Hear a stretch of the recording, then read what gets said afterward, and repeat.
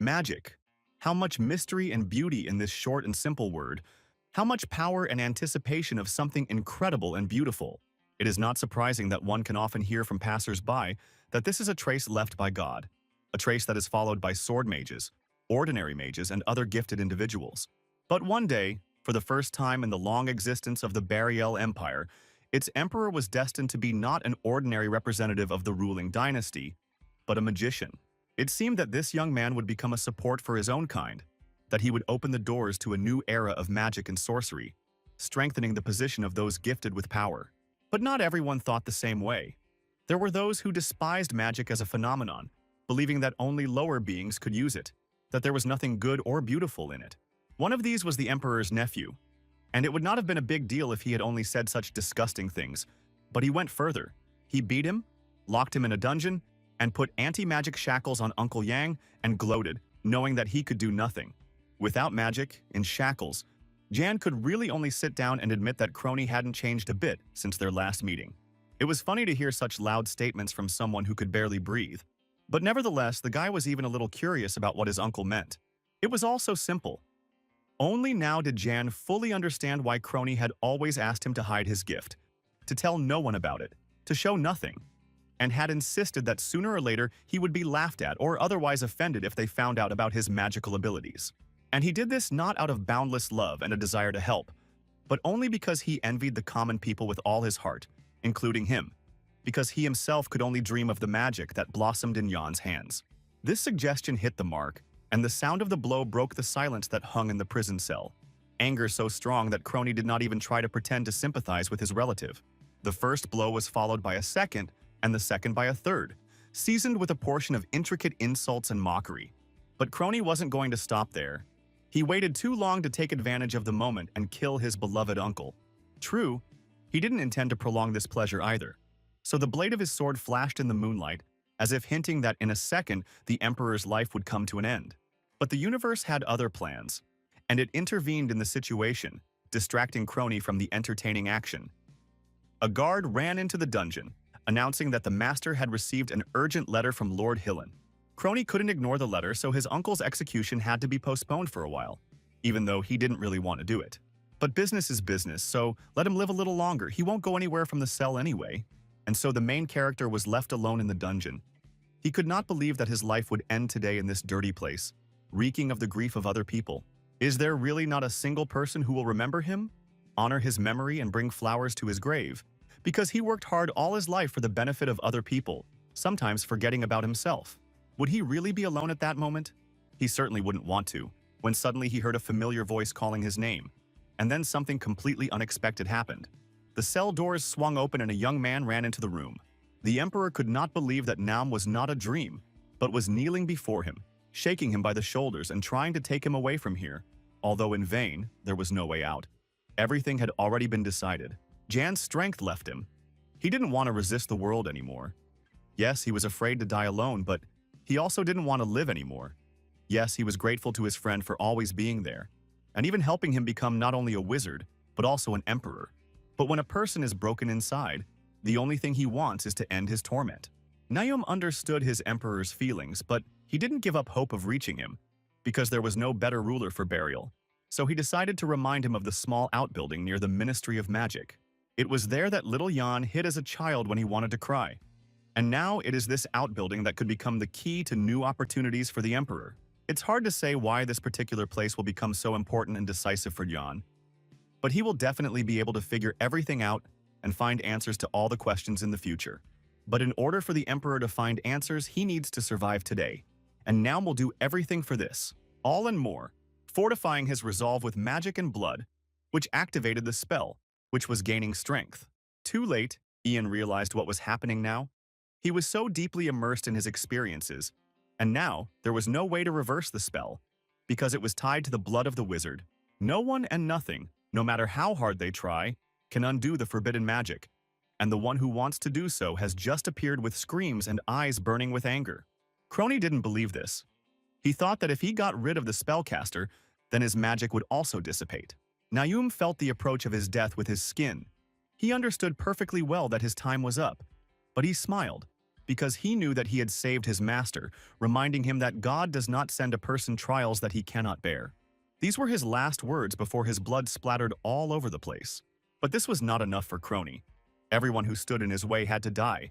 His beloved uncle was no exception. The sword fell on the protagonist's head, probably triggering the spell.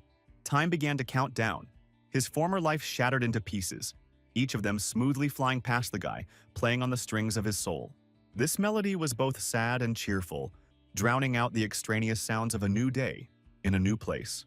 Although the scream that hit the guy's eardrums was unlikely to be muffled by anything. And in general, who is this person? Why is he yelling at him? And why is he on the floor? But the man didn't calm down, not paying attention to the protagonist's mental anguish, reflecting on the fact that even though they had accepted the boy into the family, freeing him from his commoner mother, it was still difficult to find anything good or worthy of their attention in him. Although even if this was the case, they would have to behave more restrained in front of Lord Molen, so as not to disgrace their family. This conversation seemed too strange to Jan because he didn't recognize the people in front of him, and his head was splitting with pain. There was no point in lying on the floor, so he got up. But the place where he found himself was also unfamiliar to him, as was the teenager he saw in the huge mirror. To his credit, the young man in the mirror was handsome and healthy.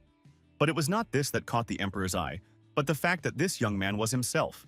Meanwhile, the man, apparently the head of the family, continued to spit out words, saying that the boy should behave with dignity in front of the guest and make a good impression on Lord Molen, because if everything goes as planned, he will help him officially adopt him.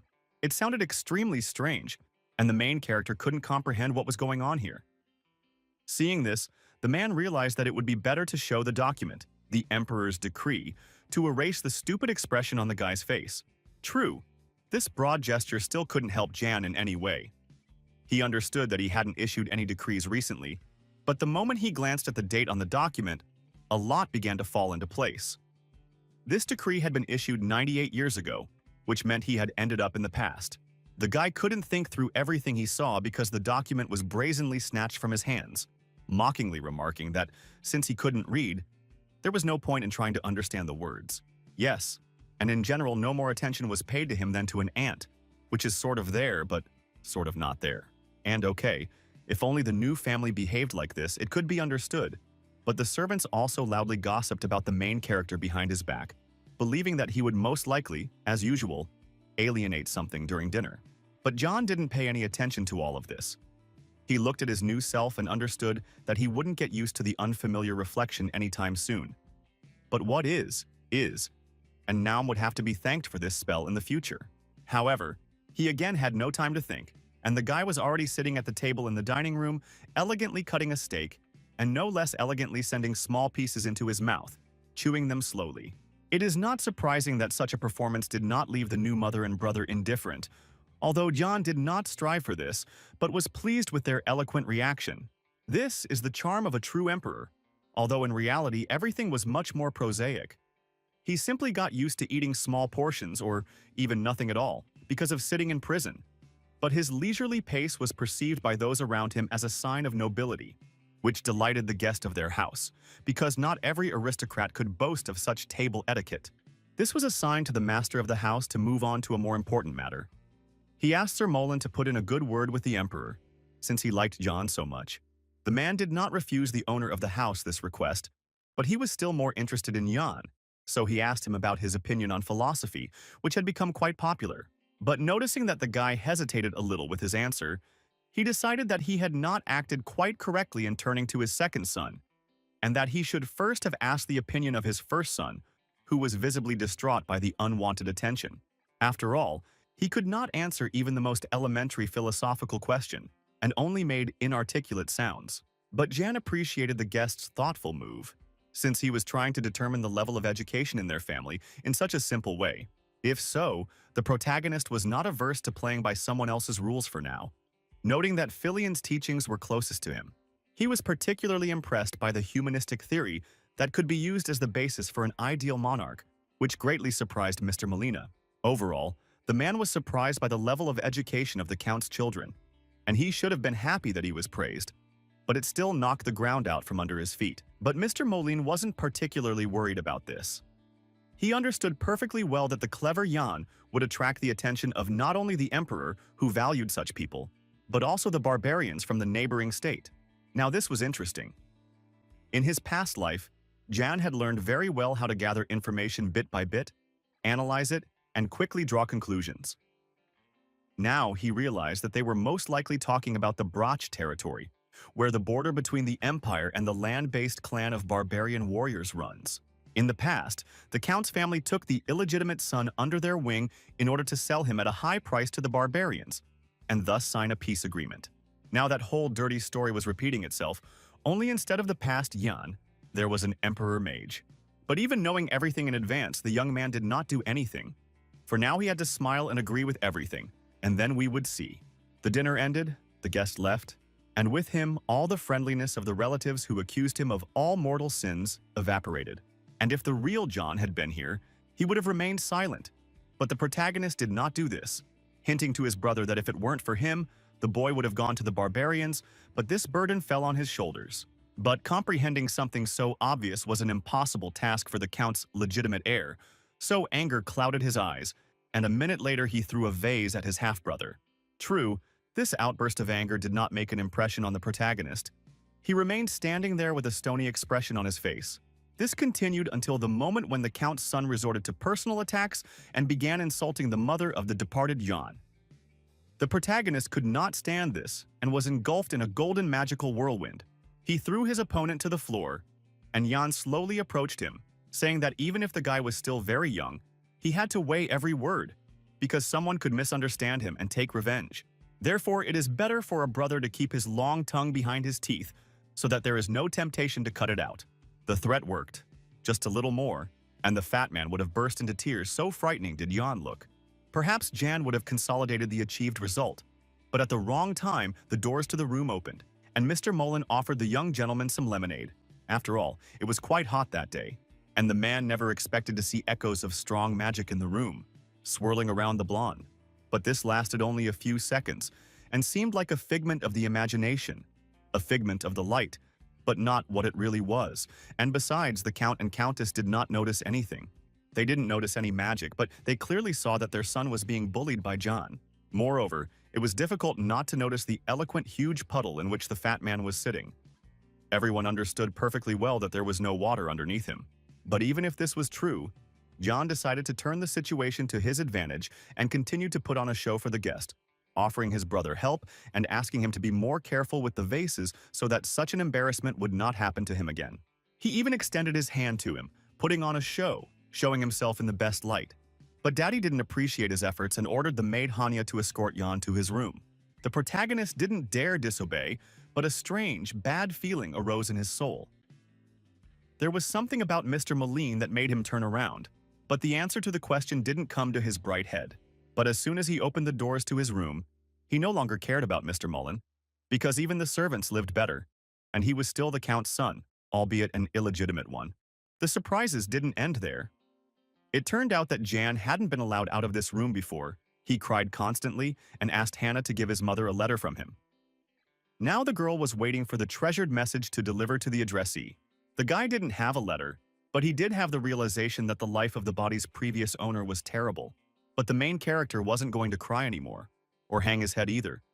But the girl didn't go anywhere and asked about her payment. It turned out that the guy gave the girl some of his food, which she fed to her brothers and sisters, which is why she now tearfully asked for help. Jan wasn't going to do it for free. He had his own conditions for the deal. When he needs help, Hannah will definitely do everything he asks. Only on this condition is he ready to continue sharing food.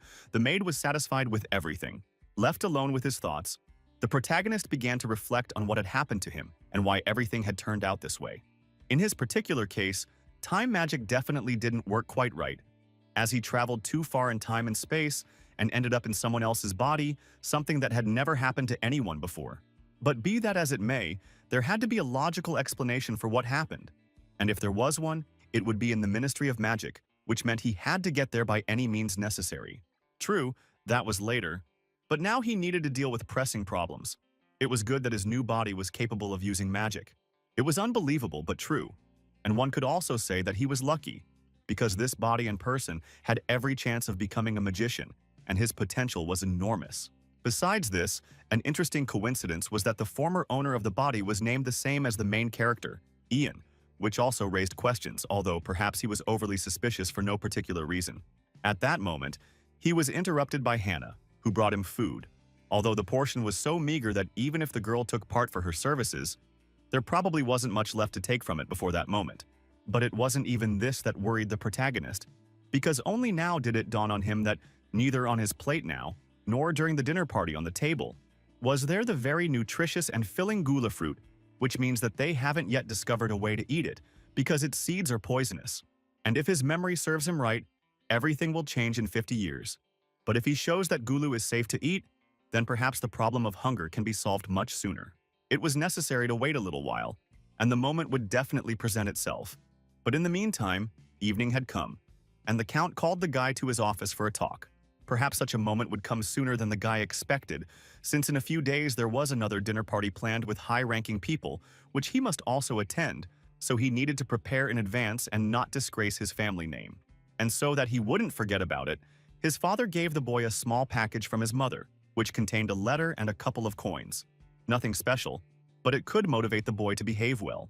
And in general, if John is an obedient boy, then perhaps the Count will show him mercy and allow him to see his mother before sending him off to school. The hint was hard to miss, and the main character merely nodded his head obediently in agreement. But he had no intention of leaving the office without his father's permission, so he froze in place until the man decided to go out and check what had happened so urgently that his conversation with his son had been interrupted. Although Jan was only nominally the son of this cold man, he even felt sincerely sorry for the boy who had already left this world. Living with such a person was too difficult, painful, and scary for an unprepared child's psyche. Suddenly, his attention was drawn to a document lying in a prominent place on his father's desk. I wonder what the Count is so diligently doing. And he was involved in some very dirty and punishable deeds, because stealing from the state treasury is quite a pastime, especially when someone does it so obviously that they don't even hide the double-entry bookkeeping but leave it in plain sight. Now it's clear why Mr. Moline actually came from the capital to their provincial wilderness. But Jan didn't have time to continue his research, as the Count returned at the wrong time, and to prevent him from understanding anything, the guy even had to use magic to turn off the light in the room. The room suddenly became too dark, despite the fact that the servants had changed the light bulbs just yesterday. But the Count had no intention of sitting in a dark office, so he ordered the candles to be lit. Suddenly, the man almost had a heart attack because he saw someone's silhouette, even though he understood that there should have been no one in the office. But as soon as he opened the curtain, he saw his son, who stood and did not move, frightening him. He had conveniently forgotten about the guy, so he didn't understand what he was still doing there. But he had an excellent excuse, saying that I wasn't spying, I was just standing there since no one had let him go. This answer satisfied the man, and besides, he had another matter to attend to with Jan. It turned out that he had just been called in for a conversation, during which it became clear that the land-based warrior clan was demanding a letter signed by the boy. Therefore, he needs to write letters to them from time to time. If he cannot do this himself, the teacher will help him, but there should be no problems. Once Jan understood everything, he could be free and go to his room. Jan went, though he still couldn't understand why his mother was writing to him, and most importantly, why she was doing it on very expensive and textured paper, so to speak, for the rich, while she never had and never could have money for something like that. It was a little strange, but the content of the letter was banal. He should treat his brother Chell well and be glad that he has a friend and now lives with his father. But still, there was one interesting moment in this letter in which the mother had a small request for him, which confirmed the boy's fears that his position in this family was quite interesting. Meanwhile, slowly but surely, the day of the dinner party arrived, and important gentlemen, Mullen and Mac, came to visit the Count, immediately showing signs of attention to the mistress of the estate. The game began. Everyone gathered in the dining room and began to eat, engaging in small talk, avoiding sharp questions and angles for now, exchanging compliments. It was time to test the guests' resourcefulness, though, so Yan, testing the waters, asked if the guests were happy with the food on their table, as they likely preferred other dishes in the capital. But this was not the case. In the capital, as in provincial towns, people ate approximately the same dishes, although everything depended on the social status of people. The poor ate less, and their dishes were much more modest than those of the rich. But even the rich got tired of eating the same thing day after day, and sometimes they wanted some variety, which was nowhere to be found. The guest's reaction pleased the protagonist, so he asked the man what he would say if he suggested using something previously considered uneaten as food, and that this something could become a gourmet dish that would rid the country of many problems. But as soon as the guy finished his heartfelt speech, silence fell over the table.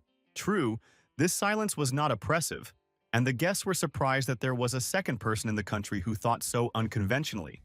The first was the second Prince Gale. Now this was interesting.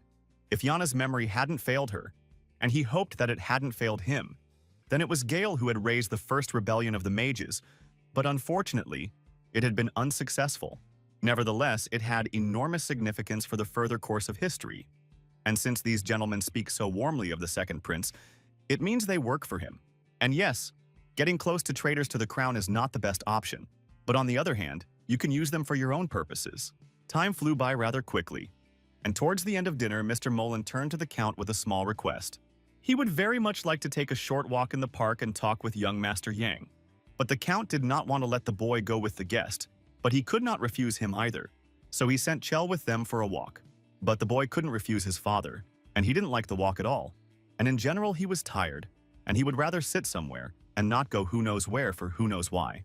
Noticing the boy's fatigue, Mr. Mac decided that it was time for them to really rest a little, and that nothing bad would happen if they sat under the tree for a while and then caught up with the others. Everyone liked the idea. Chell, because they could sit down, Jan and Mr. Mullen, because they could talk without witnesses. But they couldn't waste time, so they immediately got to the main point. Mr. Mullen had noticed the characteristic gleam in the guy's eyes last time, wondering if he really was a magician. Jan was in no hurry to confirm this, so he decided to play a game called I Don't Know Anything and I Don't Understand Anything. True, the man had no intention of playing by the protagonist's rules, hinting that the second prince was always happy to meet new promising magicians. Perhaps that was the case, but Ian doubted that was the only reason for this conversation. Moreover, he was sure that the guest had many other unspoken questions for him, and it would be good if they could discuss one of these issues right now, for example, about the embezzlement of tax funds, and also discuss what a guy needs from a man. Mr. Mullen did not expect such a turn of events because it was not every day that he was offered deals of this kind, but he needed the Count's double-entry bookkeeping. But the young man wanted to know what he would get in return because he knew perfectly well that his father's crimes could affect him too, which he really didn't want. This was a business conversation, so Mr. Moline made John a counter-offer. He could slow down the process of his entry into the Broch family, which meant he wouldn't have to go into exile, and here he wouldn't be threatened with prison. The offer was tempting, but Jan needed something else. He wanted not only to avoid imperial punishment, but also to obtain land for his own use. And to carry out these plans, the guy was going to go to the clan of ground warriors without being adopted. He understood perfectly well what kind of people they were, but he also realized that he needed a place where he could wait out the storm, and his father would not dare to stick his nose into the clan, even if he wanted to, and he would want to when everyone found out about his deeds. However, the clan of ground warriors would be an excellent shield and shelter for him, since its members dislike Count Brack and do not get along well with the imperial family, so they should have treated him well. Moreover, the boy understood that Mr. Moline had no intention of taking him and his mother under his protection, so he would have to look for this very protection elsewhere. The man did not expect such words from Jan, so he did not answer and decided to retreat. The protagonist didn't put pressure on the man, so he politely explained that he understood everything perfectly well, but he himself would stay in this quiet place for a little while longer. Looking at the guests straight back, the boy reflected on the fact that it was at this time that the Brock family suffered a collapse. Therefore, now John needed to take advantage of any opportunity to protect himself and strengthen his status. Because to get into the palace, it was not enough to get into the Count's family. He needed to take possession of the Count's estate by any means necessary. But before that, he will secure a reliable rear with the help of a clan of ground warriors. A rough plan had been drawn up, and it was possible to return to the house, but suddenly the guy froze halfway.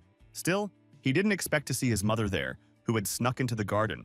The woman, despite everything, was beautiful, albeit a little sad. Nevertheless, she was interested in how he was doing. Although she didn't fully understand what was going on, because Hannah had conveyed her request to come here, and it was a little scary. True, she didn't have to worry about anything, since Jan was doing more than well, and he also decided to thank her for the letter and the coins. Although the protagonist understood that she did not have that much money, he nevertheless asked his mother to pack all her things because they would soon set off on a journey. She would receive the details through Hannah. Fear gripped the woman's body when she heard her son, but she pulled herself together and asked him to run away from the Count's house. If he was feeling bad there, she wouldn't say a word against him. The main thing was that he was feeling well. But Jan had no intention of running away anywhere. He had completely different plans for his life, but he needed to know that his mother would do everything he asked her to do. Only then could he succeed in the first part of his plan. Realizing from the slight nod that his mother understood him perfectly, the boy calmed down a little, and now it was time for him to go into the house with the guests. True, before leaving, he asked the woman to collect more gula seeds. They would be very useful to them soon. A new day dawned, and Ian and Chell decided to change their usual daily routine a little and add some physical training to it. After all, they weren't in the best shape. The idea itself was great, but, as usual, the execution was disappointing, as their coach didn't look his best, and what's more, he was drunk. For this reason, he now didn't care a fig, and therefore he didn't show the slightest respect to the other gentlemen who wanted to inspect everything here and train. And in general, they shouldn't have to explain the logic of their actions to commoners, and being able to stand up for oneself was quite useful, considering that those who were supposed to protect them drank, ate, and slept. Nothing more. Although the man didn't want to do anything, he still had to please the gentleman, so he told them where everything was located. Jan thought that everything here was standard, but suddenly his attention was drawn to people standing on their heads. It turned out that this was a training session for orphans, and while most of the teenagers were already tired, and it was clear their bodies were tense with pain, there was one guy among them who showed no signs of fatigue.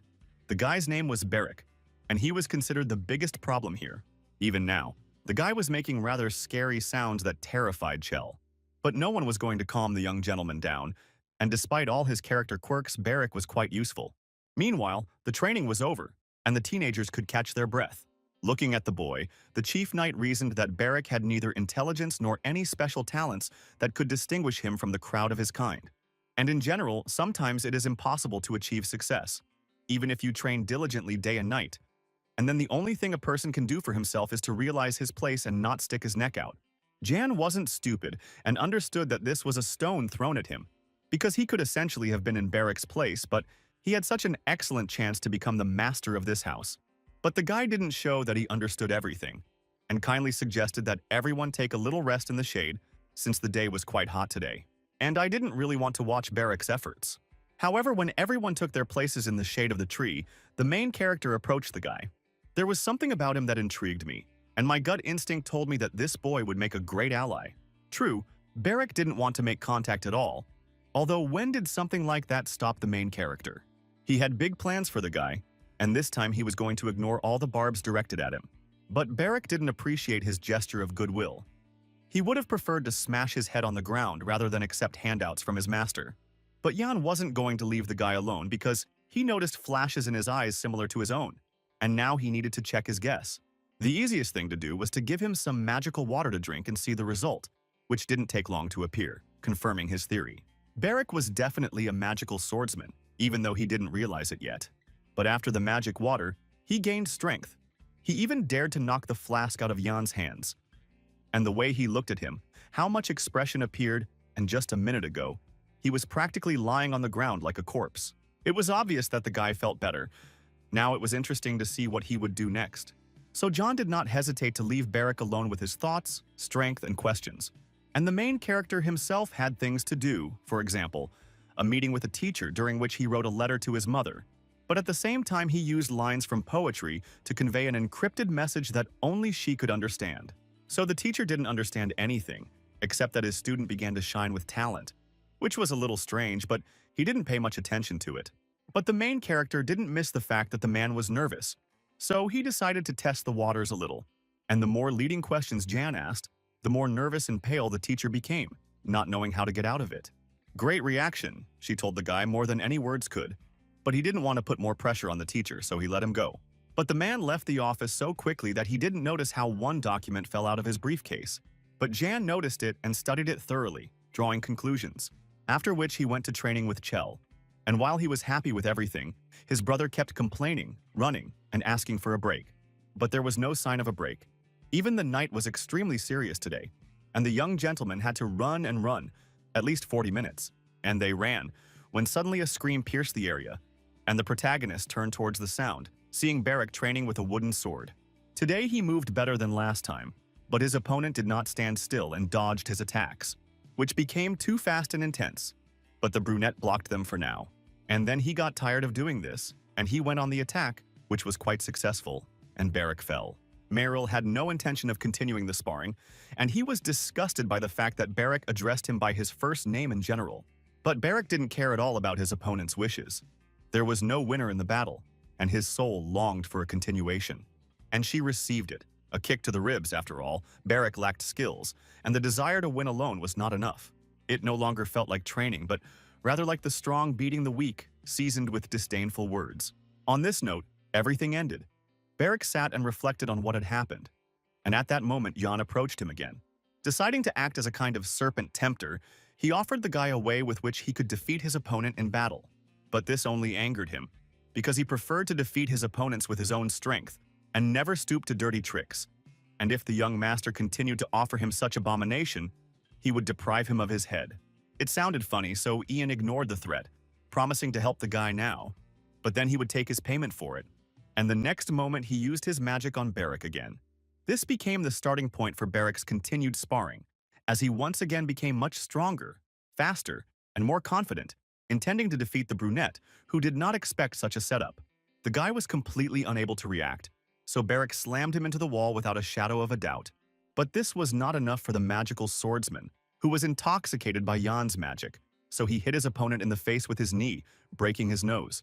No one expected such aggression and a turn from a regular training session, so they didn't know how they would be able to stop Barrack, or if they would be able to do so at all. Suddenly, the thought occurred to them that if they just stood there, Barrack would kill his opponent, so the whole crowd tried to drag him away, but they didn't have enough strength. They fiddled around for a while and finally managed to twist the guy and throw him to the ground. But the guy seemed not to feel anyone else's hands on his shoulders. He was so happy that he had managed to win in sparring for the first time. True, his joy was not shared by the chief knight, who ordered Barrack to be taken into custody. But suddenly he saw movement out of the corner of his eye behind him, and realized that Mr. Yang definitely wanted something from him.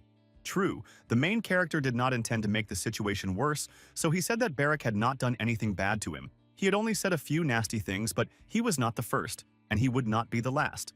This was good news, and the knight exhaled, but decided to end the gentleman's training for today, because a very strange atmosphere reigned on the site. Jan agreed, as he himself believed that the training was no longer useful, but he was curious about what kind of punishment now awaited Barrack. It wasn't a state secret, so the man said that the guy would first be spanked and then kicked out. This made the protagonist a little nervous, since this wasn't the outcome he was expecting, but it wasn't particularly bad either. The young man decided to think about this in more detail later, since now he had a meeting with Mr. Moline and his people.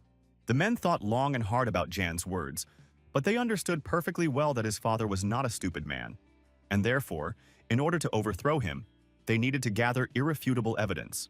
The protagonist expected something like this, so he was ready to collect and provide the guest with information about the amount of grain in this area, the extraction of minerals, and taxation.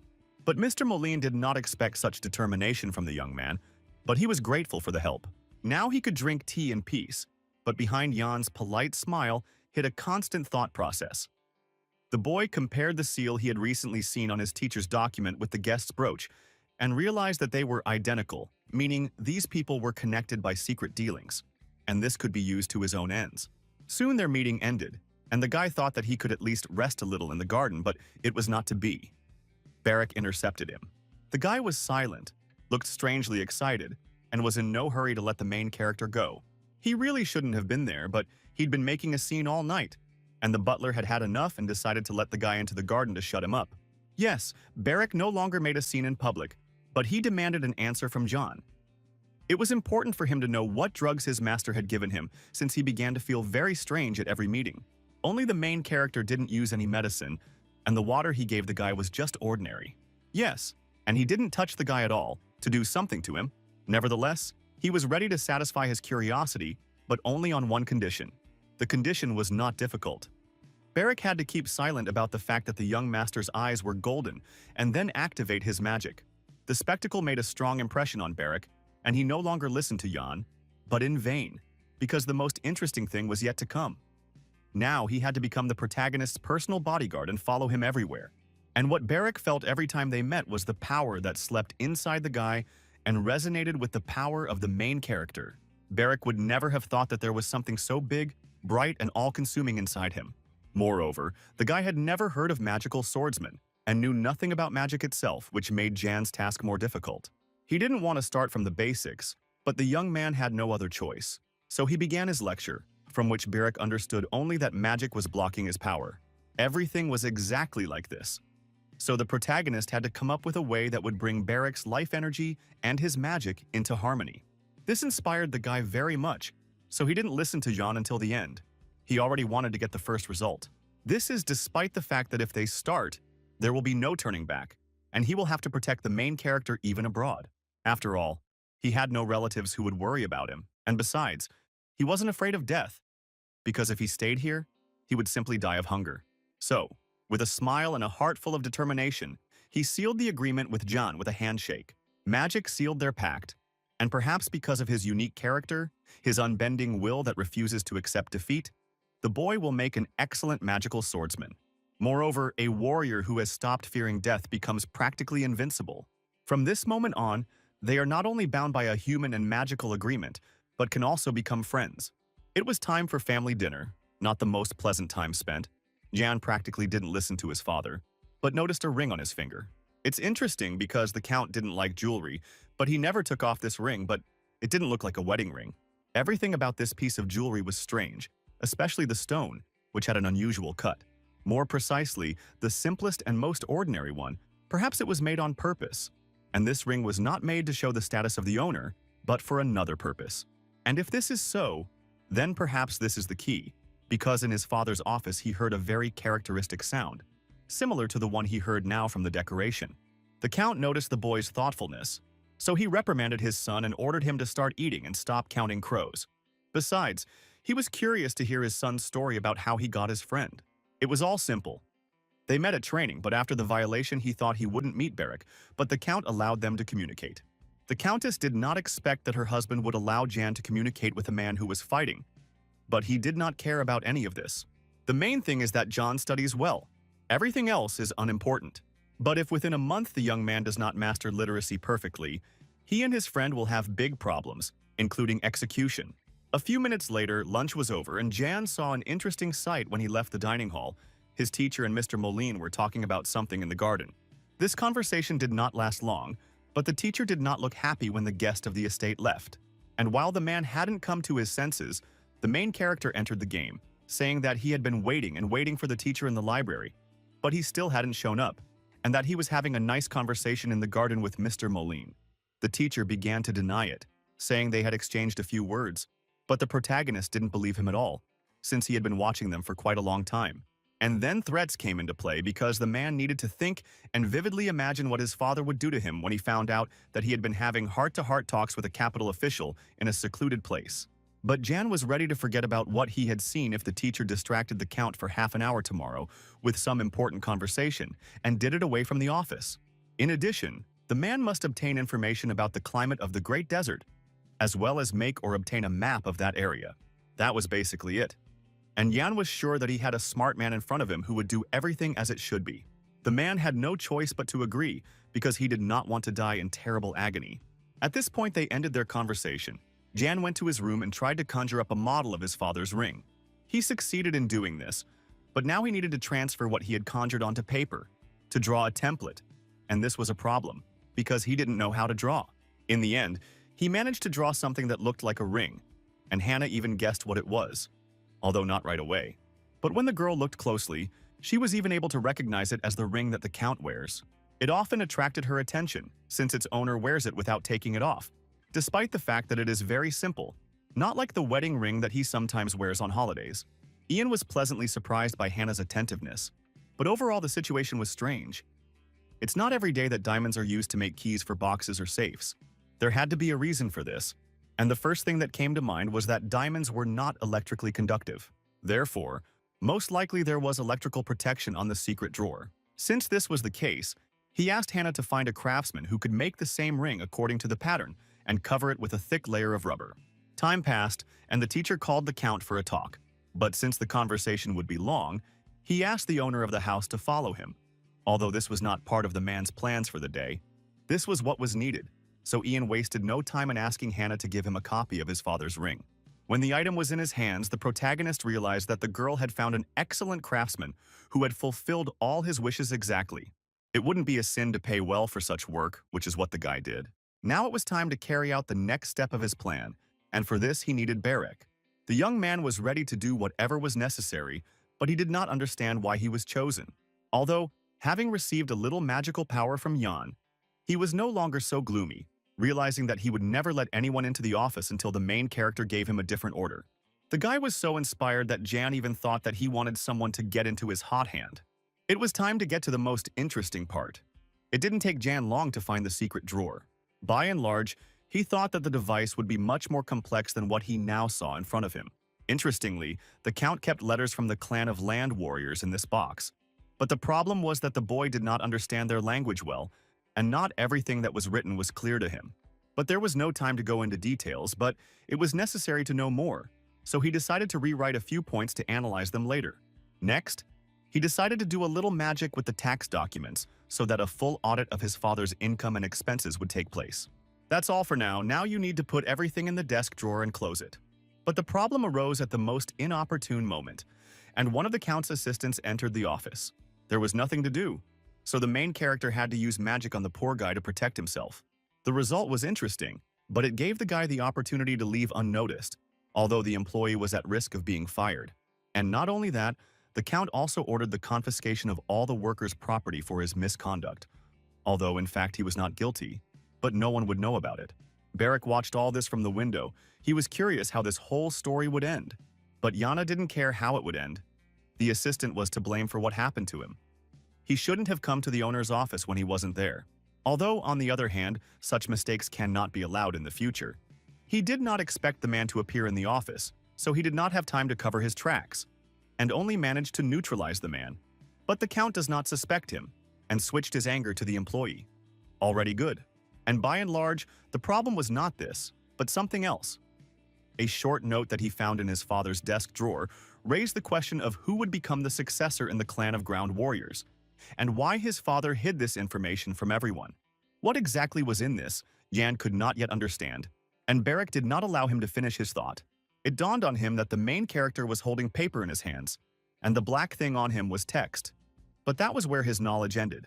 But this wasn't so bad, and the guy had a good memory, so he quickly remembered that he needed to hand over these papers to Sir Mullen and get gold from him for it, get rid of the key, and leave a message for Philia on the way back. And also find the main character's mother. Ask her to hide and collect the gula seeds. With this, they had decided everything, when suddenly Jan looked out the window and saw a mysterious stranger. Something interesting was planned, so the young man decided to change their plans a little. Namely, Barrack had to change his route a little. Originally, Barrack was supposed to leave the estate through the central gate, but now it would be better if he went through the back door. After all, when Jan met the stranger's gaze, he realized that it would be too noisy at the central gate. Evening had come. Jan, like the rest of his family, had met strangers, and now it was time for conversation. The stranger's name was Balami, and he was the son of the head of the land warrior clan, Kakanthira. It was quite curious, so Ian smiled sweetly and showed as much tact as he could in his communication.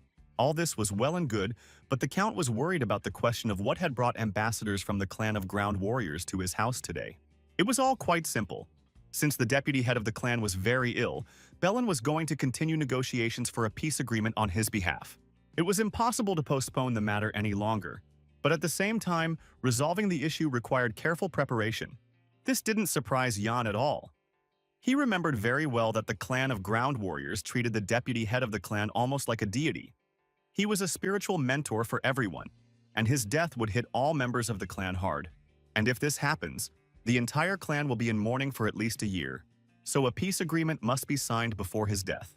But the Count had no intention of giving in to the previously planned negotiation process. He saw no need to adapt to some deputy head of the clan. But this was pointless, since the deputy was a very important person. He guided all the clan warriors on the path of truth, and young Master Yang was obliged to meet with him, look into his eyes and try to earn his respect. There was no other way. This statement offended the Count. He did not understand how anyone could doubt his son's pedigree. Yes, the guy was the son from his second wife, but he was still his son. Jan listened to all this and just smiled sweetly. Balam continued to stick to his guns. For him and his clan, some paper documents didn't have much meaning, but the mentor's gaze was a different matter. Moreover, the envoy noticed that the boy and the man were completely different from each other, which meant that the documents could be fake.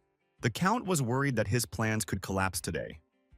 Yes, he had Jan's entry in the family register, but that was clearly not enough. And at this rate, he could forget about a peace agreement and profitable cooperation. The protagonist didn't miss his father's thoughtfulness, but even he couldn't predict what was going on in his head. And the man could think of nothing better to do than to suggest that the ambassadors take a rest from the journey and continue the conversation tomorrow. He also sent Yana to his room, accompanied by a butler. The Count himself was urgently planning to leave for the capital and finish preparing all the necessary documents, while his family members were to entertain the guests in any way possible until he returned. Jan watched the carriage go by. He understood that everything was going quite well. Now it was possible to talk to Belimi one-on-one over a pleasant snack.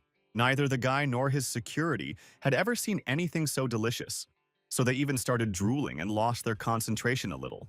And Jan asked the ambassadors for a small favor. He wanted to take someone with him on the trip, but this was impossible because Jan is one thing and everyone else is unnecessary ballast for the long journey. But the main character didn't think so. Moreover, he was ready to help the ambassadors and waited for Barrick's return. Belimi did not believe that the main character's people could be skilled and useful on such a long journey. In general, such information sounded rather absurd and funny to the ambassador since he did not believe a single word of his interlocutor. It was hard for him to believe that some effeminate gentleman could be in no way inferior to ground warriors in skill. It was quite ridiculous to hear the proposal to take two people on a trip who are not even resistant to poisons and cannot survive for long in the desert without water. But now Jan was not going to remain silent. He believed that the help of his people would be very useful. Perhaps Barrick is not the smartest young man, but he is quite strong, so there is no need to worry about them. They will cope well with the journey in the desert. Such persistence was commendable, so the ambassador decided to give the protagonist one chance. If he could defeat one of them in battle, he would be able to take his people on the journey. If he couldn't, he would abandon his idea. Meanwhile, Barrick had already returned and was supposed to accept a challenge to a small duel with one of the members of the ambassador's group. The girl wasn't eager to engage in a duel, and in general she felt like she was being exploited, since she was the youngest in their group. However, she was willing to spend 5 minutes of her time on such an event. Barrick watched her movements closely and couldn't understand why he had to fight with some underage girl. And in general, how could you call something like this a fight and not even come to watch? But the main character didn't share his comrade's mood because he had to be extremely attentive and not pay attention to the fact that there was a young girl in front of him, because if he lost due to his own inattention, he would deeply regret it. Moreover, Jan was well aware that the rest of the Belimi group did not come to the site to watch the fight. Realizing that Barrick and Sue were not equal in strength, the girl was stronger than the guy. But Barrick seemed not to hear him because he was offended that some unknown people, calling themselves great warriors, were underestimating him. But these were all unnecessary emotions because the young man simply needed to win, nothing more. To make this happen, the protagonist shared his magic with the bodyguard and asked him to listen carefully to the new instructions. This time, like many others, Barrick was extremely surprised by what was happening, since he could not get used to this. However, now he was absolutely ready for any twists and turns of this fight. The essence of the competition was that the guy was given 5 minutes, during which time he had to make the girl lose her senses by any means necessary. If he made it within that time, he won. If not, he lost. The rules were absolutely clear, and the young man was confident that 5 minutes would be enough for him to win. He was absolutely confident in himself, so he believed that the girl would lose, and this loss would be extremely painful for her. Without thinking twice, he attacked Sue first. But everything immediately went wrong. The girl easily spun on one leg, saying that the only one who would shed tears here was him, not her. And in just a moment, she disappeared from the young man's field of vision, moving away from the line of attack. All this in order to get close to him in the next moment, leaving no chance to think. But the guy was in his element and immediately went on the attack, only to waste his energy on it because Sue easily dodged it. And all in order to gracefully turn away and kick the young man in the face. Now Barrick began to understand that his opponent was not so simple, because physical strength alone would not be enough for him to defeat her. He needed at least a second's respite. The girl didn't attack either. It turned out that with such meager techniques, it was simply impossible to defeat her, and the guy would only suffer for 5 whole minutes, nothing more. The respite ended, the fight continued, and Jan, who was watching this, began to realize that everything was happening as he had expected. Barrick was significantly inferior to the girl in strength and skill. All he could do was block her blows, and he was never able to successfully counterattack. However, the outcome of the battle was not yet decided, since now a small grain of the protagonist's magic was in play. Sensing this, Bereg entered the game, intercepting the girl's leg as she was about to hit him. Not expecting such a turn of events, Sue was very surprised, not knowing how to react to such impudence. And just a second later, the girl found herself on the ground, pressed against her by the body of a young man who was holding her and patting her cheeks. His hands left red marks on the girl's face, and she almost cried from anger, resentment, and embarrassment. It was an unconditional victory for Jan and Bereg, so the young man demanded that the girl wipe her wounds and report the victory to her master. But there she didn't even have to report, because Bellamy himself saw everything perfectly well from the window of his room. After the sparring, Sue was extremely irritated, as it was supposed to be a 5-minute training fight, but Bereg had gone too far. Bellamy also felt some irritation, since this whole sparring looked like a certain kind of insult. However, Jan did not even raise an eyebrow at such a statement. He was sincerely sorry that the guest had such an impression. But this was less in anger, because it would have been worse if similar wounds like the one on the girl's face appeared on his face. But the ambassador did not appreciate such subtle humor, which bordered on mockery. But even this statement did not touch the cold mind and heart of the protagonist in the least. Nevertheless, the young man asked his interlocutor to look closely at the girl's face and how red it was, and then to realize that Bereg had not hit at full strength. And the man imagined it, after which he laughed loudly and heartily. The ambassador acknowledged that the young count had a character and was quite specific, so he was ready to admit his defeat and his victory. Thus, he was ready to take Bereg with him on a journey through the great desert. A new day dawned. The count returned home and continued negotiations with his guest. Now he was ready to accept his terms and set out in a week to conclude a final peace treaty. This was the solution Bellamy had been hoping for, so he thanked the man from the bottom of his heart for his understanding. A whole week passed after this conversation, and the main character was getting ready to leave, saying goodbye to Hannah. The girl was sincerely worried about the young gentleman and promised that everyone would wait for him, and when he returned, they would prepare something delicious for his birthday. The main thing was that he returned alive. These words were very touching, however. The young man had one peculiar request for the girl. He wanted her to quit her job before his return. She did not understand the reason for such a request, because if she quit, she would have nothing to feed her brothers and sisters with. However, the young man claimed that if she did this, then her life would be much better in the future than if she stayed in this house. After this farewell, the young man was well aware that he had burned all the bridges he could, and now it was necessary to move on to the next stage of his plan. Not much time passed, and he, along with the ambassadors, arrived at the clan of ground warriors.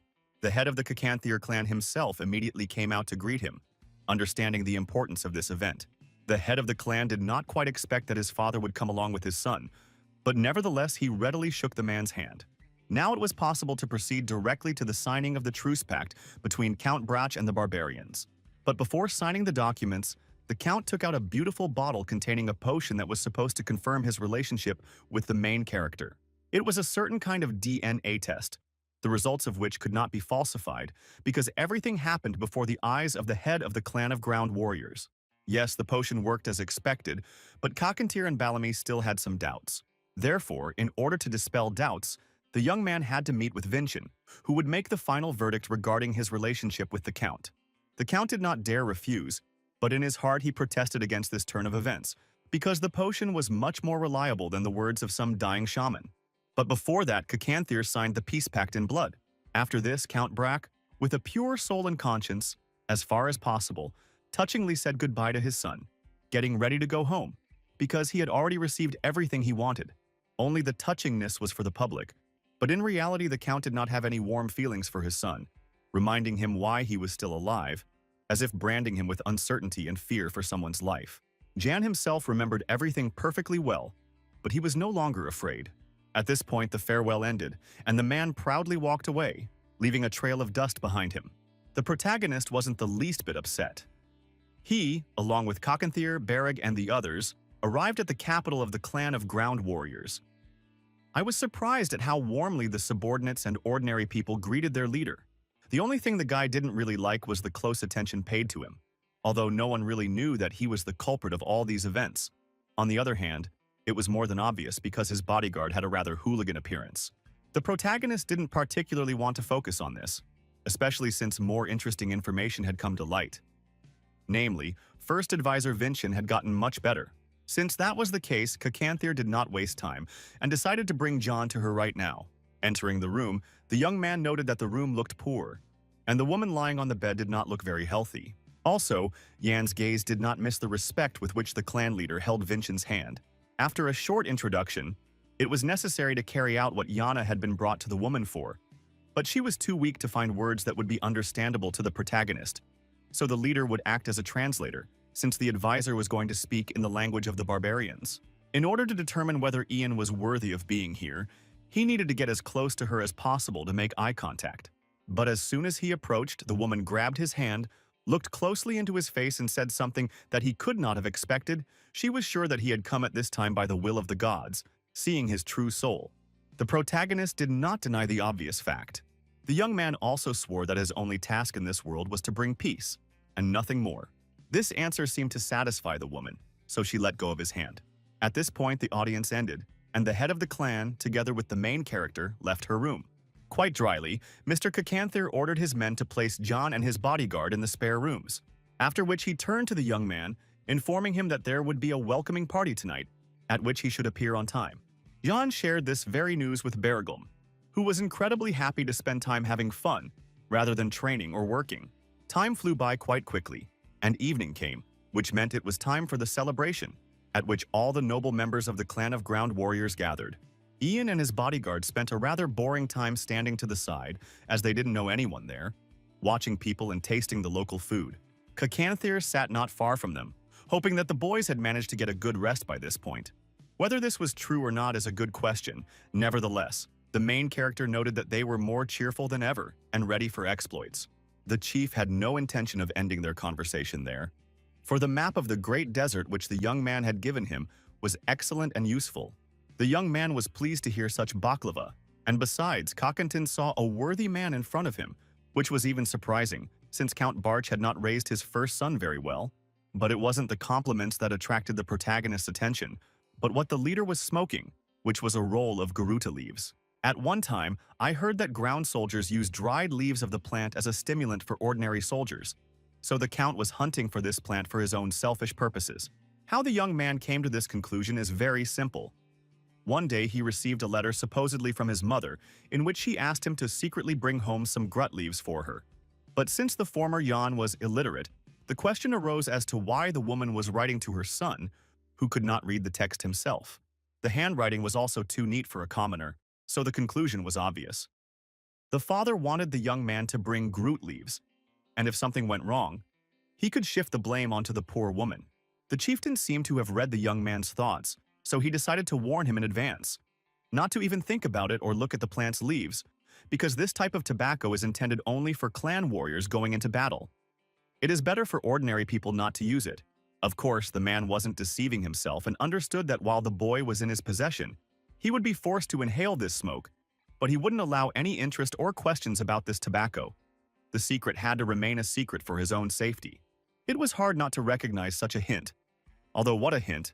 The man said everything openly, so Jan had to smile and agree. Nevertheless, the thought still haunted the boy, because if he played out the smuggling story correctly, he could make it so that the peace pact between the Count and the clan would be dissolved. Suddenly, he felt that someone was looking at him very intently, their gaze burning into his back. It turned out that the hole in his back was burned by Boomart, who was a member of Mr. Nurseran's family, was the cousin of his second match, and was also in charge of the clan's food supply. It was interesting to hear, but the question still remained. Why was he looking at the guy so intently? Did he really fall in love at first sight?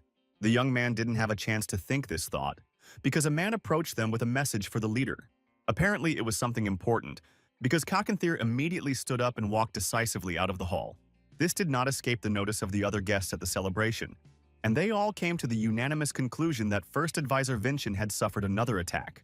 Sue was of the same opinion because the person who reported this to the chief was the clan's doctor, so she looked very upset because no one could guarantee how much longer their spiritual mentor could live. Sadly, the woman was likely in a very serious condition, and it is unlikely that there was a doctor or medicine that could help her cope with the disease. On the other hand, there was one way, but it was difficult to say how viable it was.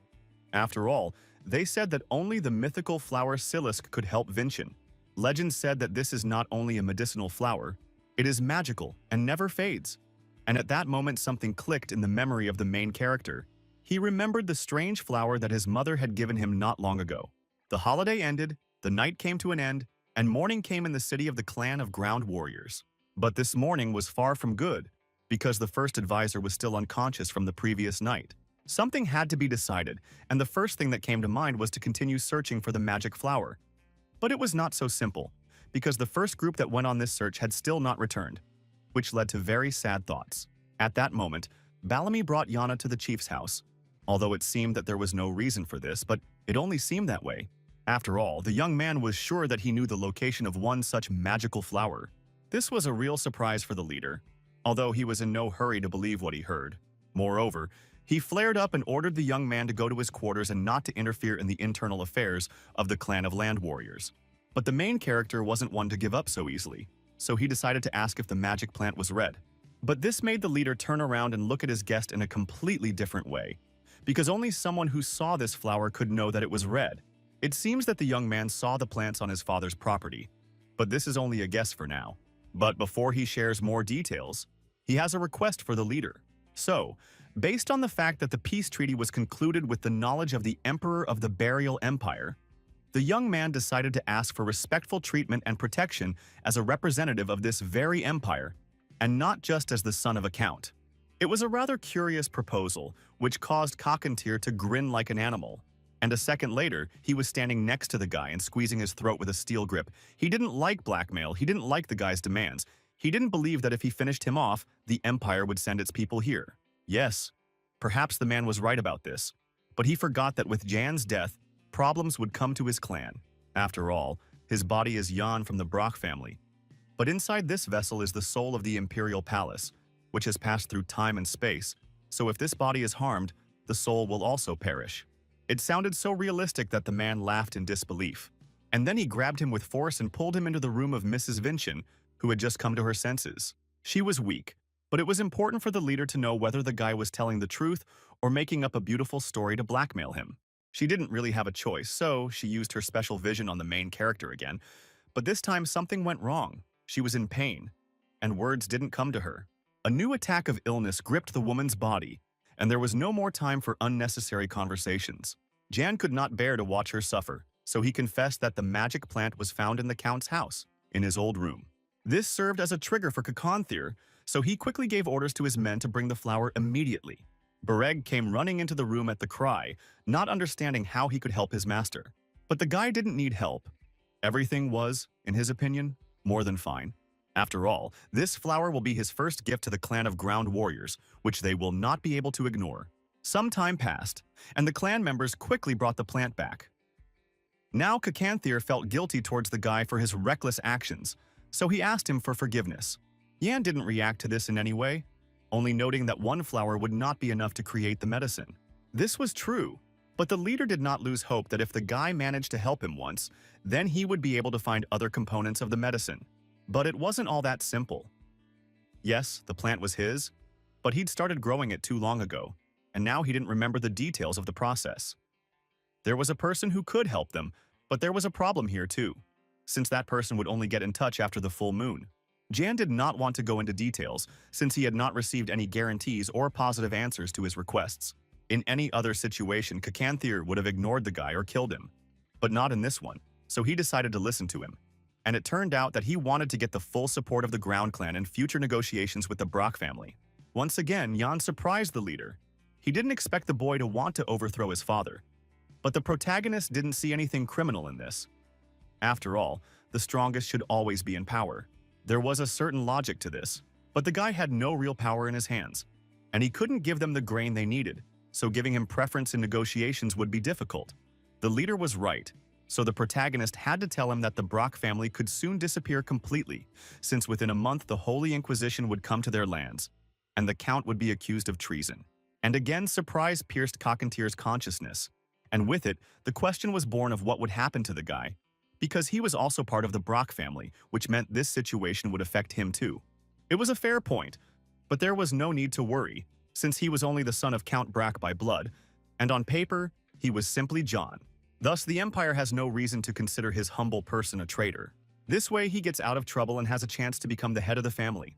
Only now did the leader clearly realize that Count Brack had deceived him by giving him a son who was not officially even a son. His entire posture and gaze betrayed extreme tension, but Ian hoped that the man would make the right and wise decision. Besides, the young man was sure that his father would soon be gone, and then it would be wonderful if Cacanthir invaded the county of Brach with him. This decision seemed absurd, but the leader did not need to worry about the Imperial troops. After all, no one wants to deal with the deadly weapons of the desert, and even if an unforeseen situation arises, you can always retreat into the desert. And as a result of this plan, it would be great if Cacartir openly supported it, since he intended to become part of their clan too. And after power passes into the hands of the protagonist, he will turn that territory into the most prosperous part of the empire, and will not forget about those who helped him, and will show the clan of ground warriors true strength. Besides, it's time for Cacanthir to understand that their relationship is no longer about trade and money, but about two leaders leading their people to a peaceful era. This was all fine and dandy, but there was one more problem: the agreement signed with Verga. And if they asked for help in fighting the Imperial Palace, the clan of ground warriors would have to provide all the necessary support in this. But this was not a problem for the protagonist, because he had an objective justification for breaking this agreement. This is easier to do than the chief thinks, since Count Branch has ordered his son to bring back some gurut leaves when he comes home for his birthday. And since the leaves of the Garuda are forbidden, and no one except members of the clan of ground warriors can touch them, such a violation can become a reason for the overthrow of the Count. There was definitely some sense in this, but breaking the alliance was still not so easy. The problem was also that Jan had no evidence to support his words, but he agreed to undergo another test with Madame Vincent. No one was going to conduct a test, because the more Cacanthir listened to the boy and looked at him, the more he realized that he was unusual and far from a stupid child. If so, then it was possible to try to pull off something so risky. Besides, the guy only needed support. He was going to do everything else himself. And this aroused both admiration and curiosity, so it was important for the leader to understand why the guy needed all this. Jan did not hide anything and said that he planned to go to the palace in the future, and the county territory would become his only refuge. The chief did not listen to the end and interrupted the young man, saying that neither he nor his people were going to shed their blood for him. This suited the protagonist just fine, as he had no intention of fighting for real. The leader frowned. He had not expected such an answer, and most importantly, calmness. Was this guy really not afraid of death at all? But Jan had already died once, and now he was on first-name terms with death. Such determination was captivating and to Cacanthir's liking, so he sealed the agreement with a firm handshake. And Yang was about to leave, but the leader stopped him and asked whether his upcoming trip to the capital was connected with the emperor. But this time Jan only smiled and didn't answer, so the chieftain could think whatever he wanted about it. After that, he left Cacanthir's chambers, but as soon as he went outside, the locals looked at him in surprise, since they had buried him a long time ago, and then there was such a surprise. But the main character didn't pay any attention to this, and with his gaze he found Sue in the crowd and asked her for help in one very important matter. Specifically, he needed a competent coach for Bereg, and he believed that the girl was well suited for this role. From that moment on, a personal hell began for the bodyguard, because the girl was trying to get even for losing to him last time, and she was merciless. The guy didn't like the current situation and tried to gain an advantage in the fight, but he couldn't do anything because he was too slow. Ian watched the sparring. He understood that Bereg couldn't keep up with Sue yet, and his threats sounded quite funny, but the guy's efforts were also evident. Perhaps even after a couple of training sessions, a positive result might appear. After all, no matter how slow Bereg was, he was not lacking in talent and potential. Besides, the overall situation had turned out very well so far. Jan had already planned to win the favor of the Land Clan, so the magic flower came his way at the right moment. Now he had time to rest. But if he remembered the past, his soul somehow became uneasy. After some time, Mrs. Vincent felt better, and she invited the protagonist to her place for a conversation. Today she could speak, and she had something to tell the guy. But before that, the main character repeated what he had done last time, and even swore by heaven that his words were true. But it didn't matter to Mrs. Vincent, because God told her to change everything in relation to Jan, even if it means changing your life. It was interesting to hear something like this because it sounded like a message from God, voiced through the lips of a shaman.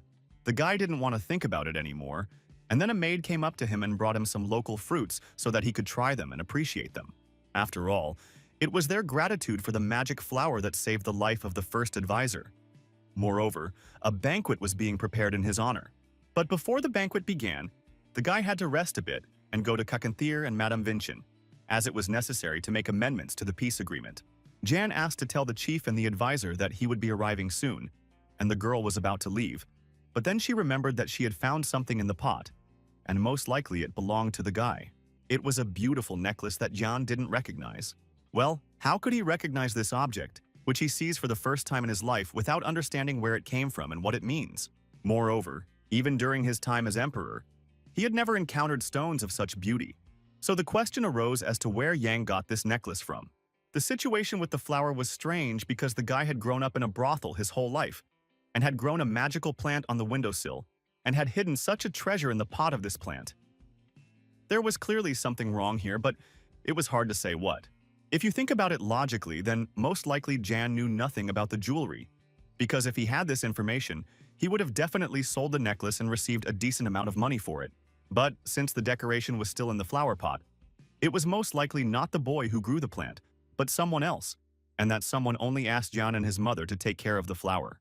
Unfortunately, the protagonist's information about Yana's past was fragmentary, so he simply could not draw any more complete conclusions now. All that remained was to hope that this lack of knowledge would not harm his plans. At that moment, Bereg, who had just finished training, ran up to the main character, claiming that he was equal to Sue in strength and had just received a beating from her. It sounded extremely unconvincing, but it was time to move on to other things. And after they finish with the main business for today, the main character will need to ask the bodyguard about everything he knows about the warriors of the Ground Warrior clan, because the guy wants to become the strongest warrior in the world, although right now, he is very far from that. But the protagonist understood that if the young man trained hard, sooner or later his desire would take shape, and now it was time to move on to the next step in his plan. Meanwhile, something strange was happening in the Count's house. Trouble came from an unexpected source, and it was no sin to tear the gentleman away from his important affairs, because the tax inspectorate arrived from the capital. There was nothing good to expect from this, but there was no point in resisting what had happened either. If one were to look closely at the features of Badiarica, the captain of the tax police, one would see only cold determination, integrity, and incorruptibility. Count Durgabarch read all this very well, so he was somewhat disoriented and did not know what to do. Meanwhile, Erica introduced herself and said that her group had been sent here by order of the emperor, and that she would personally lead the investigation into embezzlement and treason, and she swore to conduct this investigation fairly and impartially. How this outraged the man, because he had served the empire faithfully and truly for so many years, defending it from the barbarians, and now such distrust was expressed towards him. And perhaps, in different circumstances, someone else would have believed in such a wonderful performance, but not Erica. And besides, she had a document with the seal of the Count's house. It wasn't even a document, but a kind of complaint addressed to the emperor, which stated that someone knew about the Count's tax fraud and was asking for a thorough investigation of the matter.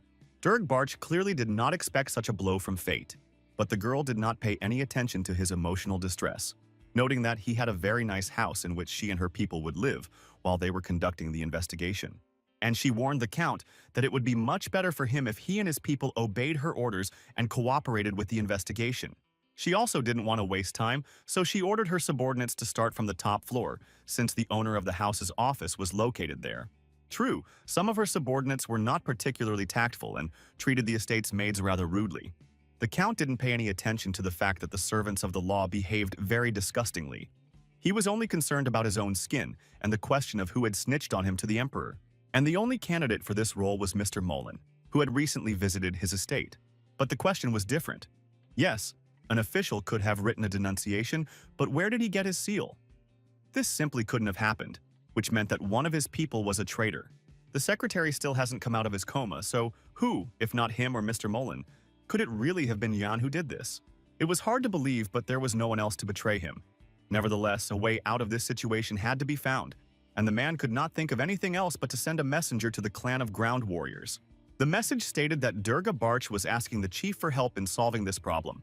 The envoy confirmed this and added that a false denunciation had been written against the Count in the name of the emperor, and that investigations were being conducted at his estate on charges of treason, so the Count needed military assistance from the clan of Ground Warriors. But Kakanthir wasn't sure that the denunciation was false, and he understood that if they helped the Count stand firm and it turned out that the accusations were true, then the clan of Ground Warriors would automatically become an enemy of the empire. The messenger understood that he needed to see the leader by any means necessary to come to his aid, and added that Derga Barch had asked him to convey that he would prove his innocence at the cost of the life of his ardent, beloved son.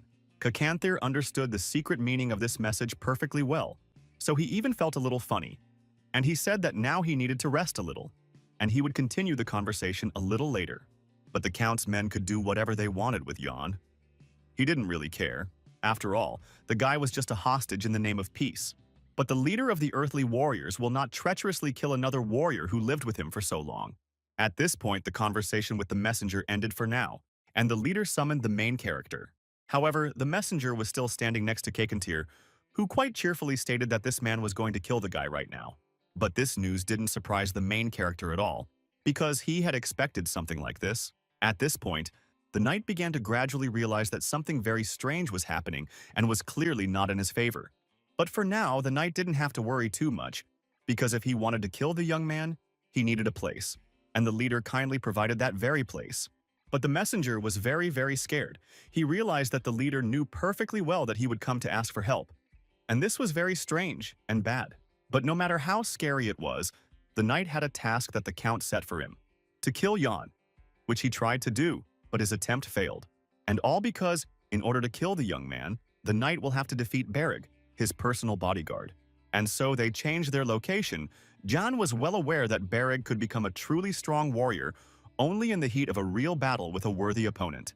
The knight in front of the young man was just such an opponent, but he did not consider Berig to be one.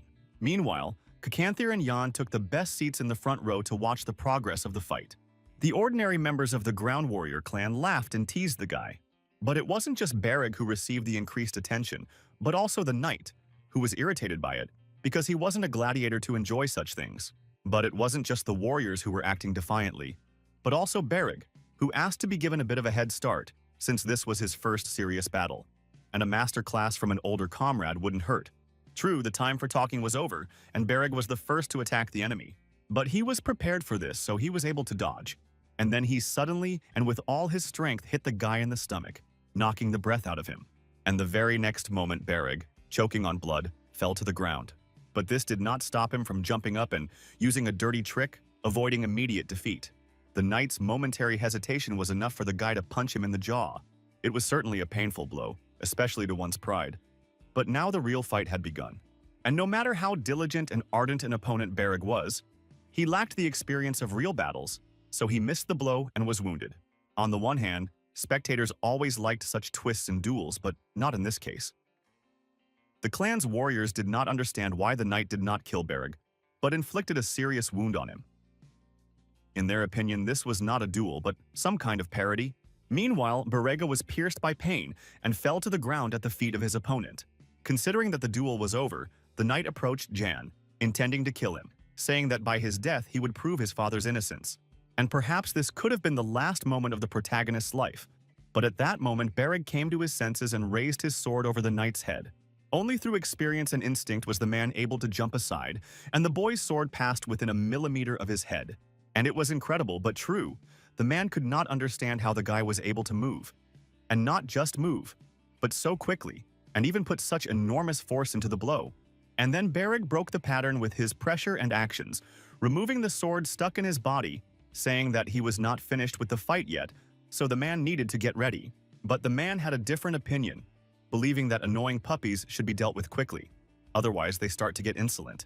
These were loud words, without foundation, because the coast did not give up. It moved faster and more precisely, because only in the heat of battle, casting aside pain and fear, could one surpass one's limits and rise to a new level. And the very next moment, the guy inflicted a serious wound on his opponent.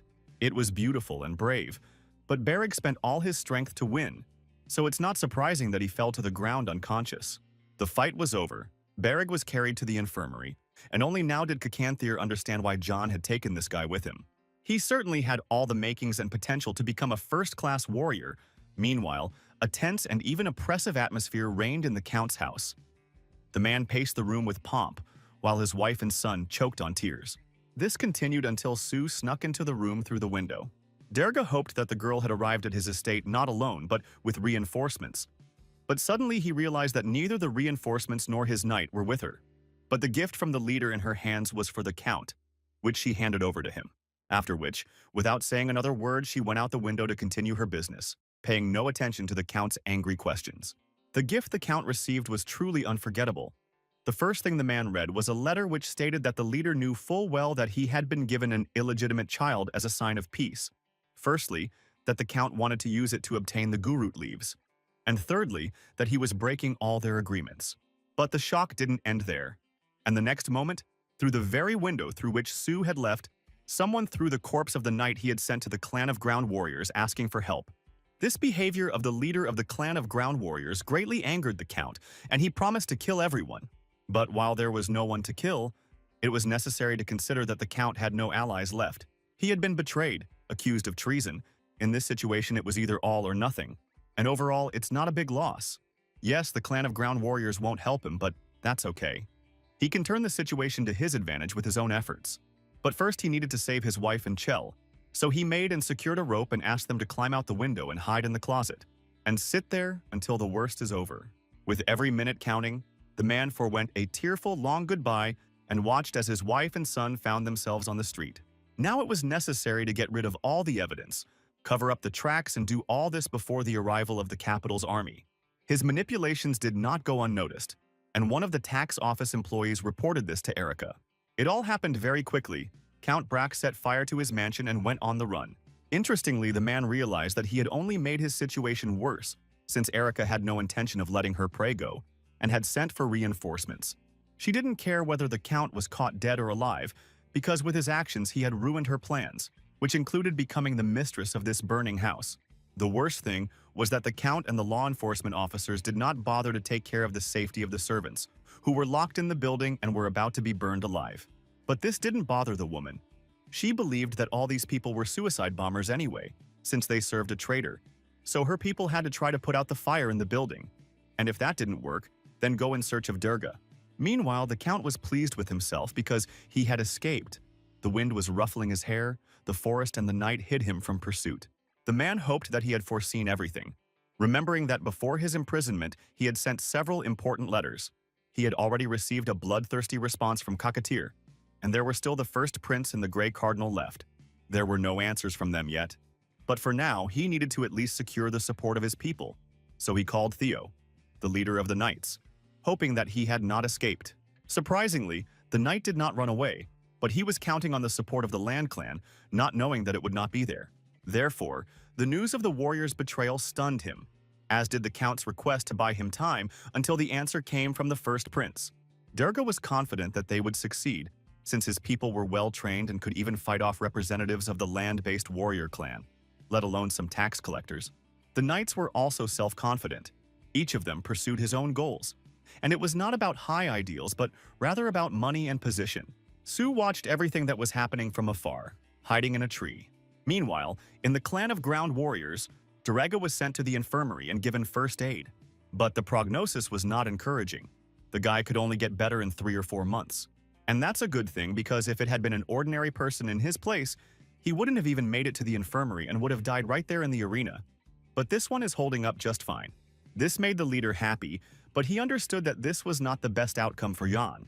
The chief and the doctor were still talking about something else and were not paying attention to the main character, who began to pour some of his magic from the shore. Unfortunately, the treatment didn't go as well as the protagonist expected. He understood that if he used any more magic, he would have problems and Barrick's body simply wouldn't be able to withstand it.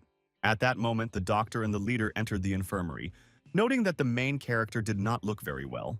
The girl understood that she now had to take care not only of the warrior, but also of Jan, who was feeling very dizzy and was almost falling from exhaustion. But as soon as she looked at the shores, she realized that the young man looked quite good.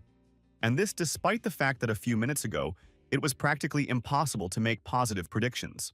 The doctor did not understand what could have just happened, but it was obviously a small miracle. But even in this case, recovery will not be so easy. Although on the other hand, everything is possible. Since this was the case, the leader of the clan of ground warriors decided to help the young people a little by setting fire to one leaf of Garuda and promising that if the situation did not improve further, he would bring a few more leaves for a positive result.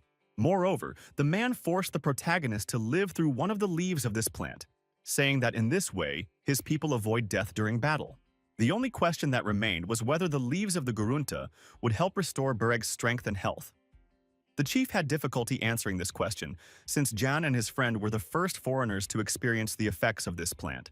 Nevertheless, the protagonist chewed the green leaf vigorously, realizing that he had been given a great honor, because such a stern man, the leader of the clan, turned out to be such a kind, fair, and decent person that, having seen how the young people were suffering, he shared his secret with them.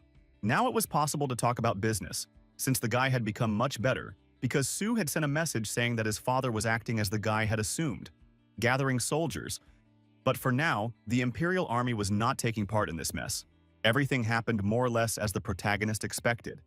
But in order to take countermeasures and soberly assess the situation, it was necessary to know the size of the Central Army and intelligence.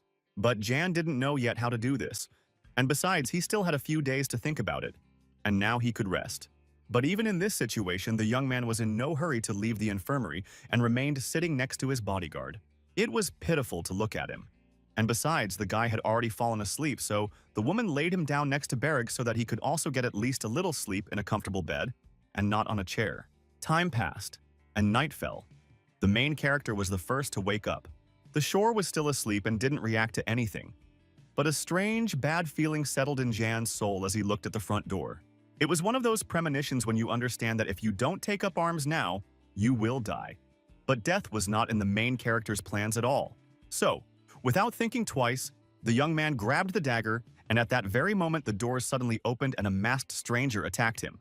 Although Jan was inferior in physical strength and training to his bodyguard, he managed to block the opponent's blow.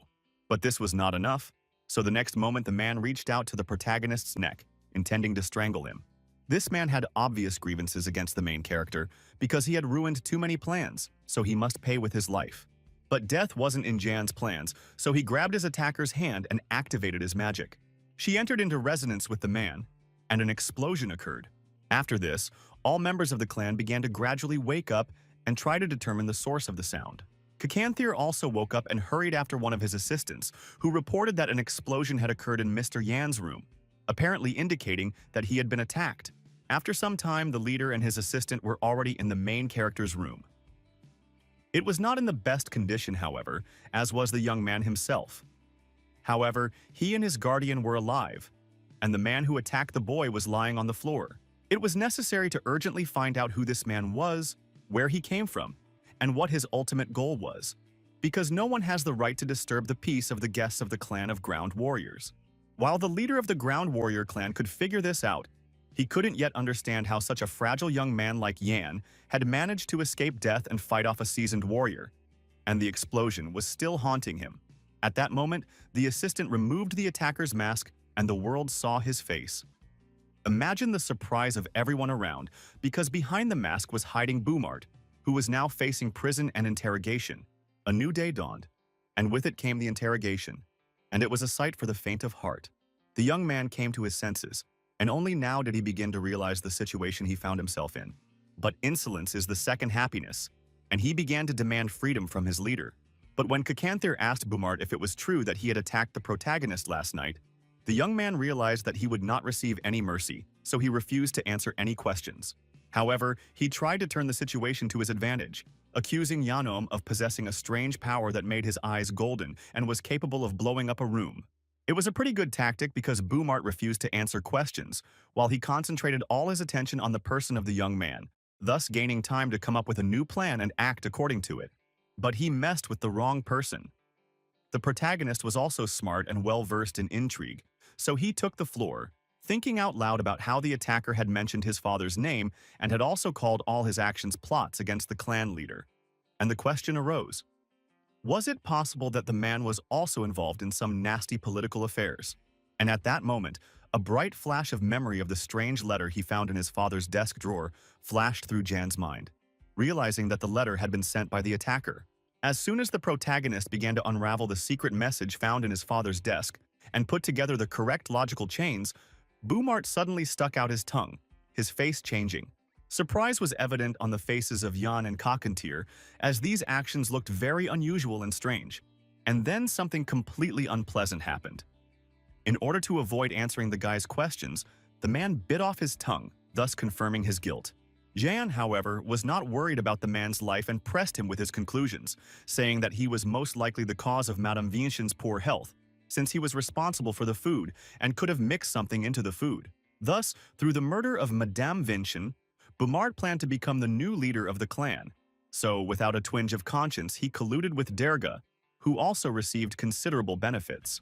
The news was so-so, but the leader kept his cool for now, and only inquired about the health of the first advisor and calmed down a little when he was told that she was fine. And then he grabbed his brother by the hair and dragged him along. And for Boumard, the worst was just beginning. Behind the closed doors, a commotion and sounds characteristic of torture could be heard for some time, and then everything became quiet. And Kakanthir appeared, ordering that the body be thrown out into the desert and the traitor's family be brought to him. But all this action did not calm the leader.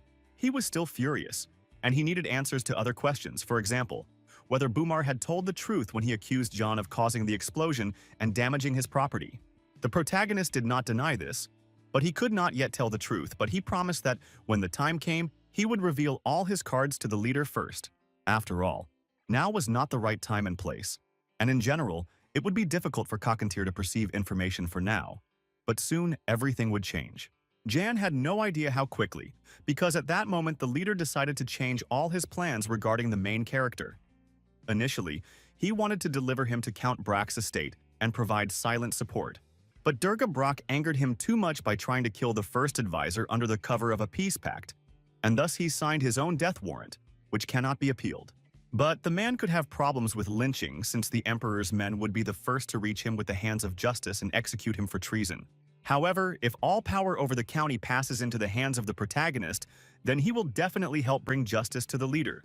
Yan definitely needed Kakanthir, and Yan needed Kakanthir. They had similar goals and weren't going to bend to the circumstances, so they came to an agreement pretty quickly and sealed it with a handshake. A little time passed from that moment, and Jan received good news. Bereg came to his senses. True, as before, he felt extremely ill, could not get out of bed, and was throwing up right there in bed. Overall, the guy looked a little pale, but the regeneration of all MVGO swordsmen should be higher than that of ordinary people. And even if so, the wounds on the shore healed too quickly. It was necessary to understand what this was connected with, so Jan asked the guy to tell about his parents. But the guy didn't remember much about them, since they had died a long time ago. And Ian thought that either the guy's mother or father, or maybe both, were representatives of other races. This will need to be clarified later, but now the protagonist informed Bereg that he and a clan of ground warriors are leaving for the county tomorrow. But Bereg himself will remain here, since he is still not in shape. A wave of indignation washed over the young man, and he tried to prove that he would be as good as new tomorrow. But Jan wasn't going to listen to him, as he had a very difficult battle ahead with 3 strong opponents. But Bereg continued to be indignant. He also wanted to go with Jan. He wanted to fight. He wanted to kick the ass of everyone he saw. He didn't want to be here alone and lie like now, with a wet compress on his head. And anyway, Jan couldn't leave without him since he promised to teach him how to use magic. And now he just wants to abandon him, which is not really how it's done. The most interesting thing was that Bereg had spontaneously managed to use mana on his own during the previous battle. But now he had happily forgotten about it. But the main character didn't have time to tell the details. Bellamy came for him. It turned out that several messages had arrived from the county and they needed to be dealt with urgently. So the first one said that the count ordered his soldiers to clear the estate where the tax service representatives were located, and there was an active confrontation between them. The rest of the people gathered in the city center near the bank. And this was not surprising, since the bank itself and the area around it were considered neutral, where no one could harm people. But it was necessary to move to the county right now, since the people who could not reach the bank would take the side of the Derg. Meanwhile, all sorts of things were happening in the county. The Count's men had indeed laid siege to the hot estate and were constantly adding fuel to the fire, trying to destroy everything. Derga and his faithful knight watched everything that was happening from the nearby bushes. They discussed the fact that the lord of the neighboring estate was in no hurry to send his people to help. Moreover, he did not accept a single one of their messengers and then closed the city altogether. The Count did not like his neighbor's cowardice, but he could do nothing about it. He promised that after they sorted out all the problems here, he would definitely pay, so to speak, a courtesy visit to his neighbor. And at that moment, the sound of a horn pierced the area. And this was a very bad sign, which indicated that either the Imperial Army or a clan of ground warriors had arrived. Derga understood that he had nowhere else to go, so he ordered his men to block the bridge into the city in order to somehow buy himself a little time. Meanwhile, some rather unpleasant events were also taking place in the city itself. People crowded around the bank and asked to be let inside, but the employees were reluctant to do so. Hannah didn't try to get inside the bank, realizing the hopelessness of this matter, so she hugged her little brother and sat in the abandoned building. Suddenly, the boy saw a huge, beautiful bird in the window, which seemed to be circling and looking for someone. This was not just any bird, but a trained falcon of the leader of a clan of ground warriors. Now he was collecting information for the main character. The young man, along with Cacanthir and several other members of the clan, had already arrived in the city. The picture they saw before them was unsightly. Children were crying, adults were fighting over a piece of bread, everything was burning. A terrible sight. Even the heart of the leader of the clan of ground warriors trembled at what he saw. He understood that there was nothing good to expect, but this was too much. But the main character was not surprised by what he saw. He expected something like this. The city's inhabitants believed that the worst thing that could happen to them was Cacanthir and his people who had sneaked into the city, so they ran away from them as fast as they could. This kind of behavior irritated the clan members because they were not barbarians or monsters to react to in such a way. But to tell the truth, the barbarians and monsters were the people of the Count, the tax police, the Imperial Army, but the leader of the ground warriors clan paid attention to the smallest details, and seeing a small child lying on the road, asked his people to be extremely careful not to hit him with the hooves of their horses. Jan had already dismounted, extended his hand to the little boy and asked him to stand up, as the ground was too cold, and it was unsafe to lie on the road.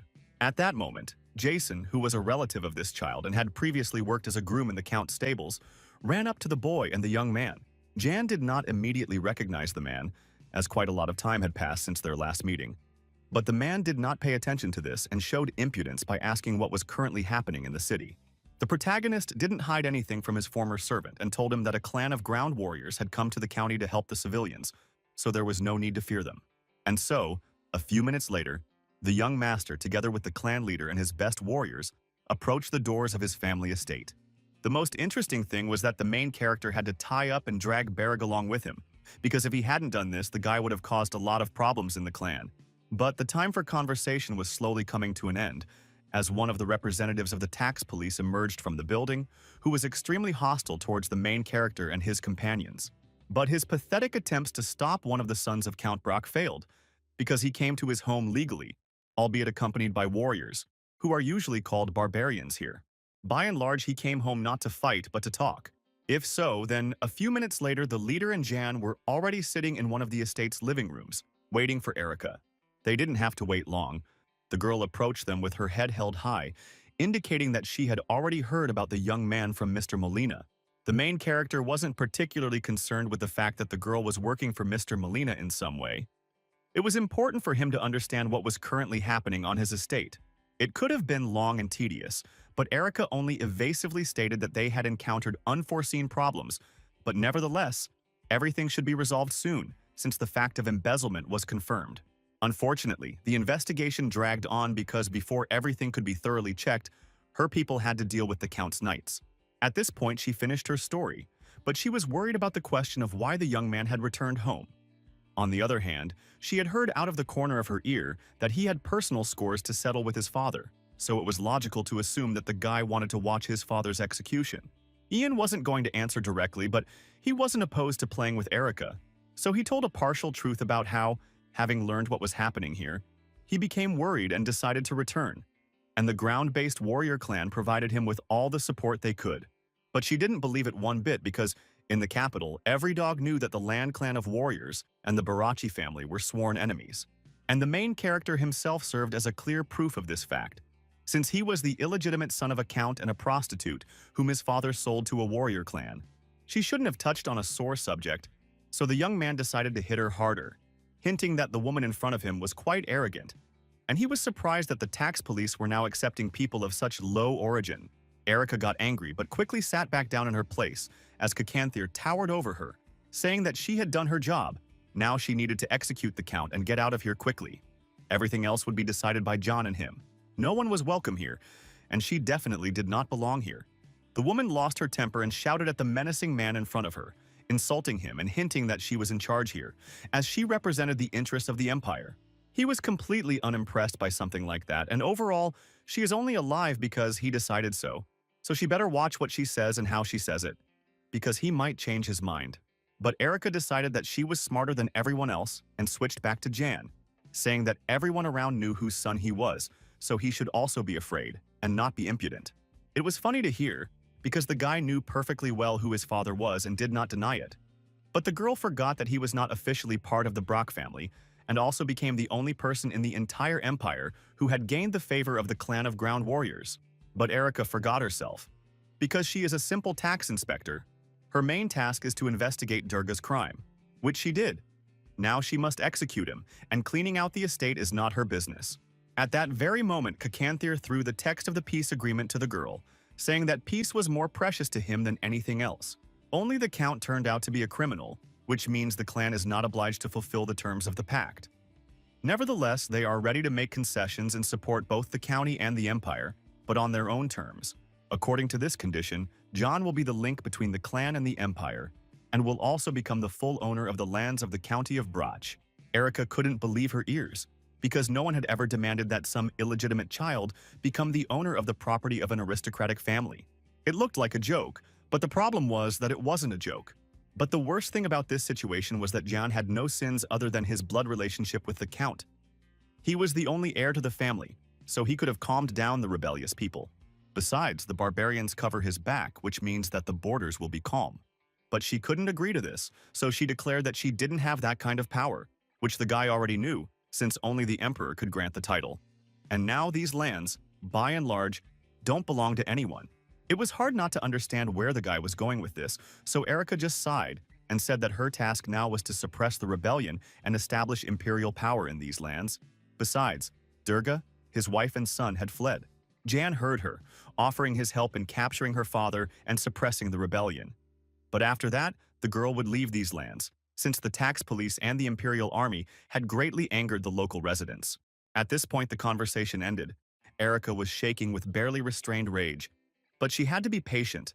A message from the emperor would arrive very soon, in which he would give this place to her. Meanwhile, Durga and several knights moved away from the estate through the forest. They still had a long way to go since the lord of the neighboring lands had closed the gates, and they couldn't get in, so they had to head to the neighboring kingdom. But they were not destined to reach their goal, because Kakanthir was thirsty for revenge and set a trap into which the Count fell. But that was bad. We could have tried to hold the line, but it was unlikely to last long. And in confirmation of these words, the first knight was attacked by Bereg. The guy was in pain after all. The wound still hadn't healed. But the desire to take revenge for all the humiliation was stronger than the physical discomfort. But Jan was worried about him. But the guy assured him that everything was fine with him and asked him not to help, that he had to do everything himself now. And he did it. For the first time, he defeated those who could humiliate him because he was an orphan. Today he was able to, and in the future, he will be able to do it too. Thus, the battle did not last long. The knights died, the Count was thoroughly beaten, tied up and brought to Erica for execution. In general, the guy fulfilled his terms of the agreement. Now the girl had to fulfill hers. But Erica was in no hurry to do this. She still needed to find the Count's wife and his son Chell, since she was ordered to kill them too. So if the guy wants her to leave this house, then he needs to help her find the woman and the guy. They should have been somewhere nearby since no one crossed the border. After that, she left the room and ordered her man to find the woman and her son first and then hide them so that Jan would never find them. Meanwhile, the main character, Kakanthir, and his son settled into one of the rooms. It turned out that Erica was waiting for a letter confirming her appointment as head of intelligence, which is why she was stalling for time. Based on this, one could conclude that her becoming the mistress of this territory was only a matter of time, in which case the people of the clan could suffer great losses if they entered into open conflict with her. But the main character wasn't upset about this because he had another plan in reserve, which would buy them more time if everything happened as he expected. It is known that it will take a homing pigeon at least 15 days to fly from point A to point B, so this situation can be turned to your advantage. Moreover, the girl herself admitted that her mission is still not finished, which means it can still be replayed. The reason why the law enforcement officers are still in the city is that the Countess and Chell could not have gone far and are either hiding somewhere nearby or have escaped, but if they have escaped, Then when Erica's people find out the exact direction of their movement, they will start chasing them. Therefore, all Yana needs to do is find the Countess and her son first, hide them and use them as bait.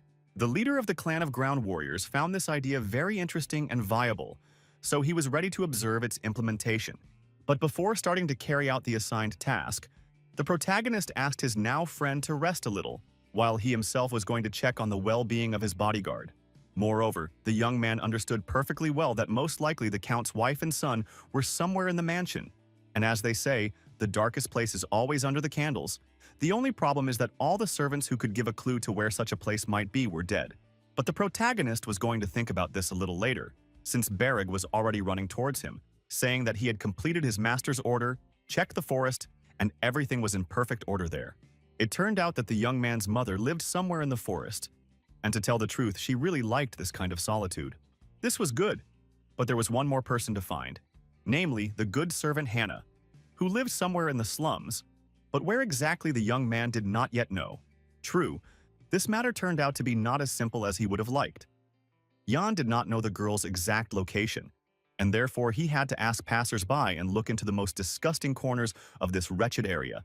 But at some point, luck turned on their side, and the main character unmistakably found the house in which the girl was hiding with her little brother. Hannah cried, as did the baby in her arms, but her tears were tears of relief, for she had seen her young master, and he was well, and had returned as he had promised. But Ian wasn't looking for the girl just out of the kindness of his heart.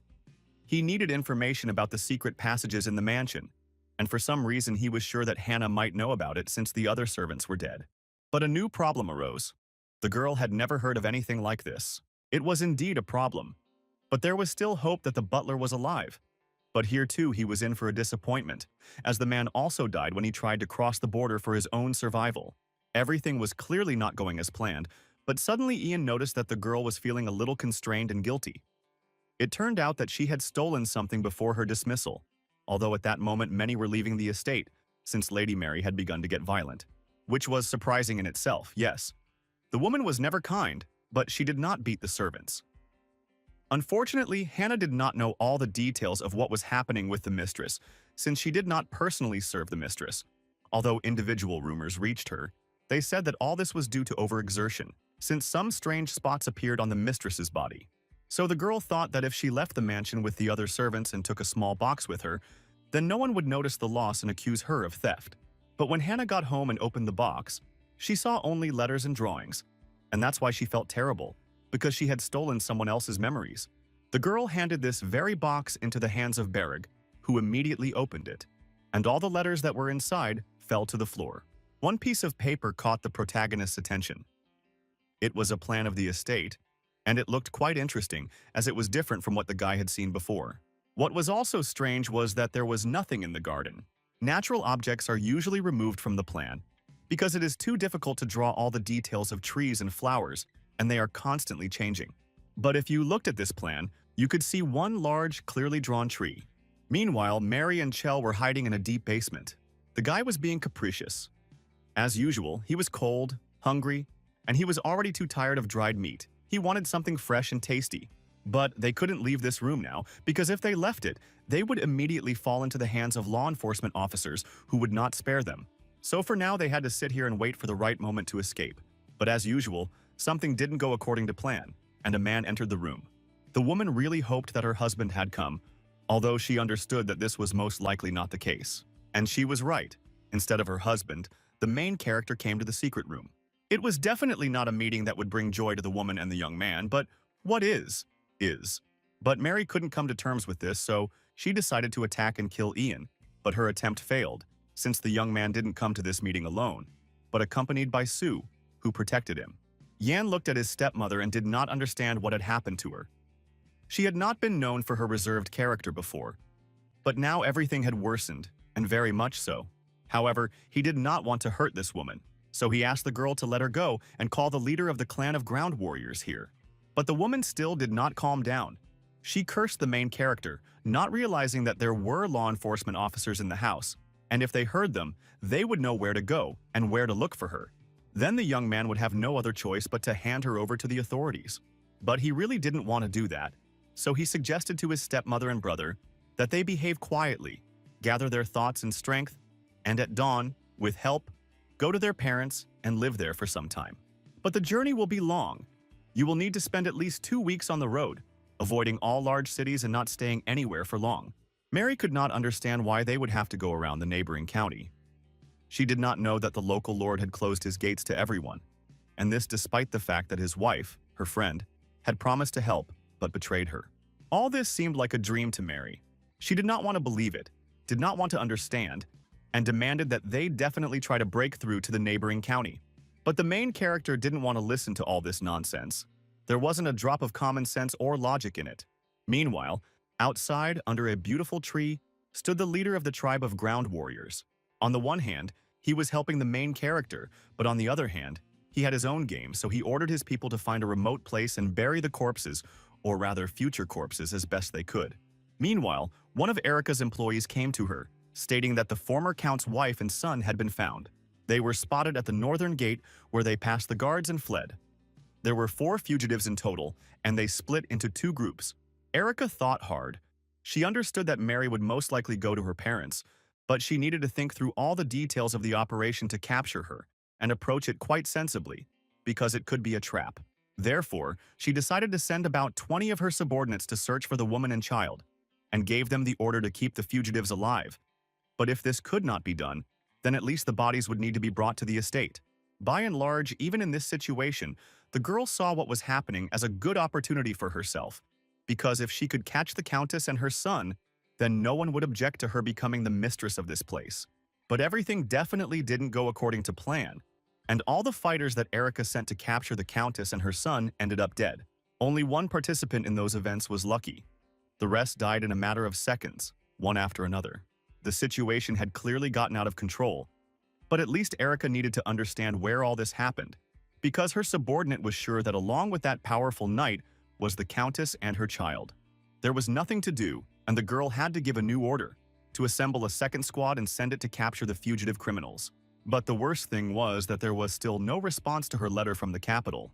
The only consolation for her was that Jan and Cockatier had not given up their political activity. They were engaged in physical labor, repairing houses that had been damaged after the recent events. Thus, people began to trust and obey Jan, and this was not in the girl's favor. At that moment, Erica suddenly realized that something was clearly wrong here, because neither she nor her people had seen Lady Mary with the child all this time. And now they suddenly appeared and were able to escape. Something was wrong here. Wait, if the lady and her offspring had left on horses, then it was necessary to urgently check all the barns and all the horses. And this should have been done much earlier, but she had missed this point, and now she did not know how to proceed. Time passed, but instead of the storekeeper, Ian came into her office and asked with a nasty grin how she was getting on in her pursuit of Lady Mary. He explained his curiosity by saying that he was interested in the fact that if his stepmother and brother were alive, then his safety was in question, and also whether Erica was sure that the knights who protected the woman and child were the Count's knights, and whether there was a traitor among her people. And she could be as confident in her people as she wanted. But human nature is subject to various temptations. It cannot be ruled out that she crossed someone's path, and that someone will put a spoke in her wheel, and she will trust that person so much that she will not notice the obvious. But everyone understood perfectly well that in order to complete the task, the tax police needed to find Mary and Chella, since the main goal was the complete liquidation of the Brock family. But if the mother and son manage to escape, it will be considered a defeat for the tax police, and the task will be considered unfulfilled until they are found alive or dead. At that moment, the puzzle came together in Erica's head, and she realized that Ian had most likely found his stepmother and stepbrother first, and she needed to know how he did it and where they were now. But the young man denied everything, and even to the accusation of treason he practically did not react, calling these accusations unfounded. Therefore, if a woman is so confident in her rightness, then she can personally check the presence or absence of each warrior from the clan in the city. But for some reason he was sure that she wouldn't want to check because, unfortunately, the tax police were lax. At that moment, one of Erica's subordinates entered the office and said that he had spoken with the groom, and found out that 2 horses had been stolen from the stable. And Jan kept egging the girl on, saying that this was the result of betrayal, and that she would be better off going down and checking everything out herself, and then going in search of the people who betrayed her. It was sad, but Erica had no choice but to actually go and solve the problems. As soon as she stepped out into the corridor, she ordered that a minimum number of guards be left in the estate. The rest of her group were to go in search of the escapees. Oddly enough, this was exactly the reaction that Yan and the leader of the Ground Warrior clan expected. Now they had to move on to the next step, which was to kill Mary and Chell, so they had to send one of the warriors to do the dirty work. Surely, those who fled along with several other boys from the clan were already in the mountains, and the leader was worried about their health, since it was cold in the mountains and hot in the desert, and such climatic conditions were harmful to the warriors. But even if that were the case, he had enormous faith in his friends, but the clan members could not stay in the Empire for long, since their home was now under weakened protection, and they were worried about this. But there was still one question left open. If Yan was going to the capital, then these lands would be left without an owner, and hence the conclusion: who would govern them? The question was certainly interesting, and there were essentially no suitable candidates since Jan only communicated with Bereg, whom he would definitely take with him to the capital. But suddenly the thought came into Bellamy's head that his father was probably hinting that he should stay here and help Ian with further management. And by and large, for a clan of ground warriors, this would be an excellent option. But it is unlikely that the main character will approve of his candidacy. Besides, he himself did not particularly want to stay here, since he was not accustomed to such cold, and he did not like it. Meanwhile, night had fallen in the capital of the Empire, but in the palace of the first prince, lights were burning in all the windows. The first prince did not sleep and was busy with paperwork, waiting for his assistant to arrive with a report. The man didn't keep us waiting long and brought a secret letter from Count Brack. Although there was no seal on the envelope, a family heirloom was sent along with the letter to ensure there was no doubt about its authenticity. Oh, it was an interesting letter, in which it was difficult to determine where the lie was and where the truth was. Everything was so mixed up. The prince assumed that the part of the letter which stated that Mr. Moline and the second principal had invited the count to join the Union of Nobles was absolutely true, since such a union existed. What followed, in the prince's opinion, was a pure lie, since he was completely unfamiliar with the count, so there was no talk of great respect. And it was unlikely that he could refuse the second prince's offer, and therefore he was now ready to do anything to get someone to get him out of prison, because of the allegedly false denunciation of embezzlement of imperial funds. It was also interesting that Erica, who was partly a person of Mr. Molina, and therefore the second prince, was sent to investigate the count's case. Moreover, a logical question now arose that it was quite possible that the second principal was actually preparing a rebellion and gathering loyal nobles around himself. But the first prince was not 100% sure of this. Nevertheless, he was ready to find out more about Count Brack and all his recent affairs before making any decision. By burning the letter, Prince Marev hoped that his brother would not do anything stupid. The next morning, the prince came to the meeting of aristocrats without warning anyone about his arrival. So all the participants were incredibly nervous when they saw his straight back and the cold gaze with which he looked at everyone in the room. Everything was going quite smoothly, and now it was time to discuss the last issue. The case of Count Barch, about the embezzlement of treasury funds, which was proven by the tax police, and the rise of resistance, which was suppressed after some time. Now the lawyers have everything under control, but the first principal had one question. Who is subject to execution for this crime? It is clear that the count, countess, and his legitimate son, but everyone knows that he has another child named Jan. It was clear that he needed to be punished, but since he was considered an unworthy heir, they weren't going to execute him. But they could sell him into slavery, and besides, the guy had already been given to a clan of ground warriors as a guarantor of peace. The prince listened thoughtfully to this information and said nothing demonstrative, although he himself began to worry quite a lot, since it was quite possible that this boy was also on his younger brother's side. But he would think about this a little later. Now he needed to decide what to do with the county itself, since it could not remain without an owner. And besides, it would be a big problem if a neighboring county conquered it, and then it would become too powerful and unprofitable. But putting someone from the capital in charge of these lands was irrational, as the tax police had already had clashes with the local population. So the people there don't trust any of the law enforcement officers, so work will be worse, and the quality of the products will plummet. We also shouldn't forget that this territory borders a clan of ground warriors, and it was necessary to find someone who at least knows their language. While everyone else was silent and pondering this question, Minister of Magic Wesley asked Prince Marev about his vision of a solution to this situation, and he really had his own opinion and proposal regarding this issue.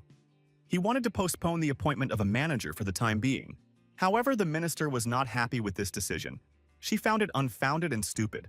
In principle, it would be possible to appoint a temporary manager and see how he would cope with the task, whether the inhabitants of these lands would be satisfied, and if everything went well, then he could be granted a title and made a lord. But could such a person be appointed as the captain of the tax police, who was currently on the county territory and carrying out his official duties? No. In the prince's opinion, this was the worst candidate that could have been found, because in the eyes of the population she is a ruthless killer.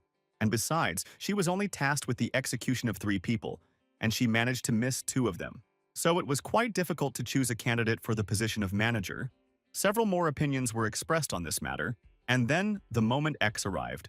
Meanwhile, there was celebration in Brach County as the Imperial Army began to withdraw. Local residents believed that the soldiers were going in search of Countess Mary and her son. No one envied her fate, yet everyone was glad that the soldiers had left, and no one wanted them to return here again. Meanwhile, Erica watched all these events and hoped that her people would not return empty-handed and would find the woman and her child. True, she rejoiced a little too early because one of the warriors of the desert came into her room and asked her to leave the estate, because now it belonged to them. He was unperturbed, serious and calm, saying that since all the emperor's soldiers had left, and there were only 5 people from the tax police, it was irrational for them to be in such a large house, so they could settle in tents in the garden. But the girl was not going to put up with such impudence. Without knocking, she practically kicked open the door to the room where Kakanthir was talking to John, declaring that she was not going to live in some tent. If anyone was going to live in it, it would be the barbarians, and she would remain in the house. She had hoped in vain that her emotional performance would somehow change this decision, because the men remained calm. They were not frightened or disoriented by such antics. Jan even went to meet the girl, allowing her to live in the storage room at the end of the corridor. At that moment, one of Erica's assistants ran into the room. He was happy because a letter had arrived from the palace. Erica also asked. She hoped that she would become the next Countess of Brach, and all this would be hers. But this letter was in the simplest white envelope and arrived by pigeon post, and vague doubts crept into the girl's soul. And looking at this snow-white envelope with a red wax seal, all of Erica's hopes were shattered into dust. And the text of the letter said that the girl had no chance here, so her hands were shaking, and she wanted to tear the sheet of paper, but she had to restrain herself. Although Kakanthir didn't particularly understand all the subtleties of capital etiquette, it was clear to him that no one would send important documents by pigeon post. This means that Marev outsmarted everyone. He appointed managers, namely Mr. Romandro, Molin, Mak, and Dagor, who will have to execute the count, restore order, rebuild everything, and a new count will be chosen sometime later. It hit his nerves like a bolt from the blue. So there was silence in the room, which greatly annoyed Kakanthir. So he snatched the letter from the girl's hands and began to read it. True, he didn't understand what was written very well, so he passed it on to Jan to review, after which he explained to his friend that the managers would oversee the restoration work and establish authority in the county, as well as report to the capital on every step of the protagonist and the clan of ground warriors. At that moment, it dawned on Erica what her situation was. She had been stripped of almost all her powers, and now she would only be searching for the countess and her child. She couldn't even execute the current traitorous count, and she had no prospects of becoming the ruler of these lands in the future. She didn't expect such a turn of events, nor that the main character would approach her with a business proposal. He was ready to reserve for her the right to execute his father, but in exchange, she would have to do something for him. The guy hasn't said what exactly he wants yet, but he did say something else. He, the girl, and the leader need to pretend they haven't received the letter yet and execute the count before the observers arrive. They have about 2 weeks to do everything. But there was one most important condition. The fatal blow to the count had to be dealt by someone from the clan of ground warriors. Erica wanted to think about this proposal for a bit. Although when she left, she already knew that she would agree, since she had no other choice anyway. Meanwhile, Sue brought her leader another, albeit dead pigeon, which had flown from the imperial palace and brought a message. And this note was from Mr. Molin Eris, in which he apologized for the fact that everything went wrong, because Durga managed to write a letter to the first prince who showed interest in the council and ruined all their plans, but he will try to fix the situation as soon as he arrives in the county. This note did not particularly excite Jan. He had expected something like this, since everything was going too smoothly, and that never happens when it comes to politics and the struggle for power. Therefore, now he made another very unconventional and very well-founded decision to make friends with Romandro, who would arrive as one of the managers because he did not need the reputation of the second prince's man. From this, the chieftain concluded that the protagonist was going to become Prince Marev's man, not Prince Gale's.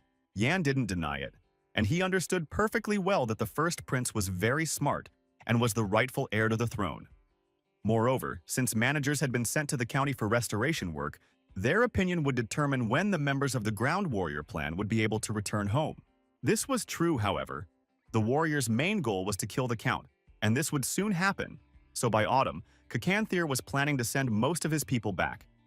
He himself would only stay here with Bellamy for a short time, and whether Jan would become count depended only on him and his ability to weave political intrigues.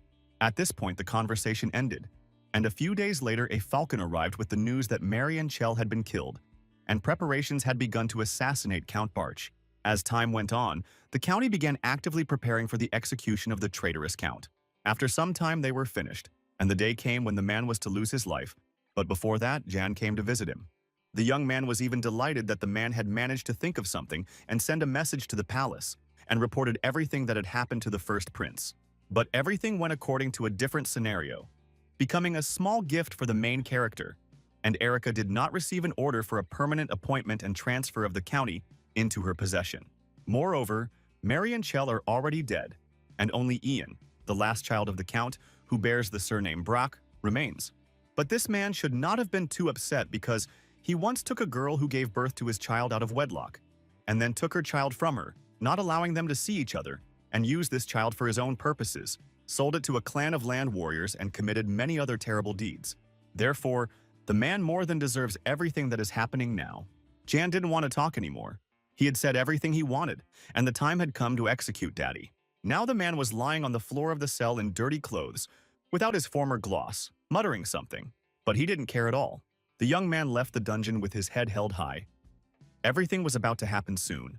At that moment, he felt with his skin that someone was watching him, so he turned his cold gaze to the windows of the mansion where a female silhouette loomed. Erica watched him closely, not hiding her dissatisfaction with the current situation, but she could do nothing.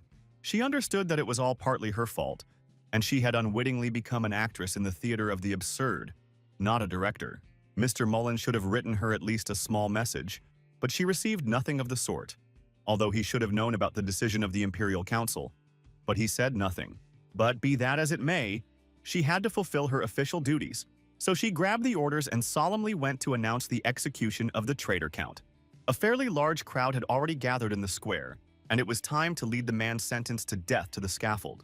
Everyone who came to watch the execution could not recognize their count, because without his luxurious clothes, he looked worse. But by and large, no one cared about the situation. The main thing was that everything would end quickly, and the servants of the law would leave their city. Soon everything would really be over, because the count was already standing in front of his noose, and only a little bit remained, just a little bit, for justice to be carried out. No one was going to drag this out. So Erica read out the decree, which listed all the crimes of the former lord. The first crime on this long list was falsifying tax returns, which meant that the count was engaged in plundering the empire on a particularly large scale. It is worth noting here that the coal mine produced 60,000 tons of coal, but the reporting documents indicated only half of this volume and an incorrect amount of profit and taxes. The crowd began to shout and get excited. Everyone began to understand the meaning of the words spoken, and the question arose: what about the taxes that everyone paid to the count, and where did this money go? Many of the residents were forced to sell their homes to pay the tax imposed by the count. Others complained that their children grew up sick due to hard daily work for which they were paid pennies. The crowd was restless, and the unrest was growing stronger, but everything calmed down when Erica said that Durga had been sentenced to death. After this, her assistant removed the black blindfold from the man's eyes. He looked at his former subjects and realized that there was no salvation. But the count, by and large, did not care about the words of some poor people, when suddenly his gaze caught the cold and detached gaze of the green eyes of his own son. In truth, he didn't want to see this child, didn't want to remember his appearance, didn't want to feel helpless, but no one asked him, and the noose was tightening around his neck. But he was not dead yet. Yes, he was breathing heavily, but he was still even conscious when he saw the leader of the clan of ground warriors who appeared in the square. And then something happened that no one expected. Cacanthir threw his spear at the man, and it hit the target, piercing the traitor's body right through. Retribution had been accomplished. It was time to disperse. Now the clan of ground warriors could sleep peacefully, at least for now. But the crowd did not disperse. Everyone was expecting something. Perhaps the birth of a new timid hope for a bright future. A county where life would become fairer. And it was important for the clan leader to know how Jan was feeling. No matter what. He was watching the execution of his own father. It was strange, but the guy didn't know what to answer because he felt rather strange. Because he remembered every word he wanted to say to this cruel man and every word that remained unsaid. The guy couldn't voice this thought because, by and large, he wanted Durga to ask Jan for forgiveness, not him, but his real son, whom he had initially sold to a country where he would become just a small grain of sand in a pile of sand, only because his blood flowed through him. But all this is lyricism. Justice has been done, and he does not need the Count's forgiveness. It would seem that things should have become easier for him. But the most interesting and difficult part is just beginning. Erica felt something similar now because she still hadn't found her son's countess. At some point, her people lost track of them. This happened nearby, in a valley on the approach to the forest, and the soldiers also received a message from the Imperial Council, which said that if the pursuit of Mary dragged on, they would need to move towards the center. But this was a big surprise for the girl. Moreover, all soldiers who were sent to the provinces are being transferred back. Everything was going against Erica, because even the reinforcements that arrived from the capital could not find any traces of the Countess and her child, and this was alarming. But suddenly the assistant asked his boss if she had received any news from Mr. Molina, and all because Sir Malling is the captain of the reinforcements, and received instructions based on the decision of the council. And when they asked what to do next, there was no answer. At that moment, a chill ran down the girl's spine, because she had been waiting for news from her comrade, but this news never came. And this despite the fact that the carrier pigeon always had a magic stone attached to it, so it could not get lost, and he would not want to. And since she didn't receive the letter, something must have happened to the doves or the magic stone, something very bad. A bright guess? Like the sun flashed in the girl's head, and she burst into the protagonist's office without knocking. She demanded that every falcon currently on the estate be gutted, since the dove could not have simply disappeared. She shouldn't have started this game, because she immediately angered the leader of the clan of ground warriors, who was ready to kill anyone for his favorite bird. Jan immediately understood what was going on, so he decided to intervene in the situation before it came to bloodshed, saying that an accident had happened to one of the carrier pigeons. The bird had died, and the guy, seeing this, had removed the magic stone from it and buried the body itself. It sounded plausible, but the girl still didn't believe him, because no one has the right to take the palace's carrier pigeons. But here she was a little mistaken, because the pigeon did not belong to the palace, but to Mr. Mullen. The girl latched onto the last name, realizing that there had been a letter after all. But she didn't understand how the man could have let his hair down like that, since he was far from a stupid person and wouldn't have risked his long-term plans. So why had everything turned out this way? However, she demanded that Jan give her the letter that the official had sent her. To give or not to give the letter, that was the question. The protagonist was ready to give it, but only on the condition that within 3 days the girl would finish all her business in his estate and leave these lands. Erica understood that she needed to leave, but her ambitions were still stronger, and she was unsure what to do. But the choice was illusory, or rather, there was none, so Erica snatched Sir Mullen's letter from the guy's hands, saying that she would leave with her people tomorrow. But before leaving the young man's office, she gave him some advice. He also needed to leave the county because no one was immune from anything, and it didn't matter whether he was Durga's legitimate son or not. The blood of a traitor still flowed through him. Moreover, the advisor was appointed as the ruler of the territory, and the guy was born in a brothel, and even with a barbarian ally, he will not be able to compete with such a strong enemy. Kakantine and Jan didn't like the girl's speech, so they asked her to watch what she said, and to whom, and to avoid calling the leader of the Earth Warrior clan and his people barbarians. Otherwise, he'd have no choice, and when the advisor asked where the girl was, he'd have to answer, dead. And now Erica is angry. Yes, she will leave now. Yes, she will leave tomorrow, but she will still come back, and then the guys better sleep with their eyes open. But she was very much mistaken, and the next moment Jan activated his magical power, showing that she was not welcome here, and it was not for her to threaten anyone. It would be better if she found Mary and Chella, if, of course, she could, and then left for the capital and never remembered the county of Brach. The guy didn't use any spells on her, and even let her go. But as she left his office, she clearly understood that she couldn't compete with him. It was hard to believe that this child had magical abilities. Now it was clear why he was so self-confident. She didn't want to have anything more to do with him.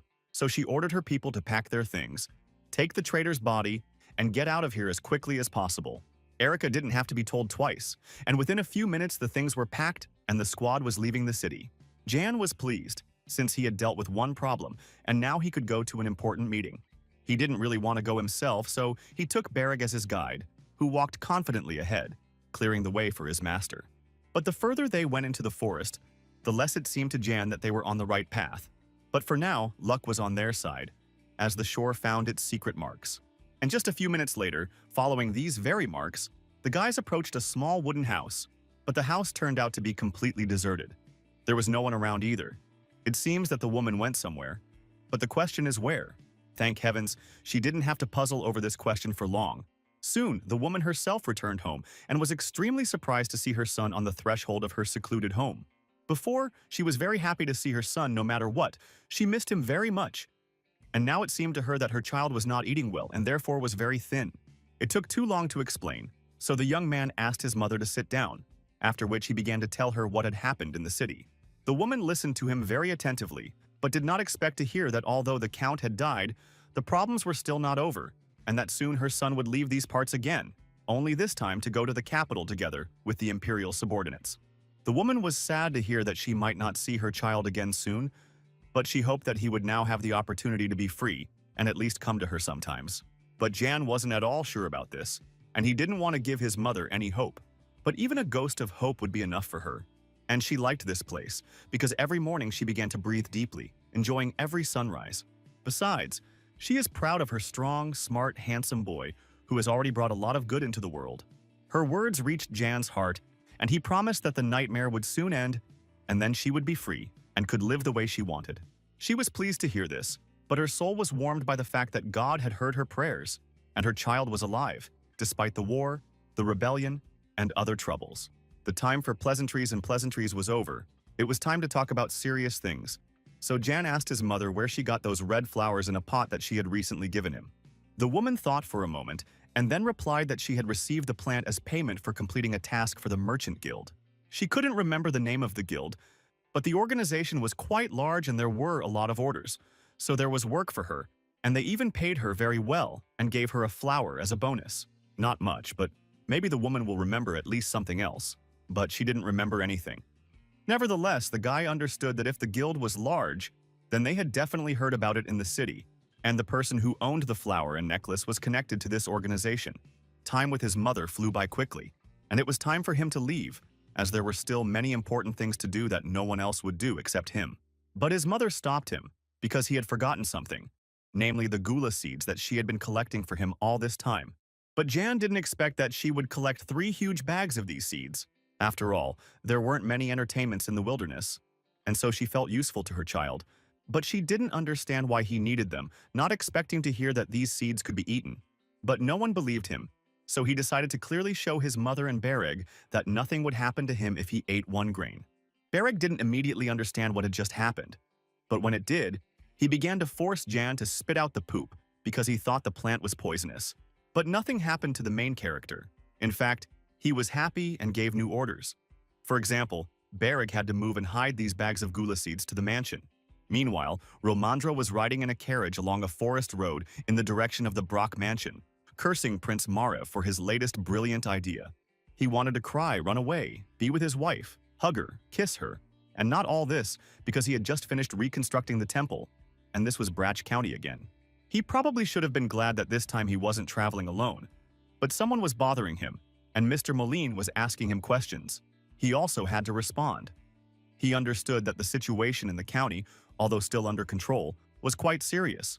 So it was difficult to predict which way the wind would blow and what would happen next.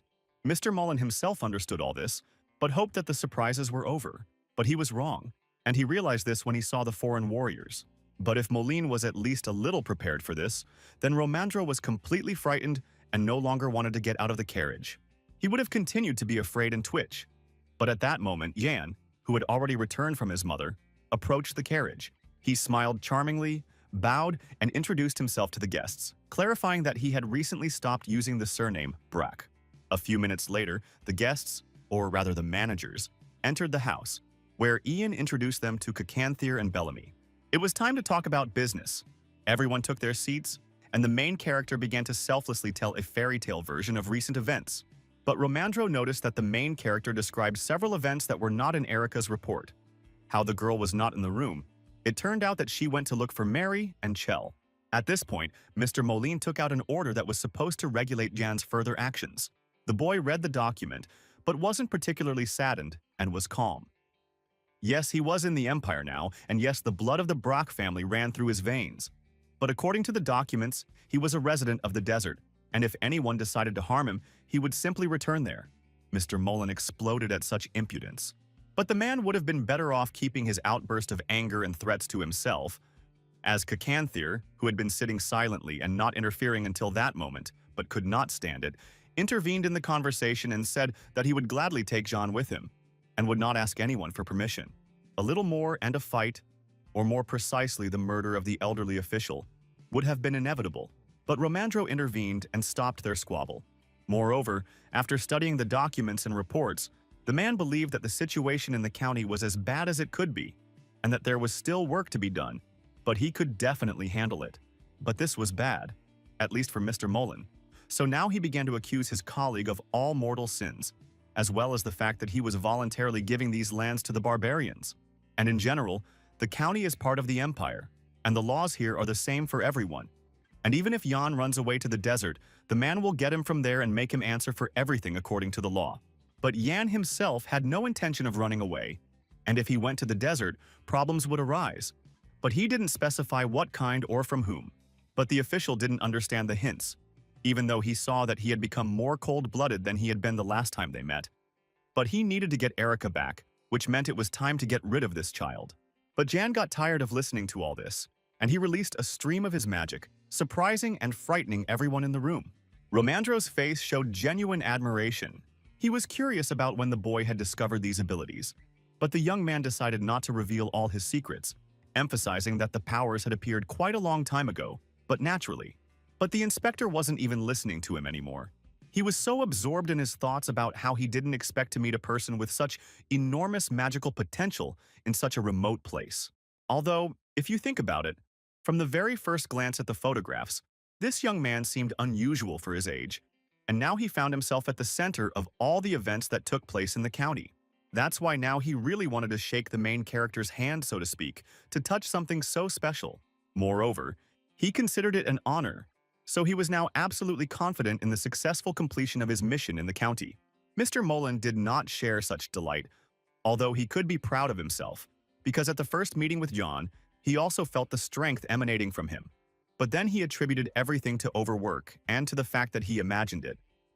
But as it turned out, he did not imagine anything. Now he had problems, and a vague suspicion was creeping in that Jan wanted to become the next Count Barch. But no one paid any attention to his worries, and the main character asked if Mr. Romandro would become the new ruler of these lands. But no, Romandro had no intention of becoming the next count. His main task was to restore the destroyed territory, collect taxes for the past year, and go home with a sense of accomplishment. Moreover, he was confident that he would complete all his work very quickly and with the best results. This was quite curious, so the protagonist assumed that the appointment of the governors of this territory was the first prince's idea, which hit the bullseye. This was the turn of events that Jan needed, so he promised to make every effort to help Romandro improve the situation, collect taxes, and restore the territory. But now, since the road was long, he offered his guests a good meal and rest. Everyone agreed with this proposal. Everyone except Mr. Mullen, who wanted to talk to John alone. By and large, the guy wasn't afraid of this conversation, and was even very much in favor of it, since he also had several questions for the official. The man did not understand what the young man was planning, why he was making everyone's life so difficult. But the main character didn't understand the complexity of the situation. They had a deal. He gives the official evidence of his father's guilt, the official gives him freedom, and everyone wins. And it doesn't matter that at the first meeting the guy said that he didn't know anything about people with magical abilities. He wasn't obliged to do this, and so what if he himself is a magician? The old schemer didn't like this. The guy obviously wanted to take over the territory of this county. But if he had been honest with Mr. Moline from the very beginning, many problems could have been avoided. It sounded funny because Jan directed all his actions towards achieving an excellent result. That is, in this situation, no matter what anyone said, it would not matter at all to Yan. So the young man looked at the official and wanted to get an answer to the question of what he really wanted. The answer was quite expected. Mr. Moline and his comrades needed power in this territory, and if the guy gave up his claims, then they could come to a certain compromise. But Yan wasn't going to look for a compromise. At that moment, one of his men came and said that he had received a letter from Marleaf. This was an excellent excuse to end the conversation. And besides, Mr. Mullen needed to get a good rest, as he was tired from the journey. After this, the main character, with his head held high, left the office, leaving the official alone with his sad thoughts. Meanwhile, in another office, Romandro was studying documents. At that moment, he was distracted from his papers by the voice of a young man who brought him something to eat. On the tray were several types of sausage, cheese, and bread, which surprised the man a little. He expected to see slightly different dishes, but in the castle now everyone, without exception, eats this way. Sadly, there were no fresh vegetables or fruits on the tray, only smoked and canned goods. It seems that food supplies have not yet returned to normal. After all, many died during the Civil War, and the routes are not working properly. But the man did not focus on this for now. The main thing was that he ate at the table and slept under a blanket, and not in the open air. After Romandro had finished his meal, there was another knock at the door, and this time it was Jan who came to see him. The young man didn't come just like that. He needed to give the man information about the already restored territory and everything connected with it. Romandro's first order of business was to investigate the food situation. It turned out that the situation wasn't the best, as an investigative team from the capital had been stationed there, so supplies were severely depleted. They were primarily using the mansion's storerooms for food, but soon these supplies would run out as well. Therefore, this winter it would be better to take only a quarter of the harvest as tax. Jan also reported that residents say that this year's harvest is half that of last year, and they also need funds to restore lost property. And if the capital exempts the county from taxes this year, they will be able to give away half of the harvest next year. This proposal was quite reasonable, but most of all, the calculations that Romandro saw in the documents were astounding. Moreover, he believed that the guy in front of him was illegitimate, that is, from a lower class. But at the same time, he was able to make such calculations, which were considered the height of skill, and allowed the man to begin his task right then and there. But Romandro couldn't take advantage of this offer, which upset Jan a little, but he had a plan B. Not long ago, a boy wrote a letter to the Lord of Merleaf and asked him to sell them some food. The Count agreed to participate in this and promised to send a list of food and prices. However, their corn and wheat reserves are also not the best, so Jan expects grain prices to be higher than usual. Romandro listened and listened to the young man, realizing that at this rate he would be able to return home before the first snow. And it seemed like the man agreed to plan B, but for some reason this didn't particularly please the main character. But as soon as the guy stepped out into the corridor where his friends were waiting for him, he informed them that Romandro was not the type of person who could adjust his goals and acted strictly in pursuit of a specific task. It is clear that to some extent the main character expected the same development of events, but still hoped that he would not have to use Plan B. But he was wrong, and now he would have to contact Marleaf earlier than Jan thought.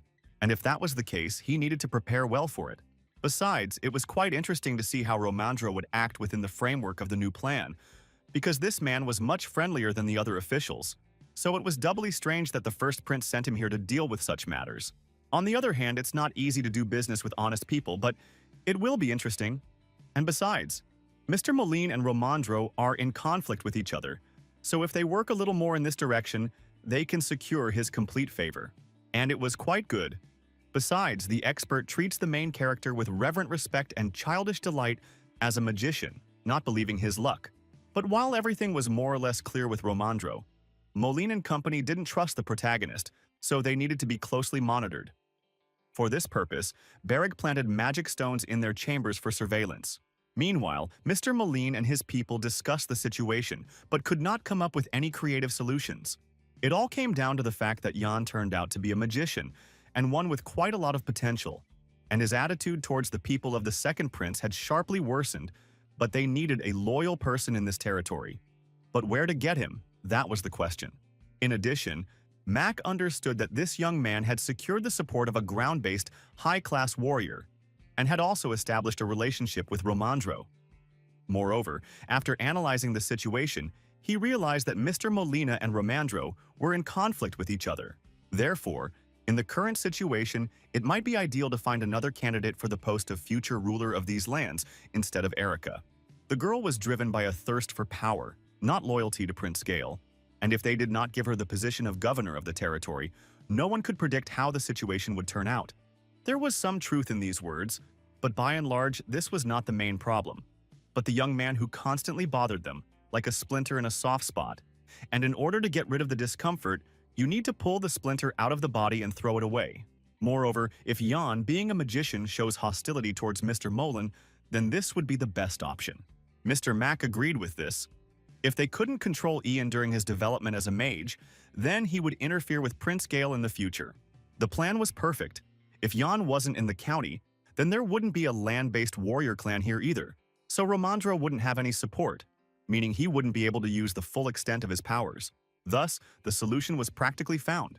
It was only necessary to wait a little longer and evaluate everything that would happen in the next few days, and then make a final decision. But the men had no idea that their secret conversation had been overheard and recorded by Hannah. In principle, this was one of the moments in the implementation of the main character's plan. He was collecting information about the county of Marlif and its count and countess. It turned out that, on the one hand, it was a rather prosperous county in terms of trade. On the other hand, Countess Brach and Marlif were very friendly with each other. And by and large, relations between the two neighboring territories were sharply severed during the unrest. But now the main character and his team have come here to improve relations. It is clear that Kyle most likely planned to seize the territory of the county of Brack. But since the manager arrived from the capital of the empire itself, he was unable to do this, and now he must play the role of a hospitable host of the estate. And so the acquaintance between the count and the illegitimate heir of Durga and the imperial inspector Romandro began. He was finished and negotiations began. Romandro announced that there was currently a crop failure in the Brack territory, so he would like to ask for help from the county of Marlif. By and large, everything in the county, except for the food shortages, was going on as usual, and Romandro was even confident that all the problems could be resolved in about 2 months, and that the territory would be almost completely restored by winter. The statement was certainly a bold one, but it was entirely possible that such a result could have been achieved. But Kyle wasn't about to give up the shirt off his back and prepared a list of products and prices for them that he could provide to the neighboring county. But Romandro was in no hurry to agree with such a list. Moreover, he would like to discuss it alone with the main character. As much as Kyle didn't want to stay in the room, he still left, and Ian began to study the list. This list did not include the most essential items such as wheat, corn, or root vegetables, and other goods were listed at 5 times the price of the empire as a whole. However, Jan was not particularly upset and asked the expert to trust him. And then they would be able to use the subsidies that the empire had allocated for the restoration of Brach County wisely. By and large, the man had no choice, so he decided to listen carefully to the young man. Count Carlo was surprised when he was informed that the guests from Barch were leaving for home. This meant that the delegation did not accept their conditions and decided to go home empty-handed. Nevertheless, the Count was certain that as soon as the cold weather arrived and famine set in, unrest would follow, and the branches would simply have no other choice. In general, Marlif was located far from the imperial palace, so the influence of the ruling family here was significantly lower. But if the county of Brack is governed by the emperor's man, then the palace will expand its influence here, and the laws will become stricter. For this reason, Carlo made insidious plans to capture the county of Brach. Meanwhile, John and Romandro were waiting for the owner of the estate downstairs to say goodbye. But since the butler was late, they realized that no one was going to see them off. But the countess came out to say hello, or perhaps goodbye, it's not clear yet, to the guests. Jan showed the utmost gallantry when they met. He knew that his stepmother and this woman had communicated, so he assumed that they were the same age, but he was mistaken. Countess Marlif was younger than Mary. Moreover, she emanated the aura of a true aristocrat, which could not be hidden. She didn't hide it. She behaved with restraint and dignity when meeting Romandro. At this point, the pleasantries began to end, and the man informed her that they had to go, as urgent matters had come up, so they would not be able to stay for dinner.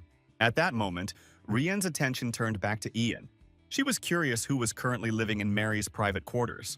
The question was rather strange, but the woman explained that not long ago she had lent a valuable thing to a friend, but Mary had not returned it, so she was asking what was happening with her friend's quarters. She didn't want to lose her property.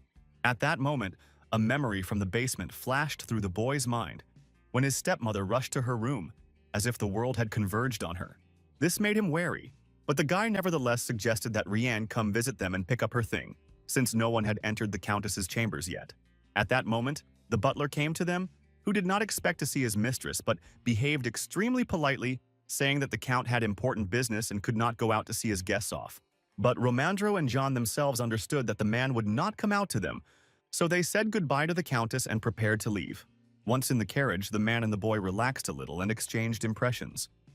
Both felt that Lady Rian was somehow strange, but, according to Romandro, this was not as interesting as an agricultural crop that produces a harvest almost all year round. This was such an incredible and valuable discovery that the man wanted to hear the name of this miracle right now. But what disappointment was written on the inspector's face when he heard the name and realized that Jan was talking about the hum. Not just disappointment, but a real black hopelessness, because everything seems like nonsense. And all I had to do was pay the Count and buy some normal food. But Jan continued to insist that gula seeds were the best option, and they were free. They could be used to make many different dishes. They were rich in nutrients, and the growing season was only 1 month, so winter would no longer be a problem. Time flew by while they were talking, and they had already arrived at the town square. It was there that they were supposed to pick up Bereg, who had arrived just in time, pleased with himself, as he had managed to complete the task up to that point. But Jan's keen eye didn't miss the fact that his friend was a little drunk, and all because the bar owner kept pouring him more and more alcoholic drinks. And Bereg drank, not for pleasure, but for the common good, since over a glass of beer the locals listened to him more attentively, and he told them about profitable work and also posted ads, since the main character's plans included hiring people here. In these advertisements, the guy promised to pay everyone who collected 1 bag of gula for him 1 gold coin.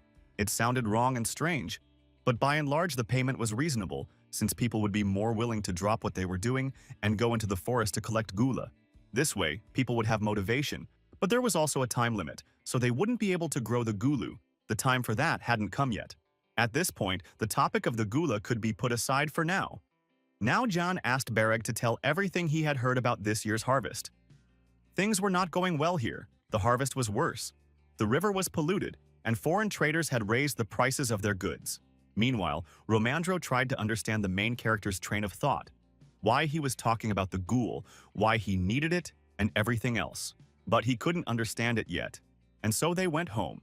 And at home, a surprise awaited the man. The cook had prepared dishes with gula especially for him. Everything looked divine, but the cook wasn't sure of anything. But he had carried out the order, and now he was almost losing consciousness from fear. But Jan was calm and even joyful, and assured Romandro that nothing bad would happen to him if he tried something so fragrant, beautiful, and delicious.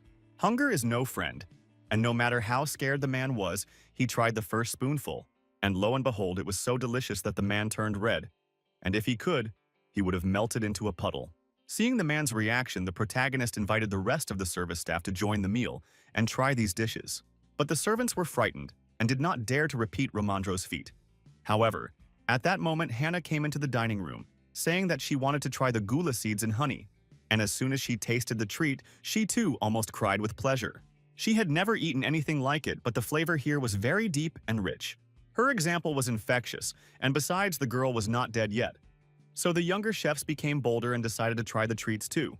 And here the result was the same.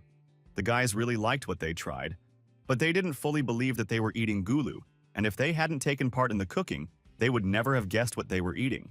Jan watched his happy workers with a smile. He didn't feed the servants gula seeds for no reason.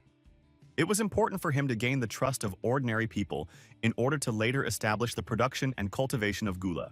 In fact, he has already started a process that cannot be stopped, since one worker will tell another, and so on, about what he tried, and eventually the news will be known to everyone in the county. Now it was just a matter of time to establish the process of growing gula. In preparation for winter, they would plant a gula plantation, and while they were doing this, they would also collect the ripened fruits. Meanwhile, Romandro ate all the dishes that were on his plates. He was sure that if everything was okay with him in a few days, then he was obliged to tell the first prince about the hum. If Jan didn't mind, the guy was all for it. Moreover, the man intended to lay out everything in the smallest detail, leaving nothing out, so that the government would understand what led the county to such a decision.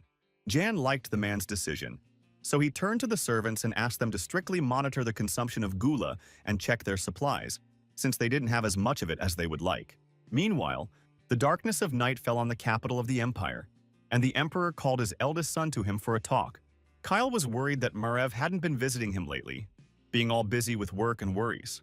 There was anxiety and concern for the child in his voice, so the prince did not get upset, but sat down next to him and asked what was bothering the emperor. And the old man was worried that not only Marev had completely forgotten about him, but Gale too. So Kyle hoped to find out about the younger one through his eldest son. But Marev had nothing to answer his father. And besides, he didn't understand where such anxiety came from. It turned out that Kyle had dreamed of Gale's mother, and this happens extremely rarely. In her dream, she asked to call her son, but it was only a dream. And Marev should not take bad things to his head, he already has a lot to do. The visit ended, but a bad feeling remained in the soul of the first prince, and he decided to take out his anger on the servants, who, in his opinion, did not look after his father's quarters well, because he began to have nightmares. But today he will show mercy, but if his father tells him about the nightmares even just once, then he will execute everyone who looks after him. At this point, business could have been concluded and he could have rested. But a report arrived from Romandro, and its contents were quite interesting. But the prince did not have the strength to read it, so he waited for a brief summary from his assistant. Indeed, the news was interesting when the prince learned that Jan, a magician who had enlisted the support of the barbarians, had restored order in the county and was helping the people. And it would seem that he should be happy, but Marev couldn't do this, and the rest was cancelled. It was time to discuss what he had read.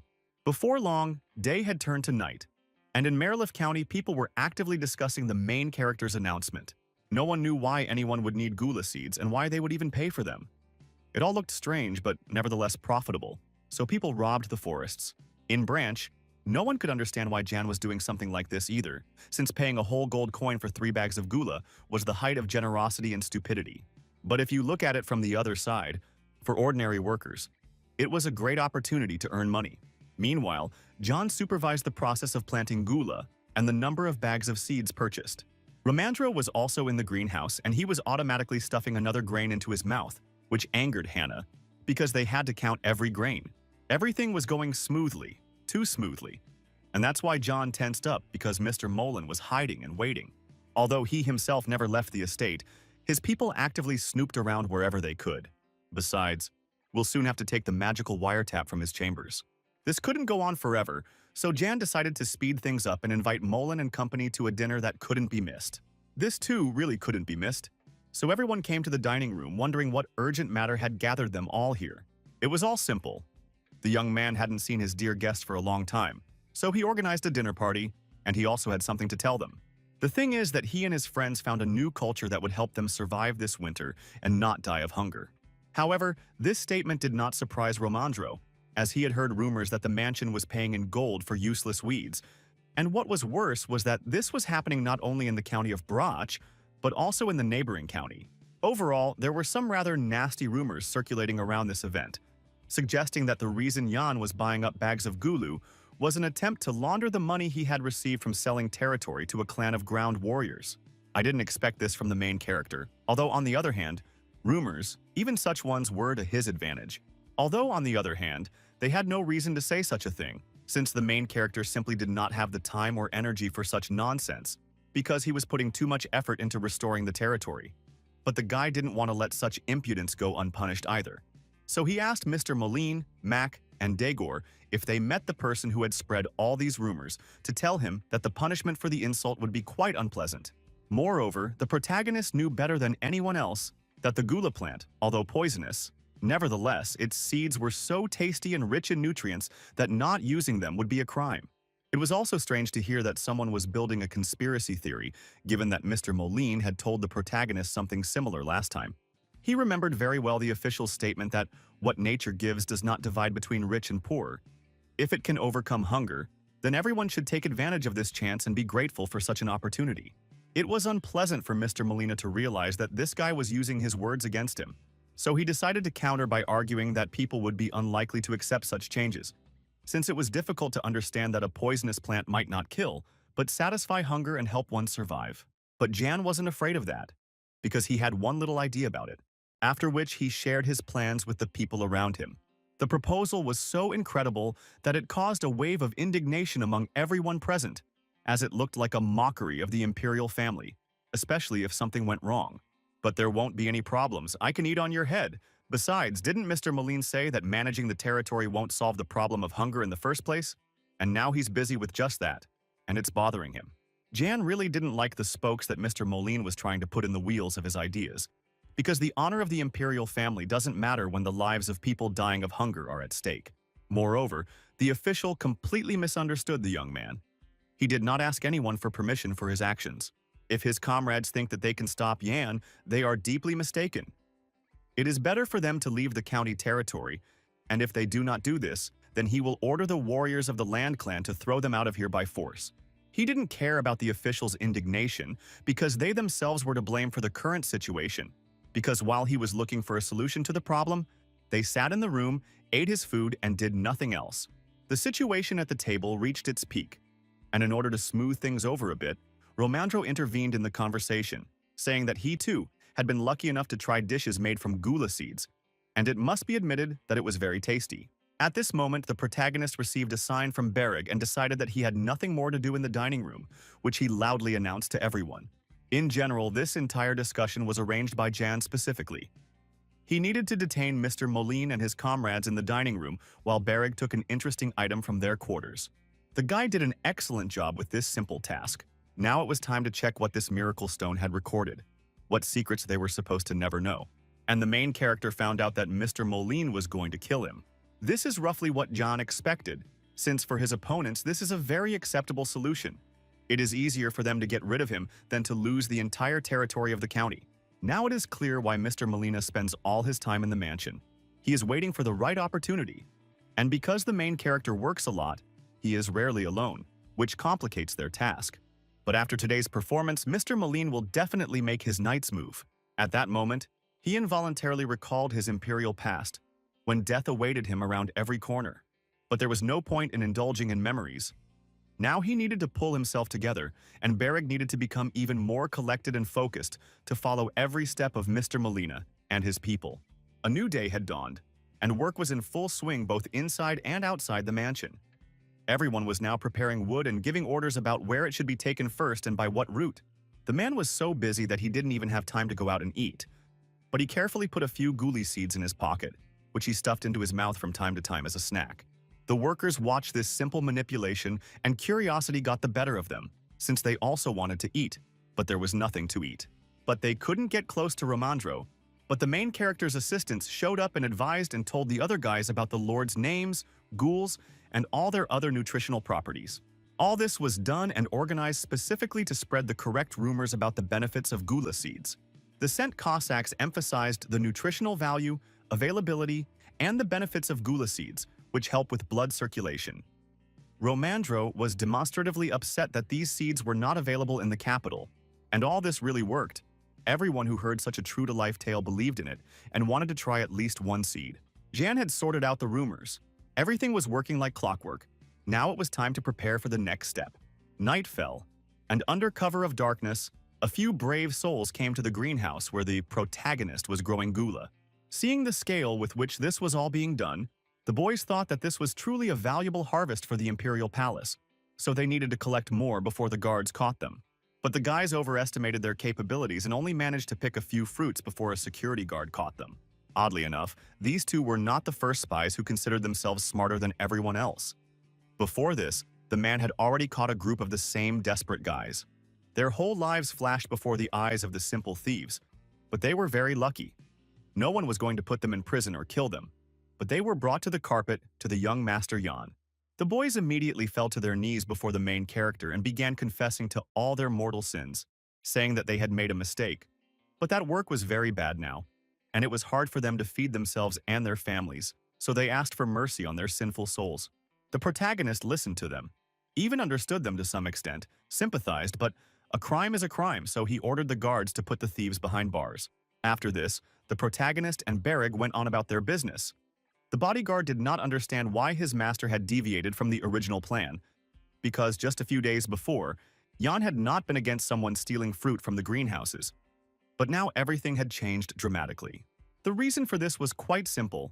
Something like this could be allowed, for example, in the capital, but not here, where there is no permanent ruler. And if theft were allowed in the county, then it would all end very badly. At this point, the conversation ended, and the guys arrived in complete silence at an inconspicuous place. It turns out that this was the house of one of the main character's acquaintances. When he opened the doors, his soul was overwhelmed with emotion. He could not contain his joy when he saw John in front of him, which almost woke up the children who were peacefully snoring in the house. The man didn't understand why the main character had come to visit him, so he became scared, thinking that he had made some kind of irreparable mistake. But this was not the case. The main character came to visit him, as he brought a small gift in the form of gula seeds. Yes, it does not heal people, but nevertheless, it is a tasty and nutritious product that will be useful for a man who has so many children in the house. Jan also noted that the gula seeds are currently under strict control of the mansion, while Romandro is not yet aware of his brilliant idea of spreading the seeds around the world. But since the man was raising 5 brothers and sisters on his own, Jan decided he was an excellent candidate to be the first to receive the seeds. The man began to cry. This gesture from the young gentleman meant a lot to him. He would never forget such kindness. However, Jan couldn't stay here for long, as he still had many houses to go around, so it was time for him to move on. But before going, he asked the man to eat only 1 seed and plant the rest. That would be more correct. But if one of the neighbors asked for a seed, the man was obliged to share. After this, the main character and his bodyguard walked around a few more houses, and soon Jan noticed that Berg was already very sleepy. And this was the bodyguard's usual state, so the guy didn't even pay attention to it anymore. But he understood that they needed to continue, because if they secretly spread the word among ordinary residents, then most likely their opinion of him would improve. Therefore, they will not stop there, and no matter how much Berg wants to sleep, they will reach the rest of the children. Everyone who received small gifts from the main character looked incredibly happy, and Berg began to feel someone else's gaze on his back, and he was right. They were being watched. It was none other than Dogor, so having seen the big picture, he hurried to report to Mr. Mullen. When the official heard that Jan was walking around the city distributing gula seeds, he wasn't exactly surprised. Something like that was bound to happen, but it would have been absolutely perfect if the guy had finished his walks late at night, since that time was ideal for eliminating undesirables. The murder or attempted murder had not yet taken place. A new day had dawned, and Romandro and the protagonist were discussing the ongoing restoration work in small villages. The supply of goals had been completed, but the project was still in the development stage. But thanks to the young man's actions, everything would soon proceed much more quickly. The protagonist planned to continue his charity work for 3 more days to consolidate the results.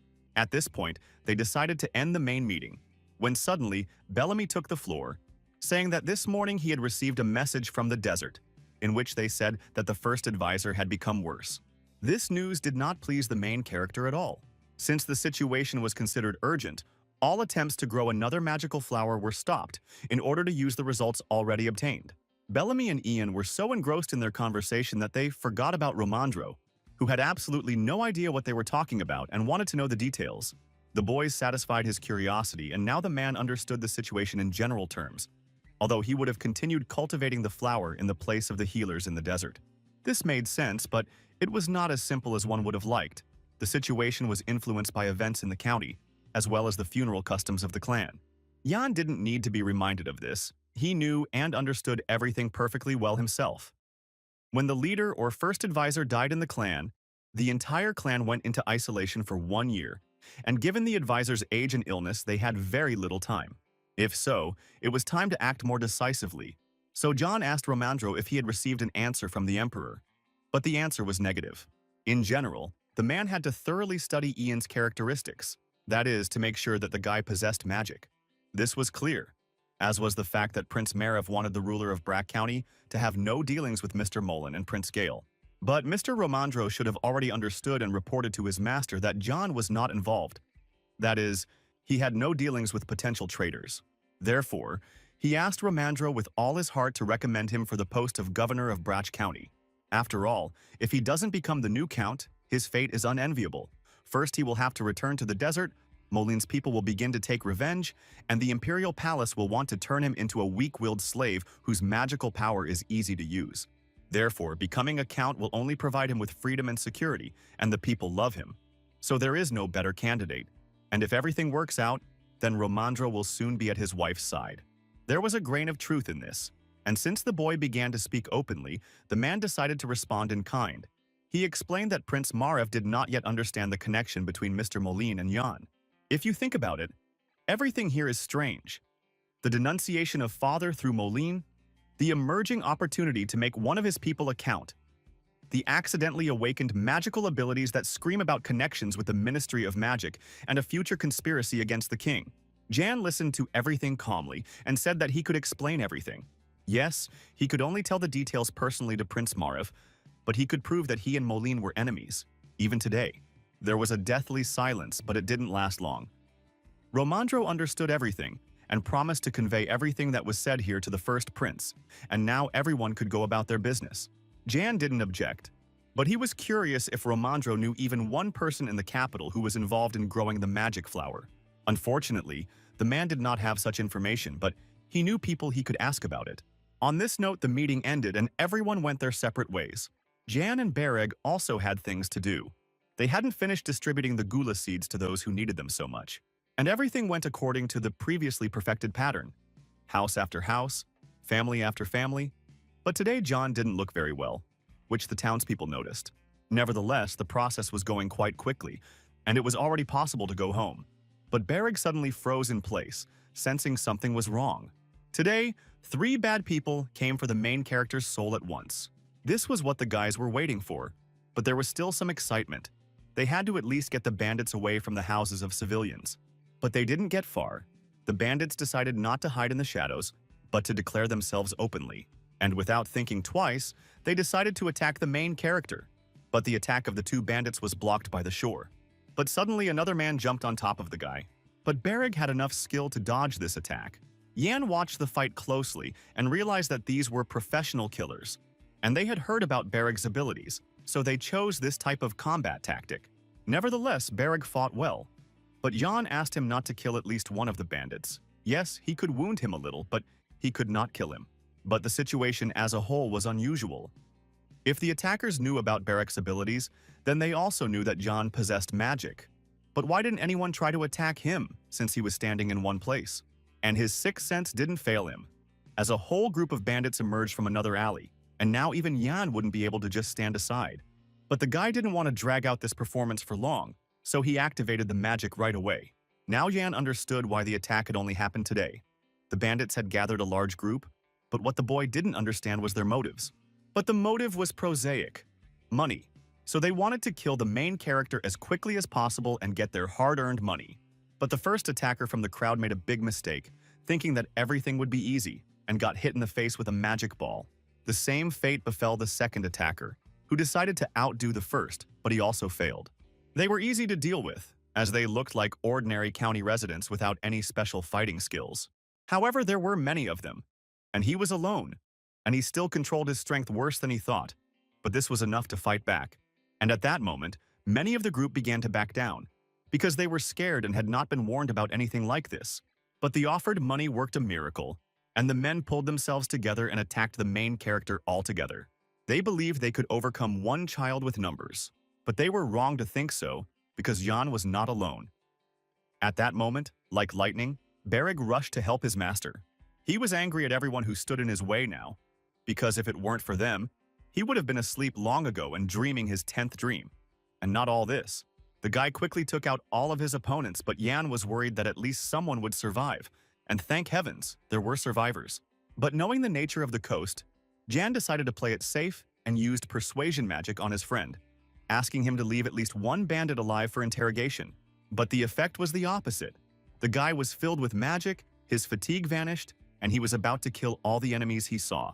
The bandits were scared, thinking that the guy had gone crazy, but Jan, who was watching his friend, understood that he was happier at that moment than ever. Having finished with the attackers, Bereg felt not only happy but also rested, which was wild for ordinary people. There were, of course, a lot of corpses, but they themselves were to blame. But among them, Jan found one living person, so he would ask him a couple of questions. But as soon as he looked at the man's face, Jan had the feeling that he had seen him somewhere before. The shore didn't recognize this man either, and besides, he looked ugly. Suddenly, the boy noticed that the man began to hide his face when he called him ugly. But Bereg was mistaken. The man did not hide his face, but deliberately destroyed it so that no one could recognize him. And it looked creepy. Even Bereg, who looked like a messenger of demons, was horrified.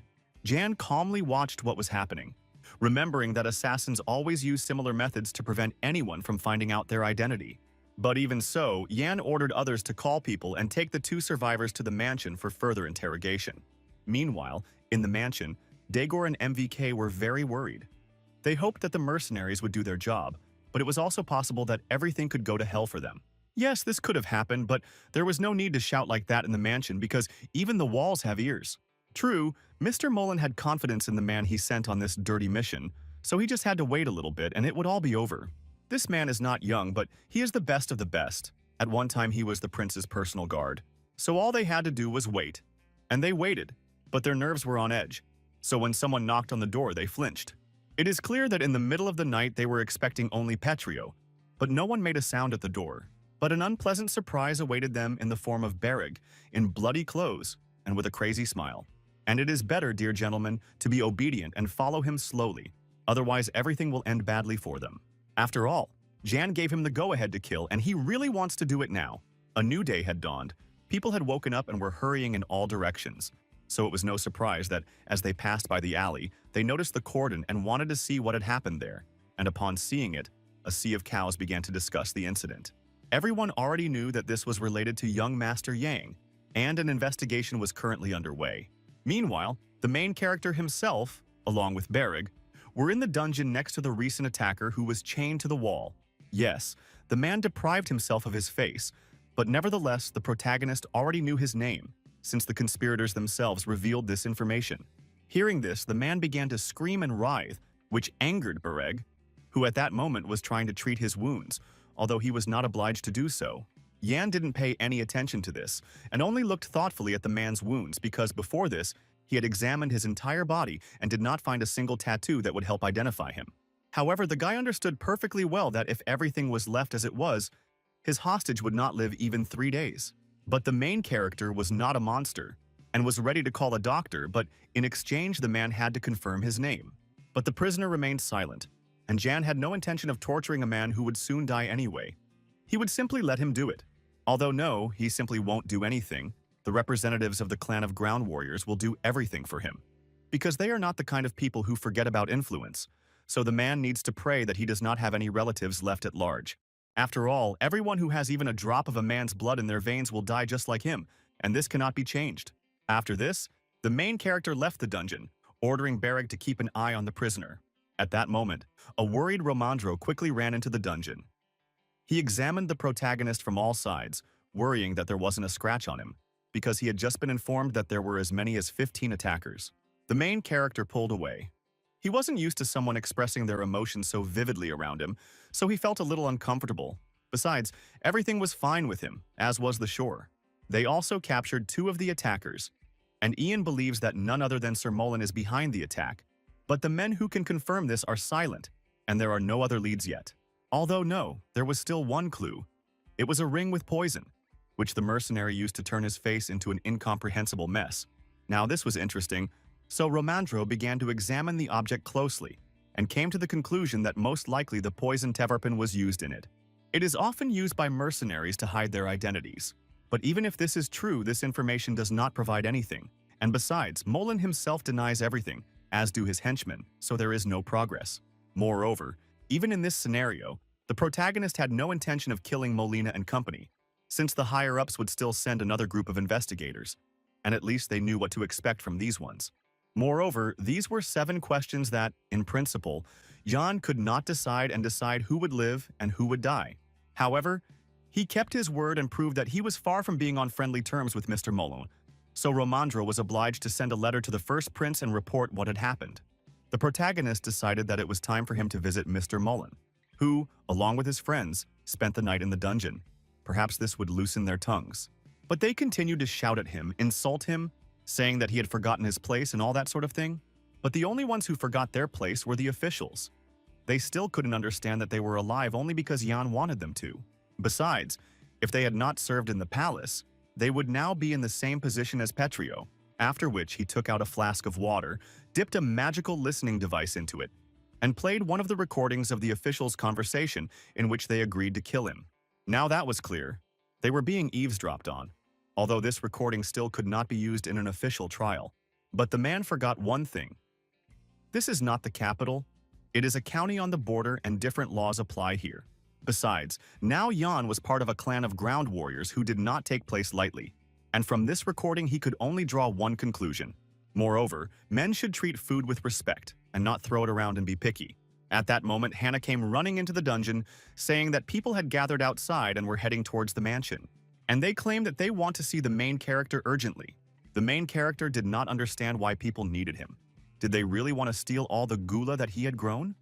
Or was it Mr. Moline who had set them on him? Or perhaps there was a 100th possibility that some problems arose during the restoration. Or a conflict with a warrior occurred.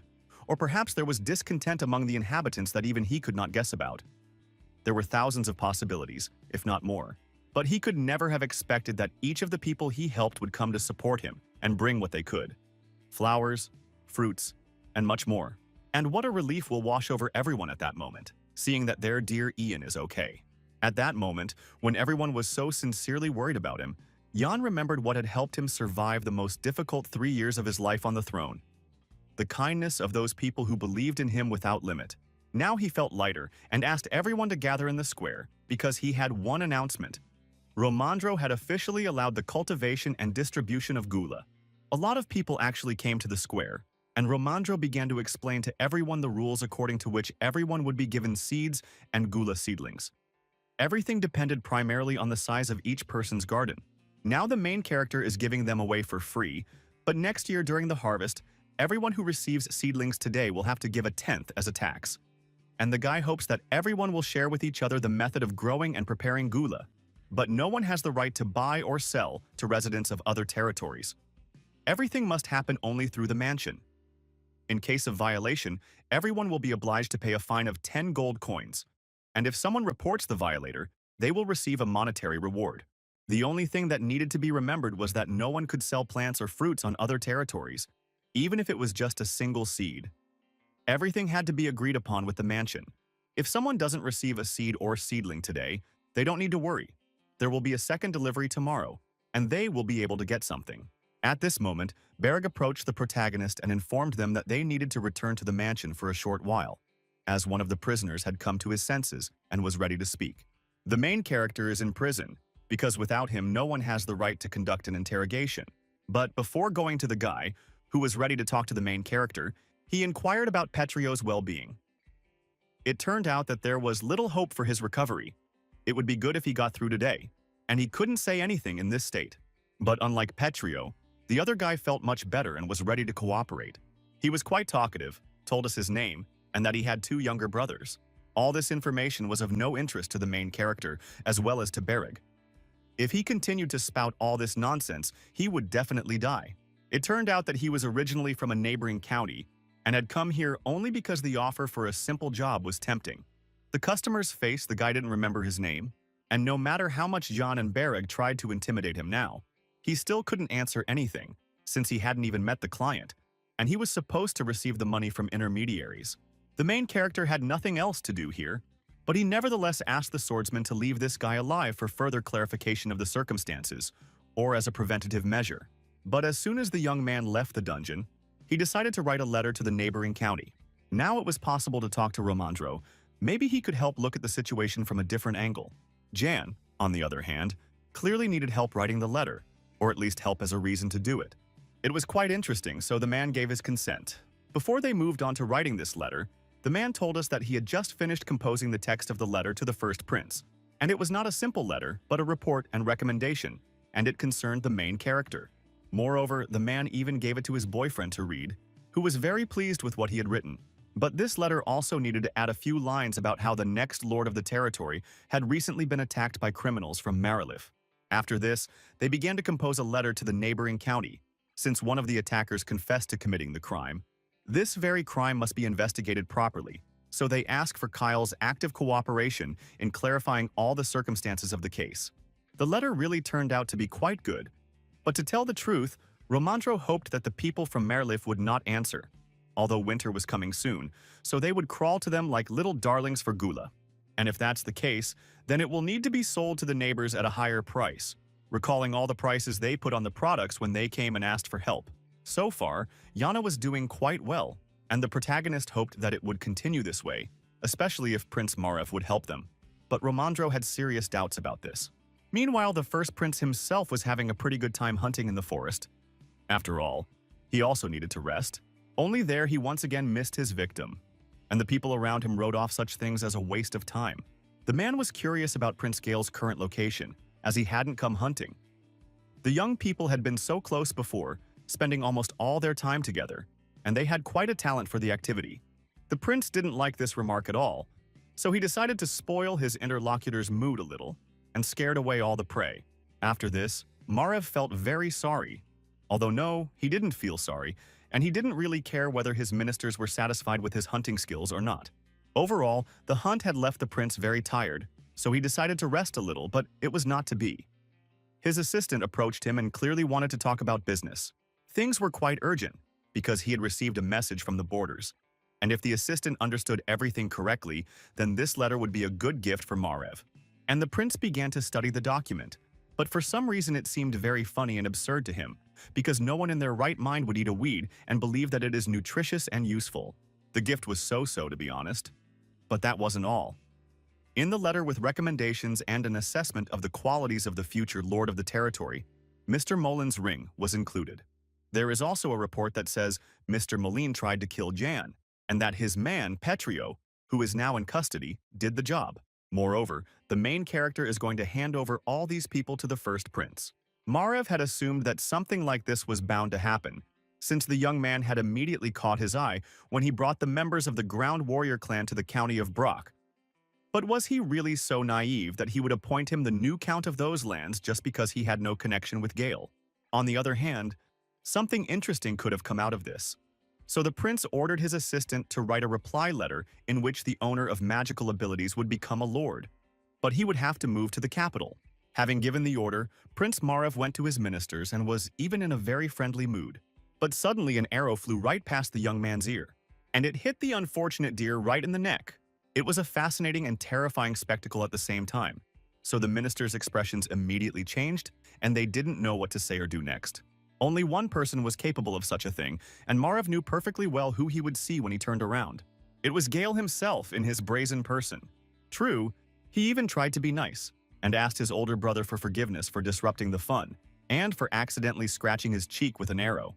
Sarev didn't answer, and Gale didn't care. He just apologized to the ministers again for his lateness. At this point, an unpleasant ringing silence arose between the brothers, so the ministers decided it was time to drink some tea to avoid getting into trouble. And a minute later, the brothers were left alone in the clearing. Their conversation was clearly not going well. Every word they spoke was laced with venom and innuendo. Even compliments sounded like insults. And suddenly the hints gave way to direct questions. Gale was interested in why Marev was so interested in the border territories. Gale wasn't a stupid guy. He noticed that there were no more letters from Molin, but letters from Romandro were still arriving regularly. The only thing he couldn't understand was whether Marev understood his true motives and desires or not. But the older brother did not react to the younger brother's words, although he saw that, although he was trying not to show his nervousness, he was nevertheless worried. Therefore, I decided to warn my brother one last time and ask him to stop all activities that could harm him, because he would never see Brach County again. After all, his lord will be a guy with Brocky blood in his veins, and he also has magic. And in his spare time, he rebuilds cities and towns, and members of the clan of land warriors help him in this, so he will get what is his and should be. The hunt was over, but business at the ministry had just begun. Moreover, both princes came to the meeting this time. Today the issue concerning Brach County was supposed to be finally resolved. An interesting fact was that Romandro sent a letter of recommendation and asked to make the illegitimate son of the traitor Dergabrach the new lord. At that moment the room exploded. There was a lot of debate about the guy. Some thought that he shouldn't be put in charge of the county. Others were sure that this was the best decision. There was no consensus regarding this candidate, so Prince Marev took the floor, stating that this young man had practically solved the problem of hunger for his people, helped restore order, the residents loved him. So he was also on his side, and believed that John would become an excellent lord. Moreover, he was ready to grant the boy the title of Viscount. Some ministers who were against this decision now decided to change their tune, since the first prince and Romandro were on Jan's side. Even Prince Gale was smiling at something of his own, which looked strange and creepy. But he was not going to give in to his older brother, and reminded everyone about the taxes that Brach County had to pay. Besides, the guy was originally a slave, so it would be better if he remained one. And since he has magic, He should work for the good of the empire and the palace. The Minister of Magic supported this idea, and Gale added that if Ian could pay 10,000 gold coins in taxes, he could become a lord. If he couldn't, he would become a slave again. Now Marev understood why his brother had been silent for so long. He had calculated everything and was sure that Jan would not succeed. It is obvious that Brach County will only be able to pay such a sum if it gives all taxes to the treasury and leaves nothing for itself. Otherwise, these lands will be put up for sale, and Wesley will definitely buy them, because even if Jan pays the taxes, Brach will drown in debt. This idea was seized upon by other supporters of Gale, who didn't care about John and Brach, but had to play their part. The voting was over. It was good that no one had beaten anyone. Now the guy had to be officially recognized as the Lord of the County of Brach. Overall, the meeting proceeded quietly, but Marev couldn't figure out what Gale was thinking, and why he and Wesley didn't defend Ian, who was also a mage. Marev was pleased. He wasn't interested in Jan's fate. Whether he would get into debt or not didn't really matter. The main thing was that those lands would not be ruled by a supporter of Gale. Besides, the first prince had a premonition that that guy would put all of them together under his belt. Immediately after the final decision was made, the government sent a carriage and envoys to John with the verdict. The carriage looked expensive and rich, and it was unlikely that a new investigation team had arrived in it. Colonia, an administrative official of the imperial palace, arrived on it, and she clearly brought good news. Since she brought an imperial decree, everyone had to follow the rules prescribed by etiquette, so the letters of recommendation from Prince Marev and Romandro were approved by the council. From this day on, John is granted the title of Viscount Brach and becomes the full lord of these lands. But that's not all. Since the guy is the illegitimate son of a criminal, he must pay 10,000 gold coins to the empire's treasury within a year. Only then will his title and right to the lands be secured. Only after paying off the debt could the boy pass on these lands to his descendants, a condition the protagonist did not like at all. It was unpleasant to realize that someone had managed to outplay him, and if he failed to cope with the task, everything would be taken away from him again. The woman finished reading the order, and then said more quietly that he had the right to refuse this offer. But they attacked the wrong person. He had been working towards this for a long time, and he would not give up when he saw that there was a small obstacle in front of him. If so, the woman had nothing more to do here. But suddenly, before getting into the carriage, she asked whether Mr. Molina was alive or not. The answer was positive. The man was still alive, which was probably good. So Colonia took out another decree, but this time from Prince Gale, and was about to read it. The second prince demanded that Messrs. Moline and Macdegor be returned home safe and sound. But this demand did not make an impression on Jan. He did not understand what the woman was trying to do. Has the woman forgotten that the emperor is like the sun, and that there is only one sun in the sky, and according to palace etiquette, only imperial decrees are delivered in a golden carriage? At that moment, Colonia felt uneasy about how this guy from the provinces knew such subtleties, since not all the capital's aristocrats knew this information. And the guy continued, saying that he would guarantee Mr. Moline's safety, but he would not let him go, and she needed to think about what she was doing and not show disrespect to His Majesty the Emperor. Colonia had lost. She knew it as well as 2 + 2 made 4, but she needed to see her old friend to report his health to the palace. The main character did not deny her the pleasure and took her to the dungeon where the officials were sitting. Despite everything, they looked good. Mac was smarter and more emotional than all of them, so he immediately noticed the decree in the woman's hands and realized that Ian was now the lord of these lands. This was an undeniable fact, and Colonia asked for a few minutes to speak with Mr. Molin alone. But the main character wasn't going to make any concessions because these people had conspired, hired bandits, and tried to kill him, so his own safety was more important to him than someone else's feelings. So on that note, it was time to end the date. He hadn't given her permission to talk. Colonia left, and evening fell in the city. Everyone was happy and cheerful because Viscount Jan Barch became the new lord. Even the clan of ground warriors did not stand aside and wholeheartedly congratulated the guy on achieving his first goal. Cockanthier also told Jan that in a couple of days he and the guys would be heading home, as it was already getting cold and the warriors were missing the warmth of the desert. But he would leave Bellamy and a couple of other guys to help the guy. Overall, Cockanthier was glad that he had decided to support Jan back then. Now he and his clan were perceived as allies, not as stupid barbarians. But there was a man who was sad at this celebration of life, and that was Romandro. He got drunk from resentment, since Jan was given the title of only Viscount. It is clear that giving a baron is not enough, but giving a count is already a lot. But if you can understand the officials with the title, Then with the sum of 10,000 gold coins you can't. Where did they even get such a sum? But Ian understood perfectly well where the roots were coming from. It was Gale who tried, knowing that it was difficult to earn so much money. Suddenly, Romandro noticed that John had already reread the imperial decree several times. Although there was nothing special in it, everything was standard. Although no, there was something here that confused the guy, for example. The seal. It was different from the one the main character knows. It is interesting why the seal, which had never changed since its founding, was completely different on this document. There was only one conclusion to be drawn. In the midst of all this, the Emperor's seal was urgently changed. Even without knowing all the details of what was happening, the main character could not have been unaware of such an event when he himself sat on the throne. At that moment, he was brought out of his unpleasant thoughts by Romandro's voice, who noticed that his friend had not suddenly darkened. The main character assured his friend that he was fine and there was nothing to worry about. If so, now was the time to please the neighboring county with the news that it was Jan, who would now be in charge of the Brachlands. The main character really liked this idea. The next day, Kyle received a letter from Viscount Brack, and he suddenly felt no joy, because he also wanted to get these lands, but now his desire went down the drain. The man couldn't understand how someone could give a title to a man who was born in a brothel and now pretends to be a nobleman. It was outrageous. But it still wasn't that bad, because the guy was demanding a reaction and an explanation regarding the latest attack on him.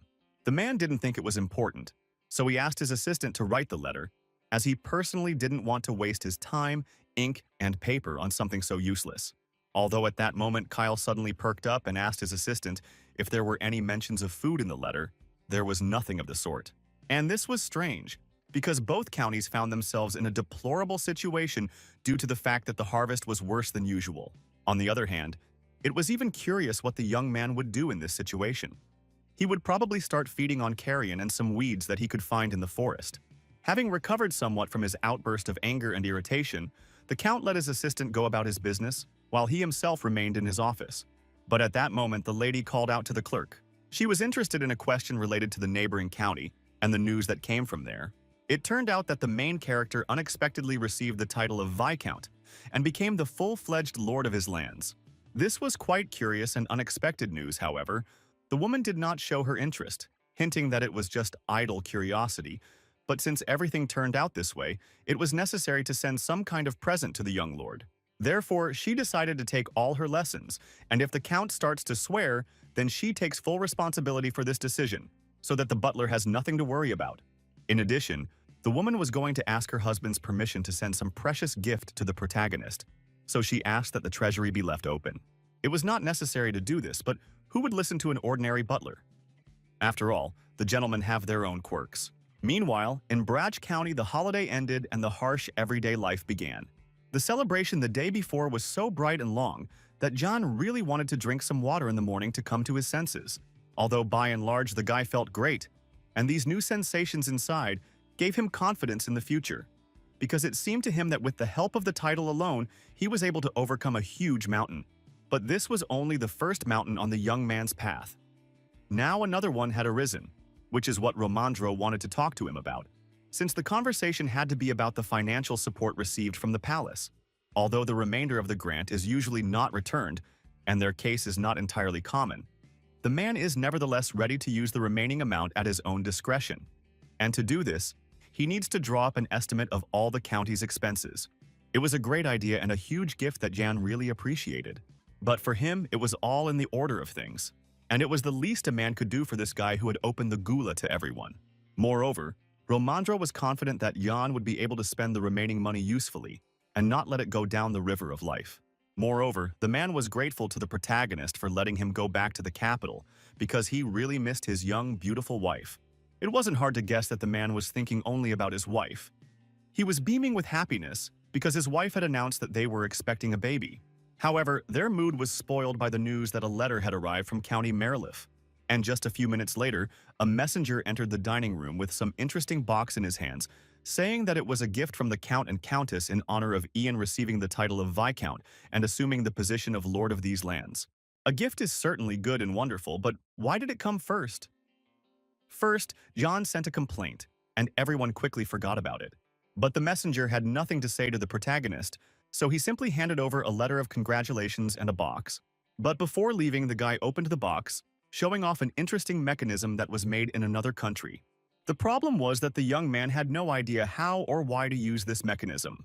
But the main character knew perfectly well what he was holding in his hands. It was a dripper. But the most curious thing about this whole situation was that it was a gift from the Countess, not from the Count. Moreover, the woman was sure that this device would definitely help the main character, and even though it costs a lot of money, she does not want him to feel like he is in her debt. The pause dragged on. Romandro did not understand the reaction of his now comrade, nor for that matter the Countess, who had sent some trinket as a gift. It was clear that soon Merilif would begin to act and become indignant about the cultivation of the gula, and this gift was a kind of provocation, so it was interesting to see how the main character would react to this. But the young man still remained silent, and when he spoke, he asked the messenger to stay a little while. He wrote a reply to the Countess. Jan was going to thank Rien for such an interesting gift, and also to express the hope that someday they would meet again and chat. In fact, he really had something to thank the Countess for, because this seemingly trinket was a very interesting recording device that automatically pressed a hole with each press of the handle. And in the future, it was this mechanism that would become the basis for all machines. In the future, the protagonist would be developing new technologies based on this mechanism. And the question now was whether the Countess understood the value of this mechanism, or whether it was an insult on her part. Having written and sent a message to the Countess, the protagonist decided to meet with Kakanthir, who was planning to go home today. But finally, John had one small request for the chieftain, and it concerned Merilif, and it had to remain a secret. The guy asked to poison life in the neighboring county, and not let the merchant ships from Kovan through there. There was no need to start a fight, since that would only expose Jan and the others to the enemy. But he had another, no less effective idea, which he would gladly share with the leader. A great many people came to say goodbye to the clan of land warriors. They brought water and dried meat, and wished good luck to the people whom they considered barbarians, but who had helped them so much. Some of the clans even found the love of their lives in the county and promised to return and live happily ever after. Jan, of course, tried to make sure that the warriors were accepted here as family, but he didn't expect that people would love them so much. Of course, this was to the advantage of the protagonist, since marriage best strengthens the alliances of two nations and ensures cultural exchange. At that moment, he involuntarily recalled a situation from his past when he was strongly advised to listen to the opinions of others, because his choice could change someone's life. He had to then learn not only to discuss the issues on the agenda, but also to try to understand what the people living in the empire felt. Now it seemed like a distant dream, but a dream that would never be repeated, from which he was pulled, as usual, by the shore. It was time to say goodbye to friends. Kakanthir and other members of his clan were getting ready to leave. Only Bellamy and a couple of other people remained who would help the main character in the future.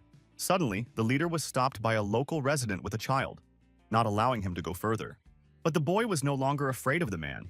On the contrary, he was embarrassed, blushed, thanked him for saving him, helping him, and handed him a bouquet of beautiful flowers. This couldn't help but melt the man's heart. He was pleased to see such changes in people who considered him a barbarian, so he smiled warmly at the child, and he willingly accepted the offered gift. Time passed, and soon the walls of the border point appeared. John and Bereg led their friends to the border, but did not go further with them. As he was leaving, Kakanthir promised the protagonist that as soon as he arrived at the clan, he would immediately begin work on a secret mission that concerned the neighboring county. Moreover, the man believed that the young man would be able to overcome all obstacles on the way to achieving his goal, because God does not send trials that a person cannot withstand. Jan was of the same opinion, and as a sign of her gratitude, she gave her friend a small monetary reward and some gula seeds. But the leader didn't need the money, but he took the seeds with pleasure, and all because his hands were full of a beautiful bouquet, which looked quite funny in the hands of such a huge and brutal man. After which he led all his comrades forward to the house, and Jan and Bereg only looked at their backs, knowing that someday they would meet again. It was time for the guys to go home too, because things wouldn't get done by themselves. The protagonist had already hatched another brilliant plan in his head.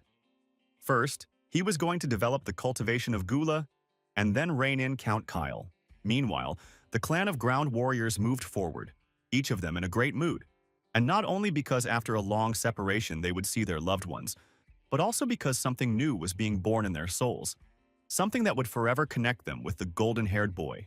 In truth, Kakanthir would never have thought that there would be someone in the empire who would earn his respect. It was an unexpected, but such an important discovery. He didn't know if the legends about Magi being messengers of the gods were true, but the main character's wisdom gave his clan a lot. The magic flower, information about the traitor, finding allies on the border, and most importantly, a map of the Great Desert. Now he remembered a moment from the past, when Jan had just joined their clan. Then the wind changed its direction, which meant the beginning of a sandstorm, so it was necessary to look for a place to spend the night. This was bad, but it was necessary to know the exact direction of the disaster's arrival. Unfortunately, the shaman could not give an exact answer to this question, since the guiding branch was damaged, its energy was exhausted, but from the remnants of this very energy, one could conclude that the storm would come from the north. If that's the case, we'll soon have to turn around to get around the sandstorm. Everyone was busy with their own affairs, and no one noticed that Jan had quietly settled down behind their backs, studying a map of the area. It was only when he disagreed with the leader's decision that they needed to go east and not south that everyone paid attention to him. At that time, no one took the main character seriously, believing that since he was an aristocrat, he had no idea what he was talking about, and that he had no business arguing with guides who had spent most of their lives avoiding sandstorms. Kakanthir was calm, unlike his men, but he noticed that the boy was holding a map in his hands, and he was not mistaken. This map was drawn up by an investigator of the Great Desert from the Empire, and judging by it, the sandstorm will come from the northeast. Therefore, if the group goes east, they risk ending up almost at the epicenter, and therefore they need to go south. Since the map was written by Imperial explorers, all the markings on it were also in the Imperial language, which Kakanthir did not understand very well, at least the written one, and asked Bellamy to translate.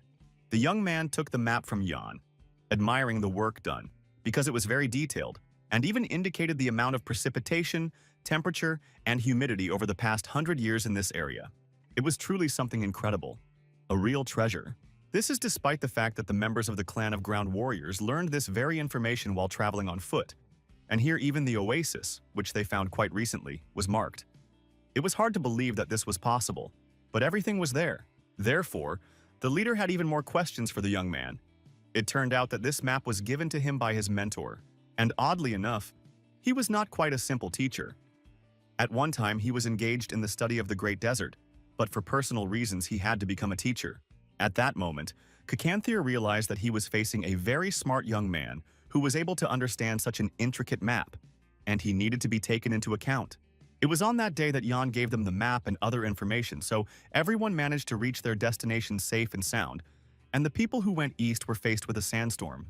Then the leader realized one more thing, that due to his broad outlook, composure, and courage, the boy would not waste his talents in vain. A great future awaited him. Meanwhile, in the capital, Colonia came to report to the second prince, saying that Viscount Brack had put Mr. Mullen behind bars and was not letting him out, and was not even torturing him. It was a strange and incomprehensible phenomenon, the logic of which Gale did not yet understand. Moreover, the guy is well acquainted with palace etiquette, and when he said those words, his aura seemed to change. Based on this information, Wesley concluded that the guy and Marev were in touch. The prince thought this was a hasty conclusion, although he too did not know where the count's illegitimate son could have learned such subtleties of etiquette. And that's not all. Marev chose and made this particular child the lord of those lands, although other aristocrats also asked him to give up these lands. She didn't deny that Jan was gifted, but not all gifted people had such knowledge. It was hard to disagree with that, so Gale wanted to think about it alone and let Colonia go. But Wesley remained. They apparently had a closer relationship, judging by the position they found themselves in, and the girl asked the prince very earnestly in his ear whether she should kill this Ian for him. Several ideas had already matured in his head on this matter. For example, everything could be carried out at the ceremony of appointing the lords, at which the guy would have to become part of the Ministry of Magic. It was interesting, but suddenly the man pulled away and decided to go to his older brother. Perhaps Gale will find the answer to the question of why Jan did not kill Mr. Molina from him. Wesley, however, thought that the most likely reason was that the guy didn't want to deal with investigators anymore, and that would definitely have happened if Moline were dead. Maybe so, maybe not. Gale didn't know the answer, that's why he asked. And then he abruptly changed the subject, saying that the girl was completely unsuitable for the role of Minister of Magic. At that moment, her heart skipped a beat, because the prince was so close. His voice became quieter and penetrated her consciousness, intoxicating thoughts that lined up in a chain. He wants her to be near him, but not in the role of the Minister of Magic. But he had already left the office, and there was no longer any opportunity to ask or say anything to Wesley. And whether it was necessary to do this at all and complicate everything, that was the question. Meanwhile, the man had already gotten into the carriage and left for his brother, thinking that Wesley was a great lover. But she would not be able to stand next to him and rule the empire. She was too hasty and aggressive in her conclusions and decisions.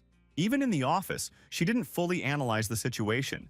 And when she suggested killing Yan, yes, the investigation team was one of the reasons why the guy didn't kill Molin, but not the last one. Most likely, Marev was involved in this.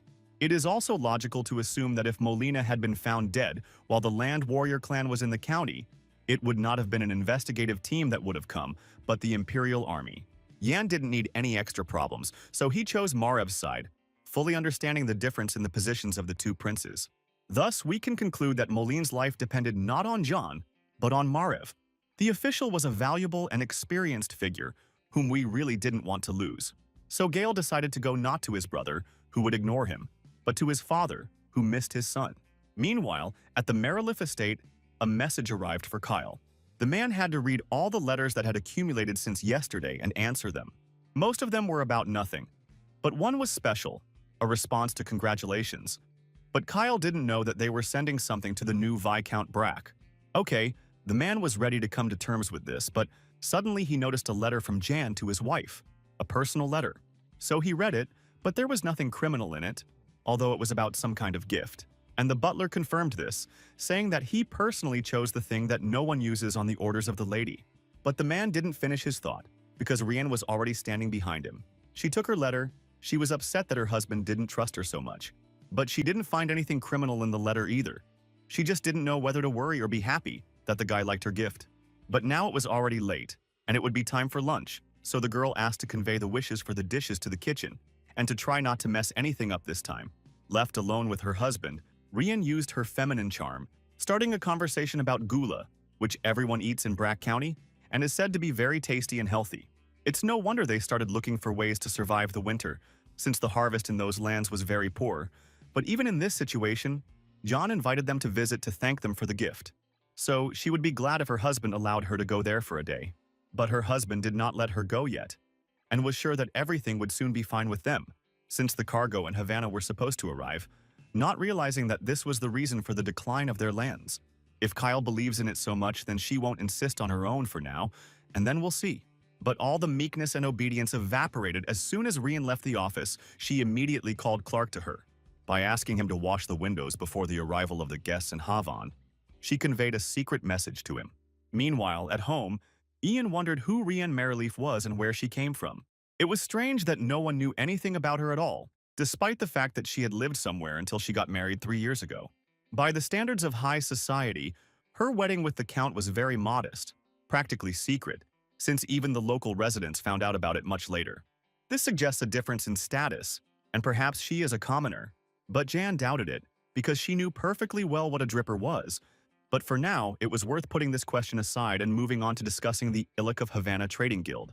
It employs about 100 people, but due to the range of goods and the routes it takes, people rely on this caravan as if it were manna from heaven. If so, it would be great to enlist their support. We need to emphasize that they can always turn to Barch for help, and that they will always be helped, protected, and warmed here. At that moment, something strange began to happen. Everyone fell silent, and the roar became louder and louder. And just a minute later, Sue burst into the office screaming. The girl did not want to become a spy in the caravan. It was too cold there, and she loved warmth, and she would not find the way to them, and did not want to go anywhere.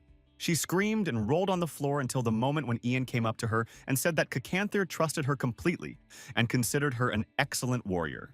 Besides, she is the fastest of all the warriors he knows, and if he has to retreat, she will do it better than anyone, so there is no better candidate for this task than her.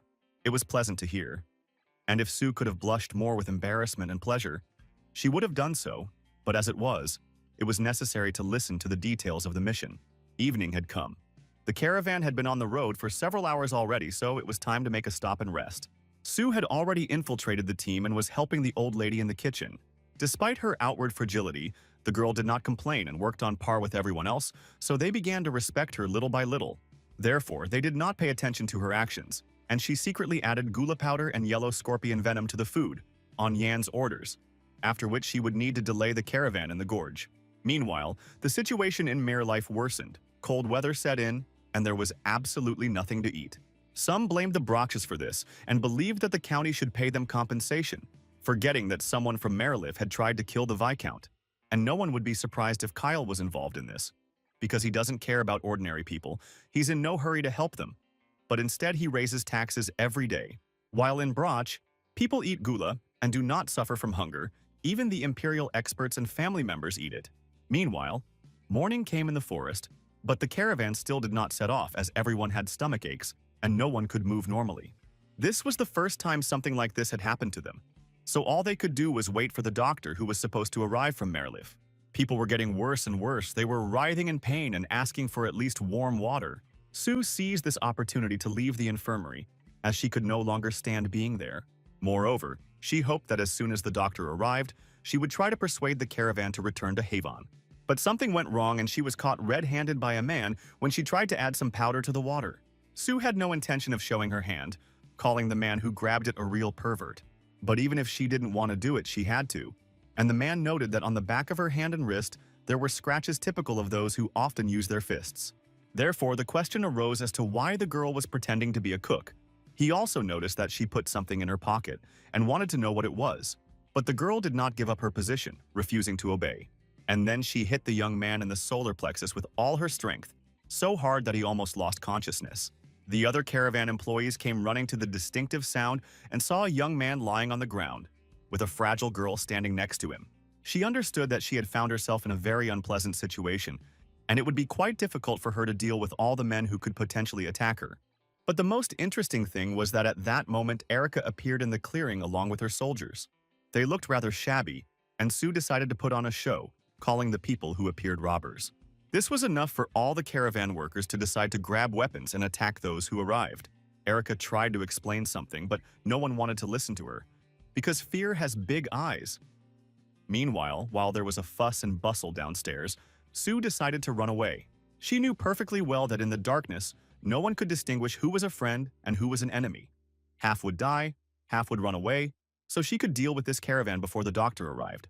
Time passed, the confusion ended, and the boys who survived the skirmish came to Mereliff County. The only problem was that there were 3 of them and the cart was empty. Kyle did not expect such a setup. The butler reported that the caravan was attacked by bandits, as a result of which they lost everything, including their lives. Moreover, the man personally verified the veracity of this information. There were many dead and wounded guys in the clearing when he arrived there. The head of the caravan suffered the most. They say he returned to the kingdom of Havan, and the rest of the survivors came here. The situation had escalated, and the Count had no idea how to deal with it all. But the flash of rage died down rather quickly, leaving behind a void. Something had to be decided, so he began discussing options for purchasing food with the butler. But the prices were too high. But the people had nothing to do. They were already hungry and on the verge of rebellion, so they had to buy at least a little food and distribute it among the population. But for the first time, the butler decided not to listen to his master and suggested an alternative, to seek help from the neighboring county of Broch. The man explained his position. It's colder in Sharon than here, so the snow will fall there earlier, which will make it difficult to transport cargo. The logical thing to do would be to try to get some gula, which everyone eats in Broch. But the Count had no intention of doing this, as he considered such thoughts to be the sheer delirium of a madman. He wasn't going to pay money for weeds that even pigs wouldn't eat. But the butler could not watch the death of his friends and acquaintances, so he personally wrote a letter to the main character. The man was desperate.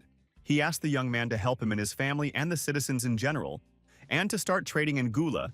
This is his personal request, and it has nothing to do with the Count. But if the guy agrees, then he will offer all efforts to persuade Kyle to accept this situation. It was interesting, but Ian knew perfectly well that if the butler had written the letters with such a request, then it was obvious that Kyle was looking for other alternatives for obtaining food. There was no point in thinking about this alone, so the young man decided to go to the dungeon and visit the prisoners. But before that, he asked Berrig for 1 cookie to lift his spirits a little. He reached his destination quite quickly and entered Colin's cell, who was no longer looking his best. Jan saw that it was very difficult for the guy to be in prison, so he offered him a small deal. Now he will get a cookie, after which he will get a job. Colin did as the protagonist said, and now he had to listen to him very carefully. Now he would be freed and return home, after which he would get a job as a hired worker in the group that went to Sharon. And then he will have to use any means his sophisticated imagination can come up with to disrupt the deal. The boy didn't understand how he could do something so cruel, but he didn't fully understand the situation he found himself in. Because if he didn't do as the main character said, he would die right then and there. Then Ian began to intimidate the young man in every possible way, instilling in him the idea that a serious poison had gotten into him, along with the cookies. But with the help of magic, the guy was currently controlling its spread. But if Colin did not fulfill his request, then Ian would stop wasting his magical powers on him, and he would die. But if he did everything as he should, he would become free. And Colin believed, so he had no choice but to return home and gather with the rest of the boys near the carts that would be heading to Sharon. But in the first minutes, the guy had problems. They initially didn't want to accept him into the group because he had a criminal record. But then everything was resolved, which he was very happy about, because otherwise he would die from the poison right then and there. Then, to prevent the fish from slipping off the hook, several of the main character's people watched him. The boys clearly felt that the atmosphere here had changed a lot since their last visit, perhaps because of the rumors that were circulating about the caravan and what happened to it. Their conversation was successfully overheard by Lady Rian's man, who now hurried to her with a report. Surprisingly, the girl took this news quite calmly and wished Clark a safe journey. She was confident that her subordinate would give his all and complete the task assigned to him. Meanwhile, the group set out on their journey, and it must be said that the road was disgusting, cold, hungry, and snowy. While the Scent Cossack did not dare to take any active actions, he was constantly tormented by vague doubts and fear. Nevertheless, he pulled himself together, and asked everyone for forgiveness in advance. At this point, he was brazenly interrupted, caught in the act of doing something very suspicious. Clark was sure that Colin had decided to burn the carts and take all the gold for himself. It wasn't like that. Colin just wanted to live, but he didn't have the courage to commit arson, while Clark had more than enough of this shift. The fire was spreading over an ever larger area. Colin stood there, looking at it and not understanding what had just happened. And at that very moment, he was brazenly killed. Meanwhile, other members of the group ran out of the cave to see what the noise was outside. For them, Clark made up a story about Colin setting fire to the cart of gold, and he resisted so strongly that the man had to kill him. Several of the main characters' people watched the show unfold from the sidelines. They had the impression that this Clark was acting according to some kind of scenario of his own, and that this needed to be reported to the master immediately. But Kyle was the first to know about the incident that happened to the group. The Count was in a deep depression because all the carts he had sent to the neighboring county had been destroyed. The butler believed that Colin wanted to steal the gold coins the group had taken on their journey. But during this unsuccessful attempt, they tried to detain him. The guy resisted and ultimately died. At that moment, it seemed like all the gods of this world had turned against Kyle, and his situation was practically insurmountable. And the winter would be the hardest of all the winters he could remember, since the mansion's supplies would soon run out as well. So if the county of Merilif cannot get food from Sharon and Haven, they will have to turn to the hated Viscount Brach. But the man really didn't want to do this. He didn't want to do it to the point of gnashing his teeth, but he really wanted to get even and take out his anger on someone. And he took it out on those who were nearby and threatened to destroy and wipe out the faces of the earth. He was raging, and the servants were afraid to enter the Count's office. At that moment, the Countess came to the door and asked to open the door for her. The picture she saw before her was disgusting. Her husband was beating a servant with a candlestick, not realizing that he himself was to blame for all his troubles. Hiding her disgust, the girl, on the contrary, came close to her husband and in a lily voice asked him to let the poor boy go and give her a minute of his precious time. She did not understand why her husband was resisting and did not want to ask Viscount Brach for help. If it was only a matter of pride, then she could take up the matter and persuade the boy to help. Her feminine tricks did not work, or they worked on her husband in a different way than she expected, because jealousy boiled up in the Count, and he grabbed his wife by the hair with a bloody hand. It seemed to him that she simply wanted to run away from him. However, even after such an unpleasant conversation, Count Kyle still let his wife go on a trip to the Viscount. While in the courtyard before entering the house, the Countess and the Viscount exchanged pleasantries and greetings. The girl admitted that when she heard the news about him being awarded the title, she could not deny herself the pleasure of congratulating him on such a significant event. Moreover, the main character really liked the gift that the Countess sent him because he received a very valuable thing, and he did not understand how the woman could part with it. But Rian wasn't going to admit that it was her idea, continuing to play the role of an obedient wife who had only fulfilled her husband's wishes. From this short dialogue, the protagonist drew only one conclusion. The girl gave him gonorrhea so that he would leave the county of Merlif. But even without knowing her pedigree, he understood perfectly well that she was an aristocrat, which could not be hidden behind a fan. A few minutes later, they were already in the house, and the girl admitted that one of the reasons why she came to visit today was that she needed to see his stepmother's room. Disappointment flashed in the protagonist's eyes because he still wanted to sell her the gula and not give her a tour of the mansion. But the lady reminded that last time she had already mentioned that Mary had borrowed one thing from her, and she really wanted to return it back. However, no matter how much Jan wanted to take up trade, a promise is still a promise, and he was ready to take the guest to his stepmother's room. As soon as they entered the room, which had been closed until that moment, the young man asked what Rianne wanted to find here. After all, if she said what she was looking for, he would help her in the search, but the problem was that this thing couldn't be touched. And since that was the case, the girl asked the Viscount to leave the room for a while she looked for her charm. After all, these were ladies' pokies, and he was a man. The guy couldn't refuse the guest this request, so he left, but ordered the servant to keep a close eye on the woman. After all, she really was behaving rather strangely, so the servant asked if he could provide her with any assistance he could. But she didn't need help. She could handle the search perfectly well on her own. Only after some time did the search for this little thing turn into a real pogrom in Mary's room. At that moment, Romandro entered Jan's office. He wanted to discuss the sale of the gula, but the girl was nowhere to be seen. It turned out that she had been searching for one of her things in the protagonist's stepmother's room for half a day. However, Jan was sure that when she finished with personal matters, they would talk about business, and then he would put forward his conditions, which she would not be able to refuse, and if she refused, it would be worse for her and her husband. At that very moment, Rianne opened the doors and walked into the office, apologizing for spending almost the entire day searching. But even after spending so much time, she didn't find what she was looking for. So, the protagonist decided to offer some tea to lift his spirits, so he ordered his butler to bring the drink and some treats, and also told Bereg and the other servants to clean up the former countess's room.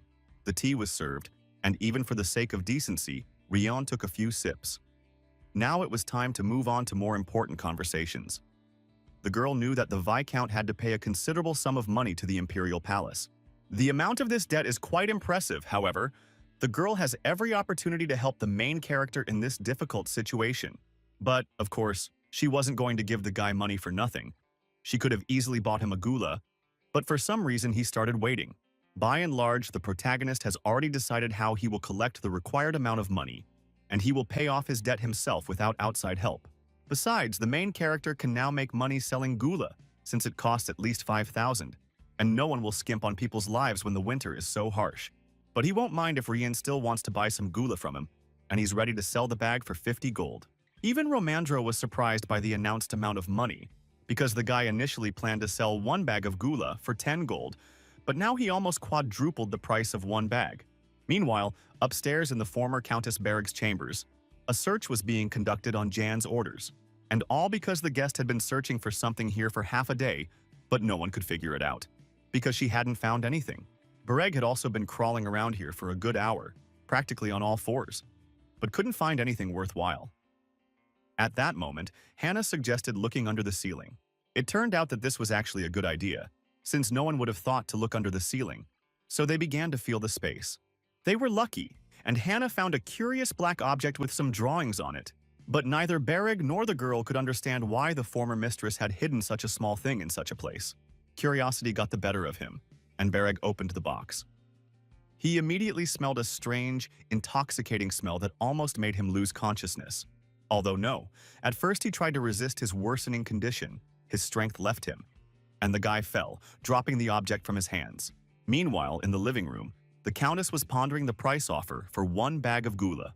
Logically speaking, this was an inflated price, considering how productive this plant was.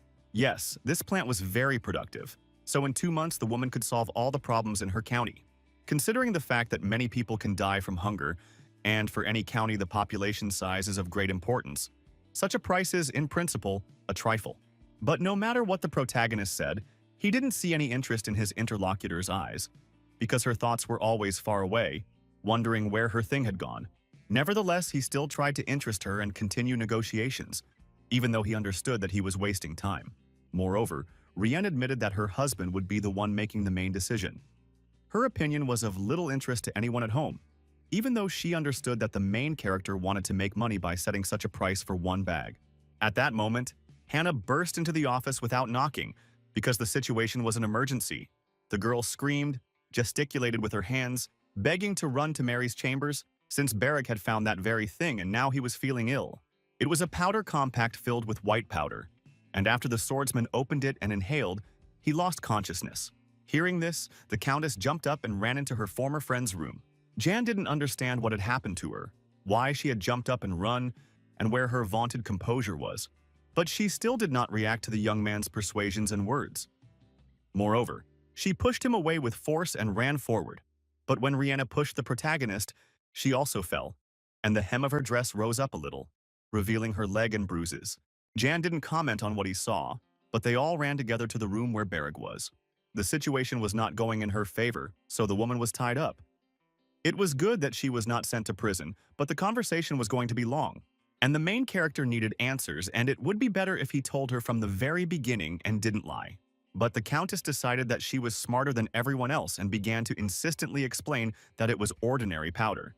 But Hannah was sure of the opposite. Typically, most powders are skin-colored and have a coarser grind, and the girl didn't remember anyone losing knowledge of using such a cosmetic product. It was obvious that even after such a show, the Countess would not speak while there were strangers in the room. So Hannah took Romandro with her, leaving the woman and the gentleman alone.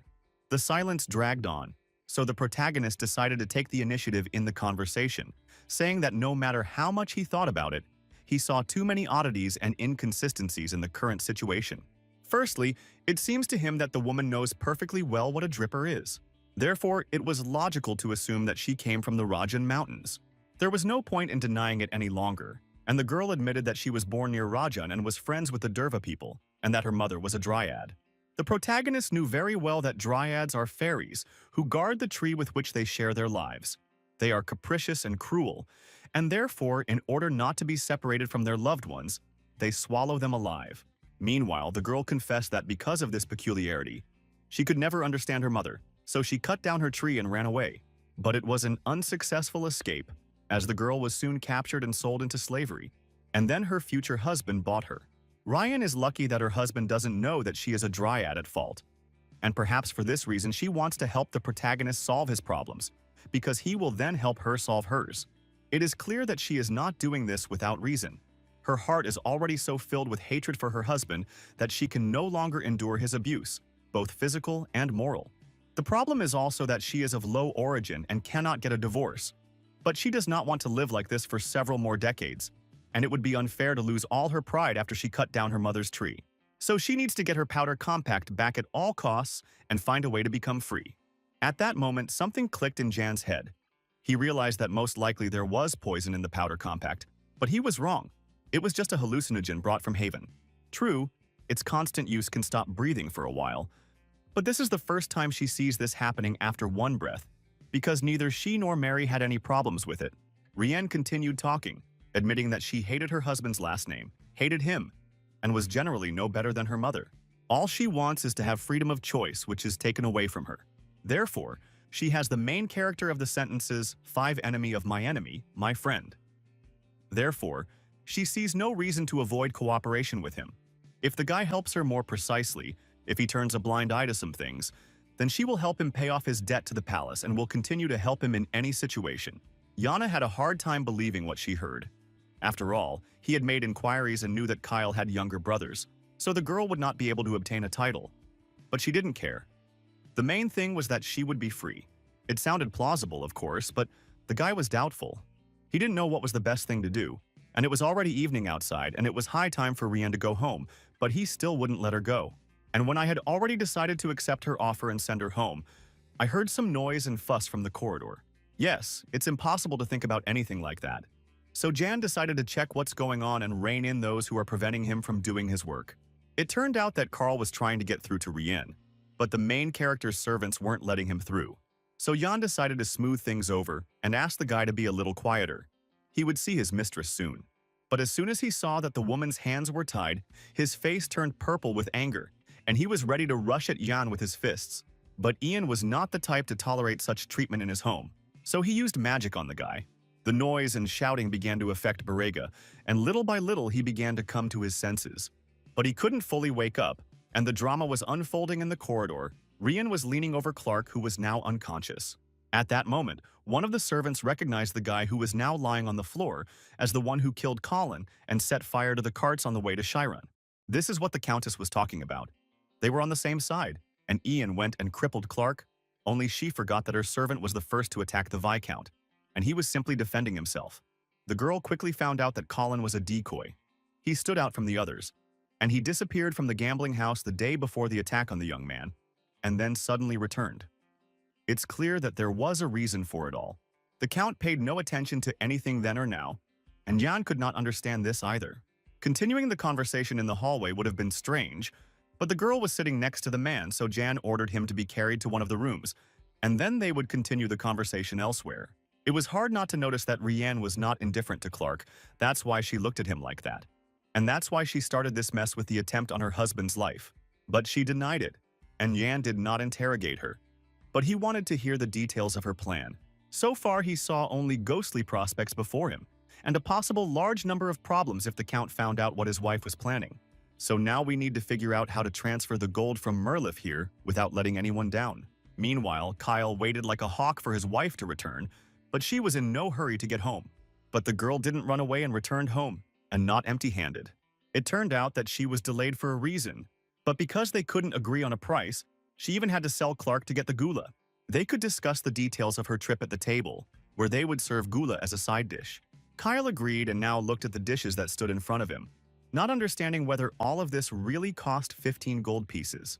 He was skeptical, but only until the moment the spoon with the dish hit his mouth. Everything was truly delicious, but even now it was difficult for the man to admit it. Besides, he was burning with jealousy. He was interested in what his wife was talking about with the boy.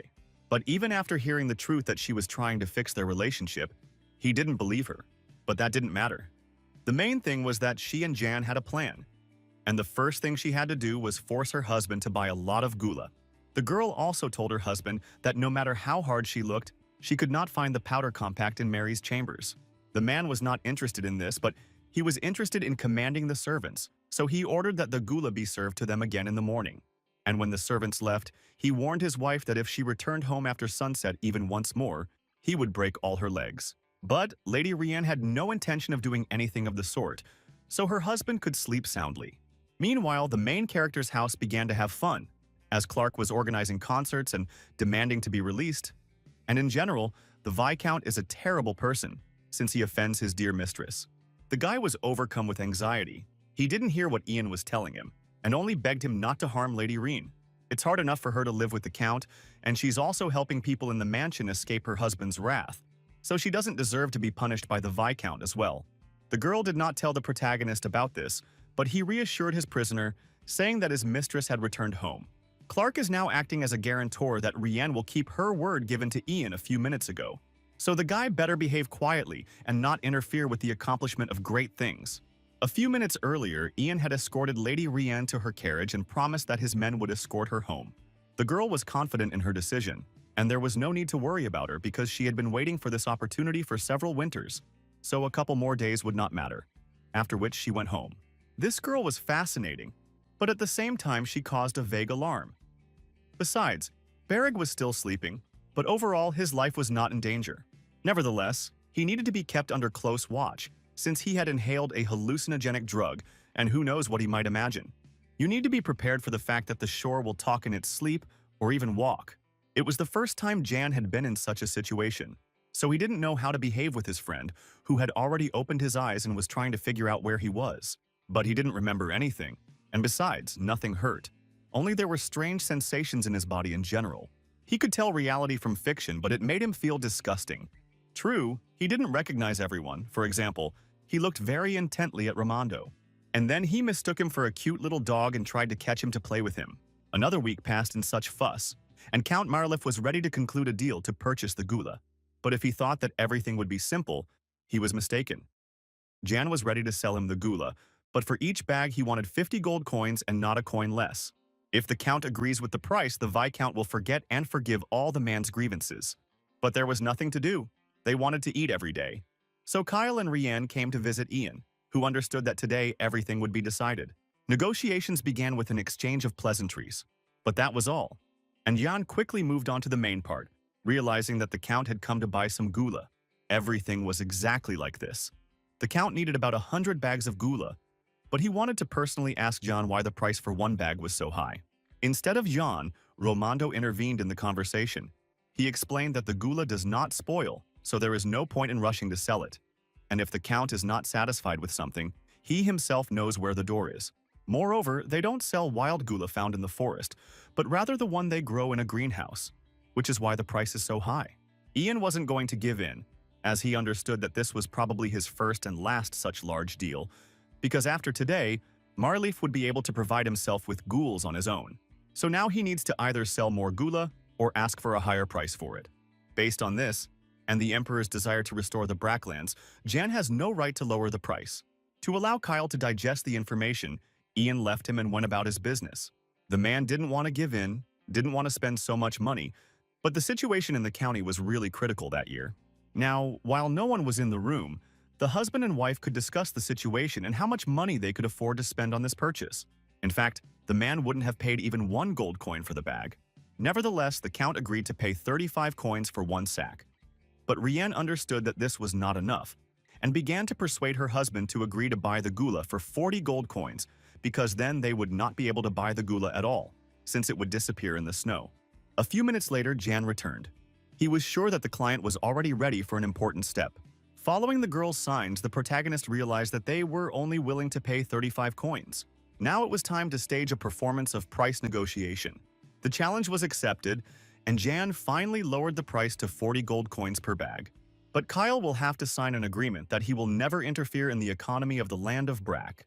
The man did not take this seriously, believing that even if he signed this document, he could always turn the Viscount over to the authorities. Therefore, he agreed to sign the agreement, but the Viscount would not interfere with the economy of Marleaf, and he would pay only 30 coins for 1 bag of gula. The guy didn't agree to this. The Count was driving him crazy, so he had to agree to 35 gold coins for 1 bag of gula. Then they began discussing the agreement. Things were moving very slowly, so Jan suggested that Rian go and rest in the chambers. This time, Kyle didn't even object. After all, it was about money, so he didn't want to be distracted from the documents. If so, then Ian was ready to see the lady off because he also needed a break. But as soon as Kyle heard this, he almost lost his temper and started acting like he was at home. However, he couldn't do anything because Romandro had no intention of letting him go. As the girl and the protagonist left the room, Ian thanked her for all the effort she had put into making this deal happen. Suddenly, Jan asked Rienne if she had ever seen her husband's younger brother. Yes. Rienne saw him a couple of times and didn't want to anymore, and Jan thought that if this man was gone, then there would be no one to claim the property. Suddenly, the girl confessed that she was cursed, because her mother always told her that the happy life of fairies depends only on themselves. And one must be careful with promises, because if a fairy breaks hers, then she will not see peace and happiness.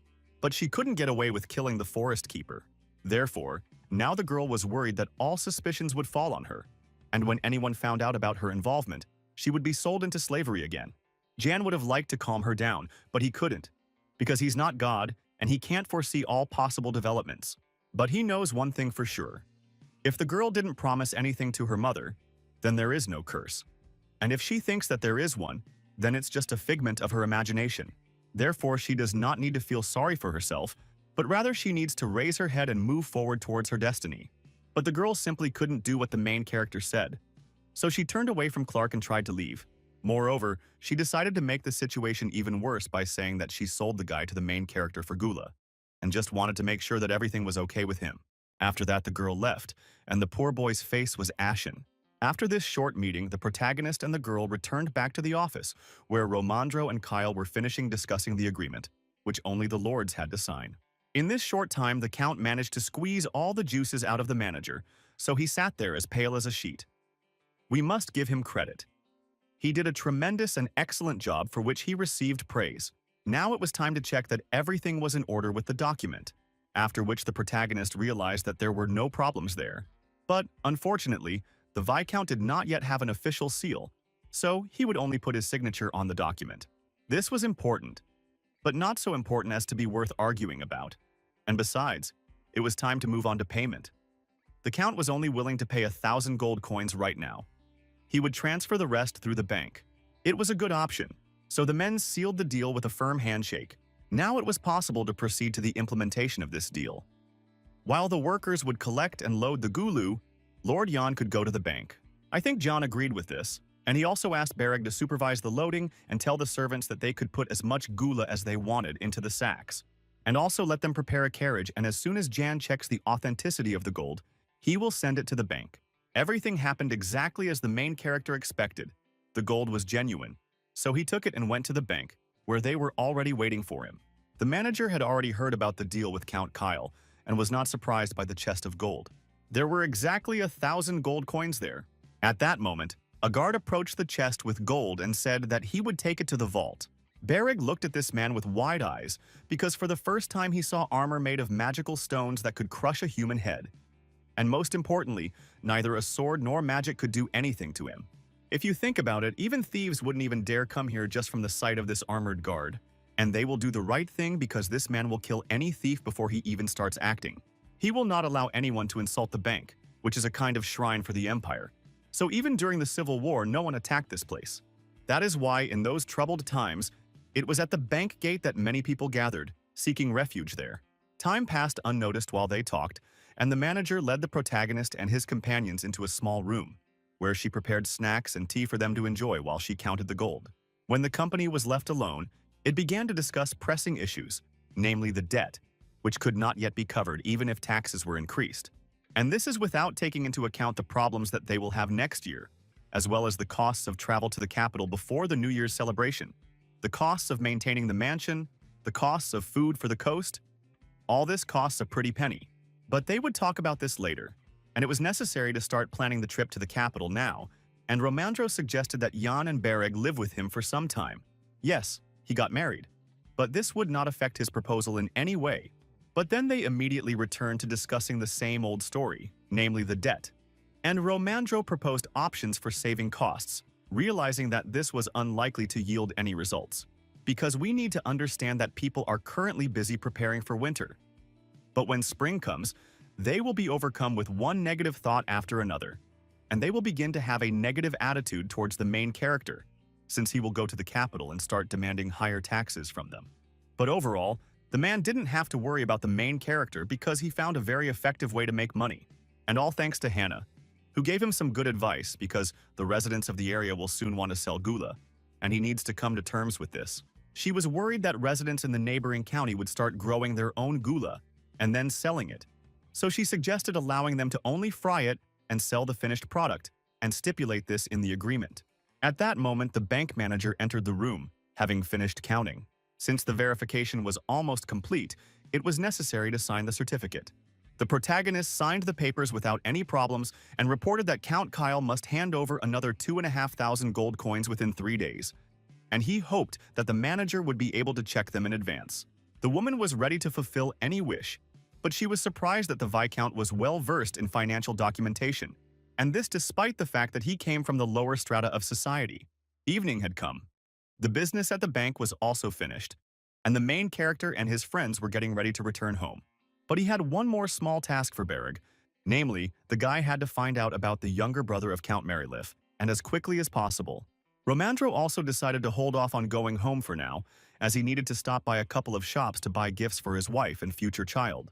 Suddenly, the protagonist stopped him and asked if there was any news about Mr. Molina.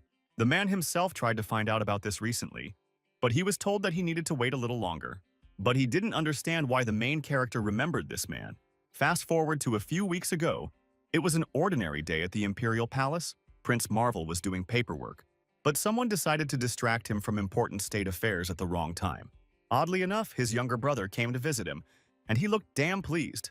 The relationship between them was strained, so the first principal asked the second to dispense with foreplay and get straight to the point. Since this was Marev's wish, Gale also did not deny himself the pleasure and asked his brother directly what he was going to do with Mr. Mullen. But the first prince pretended not to understand what was being discussed. But Gale didn't believe his older brother one bit, and warned him that it would be better for his man to come to the capital with Ian for the New Year's holiday. After all, the ceremony of accepting Ian's title must take place soon, and after that he will definitely be transferred to the Ministry of Magic, and the older brother must understand perfectly well what this means. The first prince understood everything perfectly well, but there was no need to threaten him. It was unpleasant to see that Gale had succumbed so strongly to the influence of his mistress, and had even adopted her manner of behavior. Besides, Marv had never noticed such philanthropy in his younger brother. But now he too became interested in why he was so concerned about this Mr. Moline, although up until that moment he had been absolutely indifferent. Gale warned his brother that he would be better off forgetting about his sudden interest, since he had visited their father before coming here. Now this was curious. After the second prince took out a small bottle with some recently invented potion and showed it to his brother. And this something was called the Potion of Truth, and whoever drinks it will tell only the truth. It was with this potion that Gale went to his father and asked if it would be appropriate to use such magic during trials, and he gave the go-ahead. But this was already creating problems. Marv knew perfectly well that distinguishing a lie from the truth was not a problem. The problem was that this potion was made by the Ministry of Magic, although the idea was good. Therefore, there is a high risk of hearing lies, and what the manufacturer put into the product, that is, the potion, can suppress the will and not loosen the tongue. So one can conclude that the Ministry of Magic wants to subjugate the judiciary. Although at the same time, Gale understood perfectly well that some ministers would protest against the truth potion, because such substances are both useful and dangerous at the same time. But at first there would be real chaos. But over time, everyone would understand how excellent this invention was, and they would no longer resist its use. Having said all this, Gale was about to leave, but Marv stopped him, saying that he had no choice now, because whether someone killed Molina or not, his brother would still give the future Supreme Judge his nasty potion. But by and large, Gale didn't care about his older brother's feelings, and he hoped that he would still make the right choice and not refuse such a worthy person as Haylett. Although, on the other hand, perhaps the older brother never understood the value of people and considers them expendable, and all because everything was too easy for him from childhood. This was the last straw the first principal could bear. Emotions were overflowing. He slammed his fist on the table and scattered documents, because his younger brother knew nothing about his life and had no right to say anything. But this outburst of anger did not make an impression on Gale. He did not care. He did everything he wanted and left with a calm soul. And Marv couldn't recover for a long time after such a blow to the ribs, let alone a defeat. Although he was not in good health, he had to somehow resolve the situation, so he ordered his assistant to quickly gather a council. Meanwhile, in the present day, the protagonist was returning home and thinking about what happened. From the information he had, it can be concluded that Mr. Moline is still alive only because somehow Gale is blackmailing Marv. In fact, Jan still couldn't understand why the second prince was so fiercely protecting Moline. Because if you look at it that way, this man is just an old pretender. But perhaps there is something he doesn't know, why this man is so valuable. Or maybe it wasn't so much Mr. Mullen's fault as it was the county of Brack. In such heavy thoughts, John returned home and saw that almost all the bags were already filled with gula and ready for shipment. At that moment, the young man noticed that there was a new bruise on Rien's cheek. The main character felt pain watching the girl suffer, just as much as he felt disgusted by her husband, who couldn't wait to get all the power over her back into his hands. Meanwhile, the Count showed Jan a letter from the bank, which stated that there were certain difficulties with the delivery of goods due to robbers, so he asked to postpone the payment date to the next day. But this no longer suited Jan, because the main character wasn't going to go to Merrileaf just to pick up the gold and bring it home, and the contract clearly stated that payment had to be made by check, and if it didn't, the contract would be violated. The Viscount had no intention of empathizing with the Count, nor of entering into a deal that would lead to a loss for him. Although the Count did not like this, there was nothing he could do, and he demanded that his wife take off all her jewelry and give it to the protagonist as collateral. Jan watched what was happening with his eyes wide open, because he couldn't even imagine such a thing in relation to a woman in his worst nightmare. And at the moment when she took off the ring, the main character saw a stone in it that was identical to the one that was in his obesity. Ryan noticed Ian's reaction and asked what was wrong with him. The guy didn't try to hide the fact that he was interested in the name of the stone in her ring. But since it was a gift from the Count, the girl did not know the name of this stone. The most interesting thing is that the man also did not know the name of this stone because he received it as a gift from a merchant from the capital, and this happened about 2 years ago. The only thing the man didn't remember was the details of that event. But he did remember one thing well. The merchant who sold the jewelry worked in tandem with an alchemist. It is known that alchemists throughout the ages have sought to turn iron into gold by studying the laws of nature. But they are usually perceived as crazy, or considered heretics who are trying to become magicians. Although, if you think about it, in other countries, alchemists are treated quite friendly, and there they even organize factories for the production of precious metals, so trading organizations often enter into contracts with them. The man had never personally established any relationship with alchemists, but he was then interested in seeing their work with his own eyes, so he bought this ring for his wife as a gift. Meanwhile, the protagonist was not eager to take the ring for himself, but it was very useful for him to obtain new information about the stone. However, no matter how much he did not want to accept the jewelry, but he had to do it, the young man nevertheless promised that as soon as he received a check for payment, he would return the jewelry to the girl. Meanwhile, the servants loaded all the sacks of gula into the carriages. It was time to say goodbye, and the countess thanked Jan for today, which had meant so much to her. Yes, maybe now he only has to wait 30 days, and what they have been waiting for so long will definitely happen. The count, as usual, did not like that his wife was paying attention to anyone other than him, so he got angry, and it was obvious that a debriefing was waiting for her at home. I didn't understand why he looked at the main character and his wife that way, but Jan didn't worry about this because he would only be glad if the count didn't send him a check tomorrow. Then he could file a complaint with the palace for non-compliance with the terms of the contract and get on the nerves of this terrible man. But when the guy was almost at the door, he turned around and ordered Bereg to go to the square, gather the people and allow them to sell only prepared gula, and to give 1/10 of each sale as a tax. Yes, now everything was clear with this. Now it was necessary to decide what to do with Clark, since the countess no longer needed him. Then he needed to come up with some kind of occupation. But, unfortunately, when the morning came, the messenger brought John an envelope containing a check from the count. But the main character wasn't going to take his word for it. First, he had to check the contents of the envelope, and only after that was he ready to give the countess's jewelry. Therefore, while the check was taking place, the messenger salmon could sit down and rest a little. When the man sat down, Jan began a very interesting conversation. He realized that it was the man who had written him letters on behalf of the count, so he offered him a job as a teacher. Of course, in this case, Salmon will have to get permission from the count, but the work will be interesting. And the student who needs help is very hardworking, so he will enjoy working here. Of course, all this will not happen for free, and the tutor services will be well paid. The man couldn't make such a decision on his own. He needed to consult with your master, so it will take time to respond. Meanwhile, Hannah brought into the office all the countess's jewelry, which she had left as collateral. At this point, Salmon finished his business at the Brock estate and was about to go home, but the city streets were too busy, and he did not understand the reason. The man nevertheless returned home and placed all the jewelry in front of his mistress. But the count was skeptical and asked his wife to check if everything was in place. But she didn't do that. She just took her favorite ring and put it on her finger. And this movement seemed too suspicious to the count, just like yesterday's conversation between the Viscount and his wife. It felt like they were clearly hiding something. Suddenly, Salmon spoke up and said that on his way back home he learned that Sir Jan had told the inhabitants of the lands about the deal. At that moment, something clicked in the count's head, and he realized that all this time the inhabitants of Brack had been selling gula to the inhabitants of Marleaf, but they had been doing it secretly. But all this time they were selling ready-made gula. It can only be eaten, but it cannot be grown, so there is no problem with that. Besides, the residents of Marleaf had no problems with food at the moment, so there was no reason to be angry. But the count was still furious. He was worried that everyone would start selling the gula at a lower price after his men dropped it off. It was clear that this should have been thought about from the very beginning, when economic ties were discussed. But John managed to get everyone wrapped around his finger. The count was getting increasingly angry, so Rianne intervened in the conversation, asking her husband to think about this situation from a different angle, since they still had a lot of time, and they did not know what exactly Jan was trying to achieve. Suddenly, Salmon interrupted them and said that the main character asked him for help in training his butler.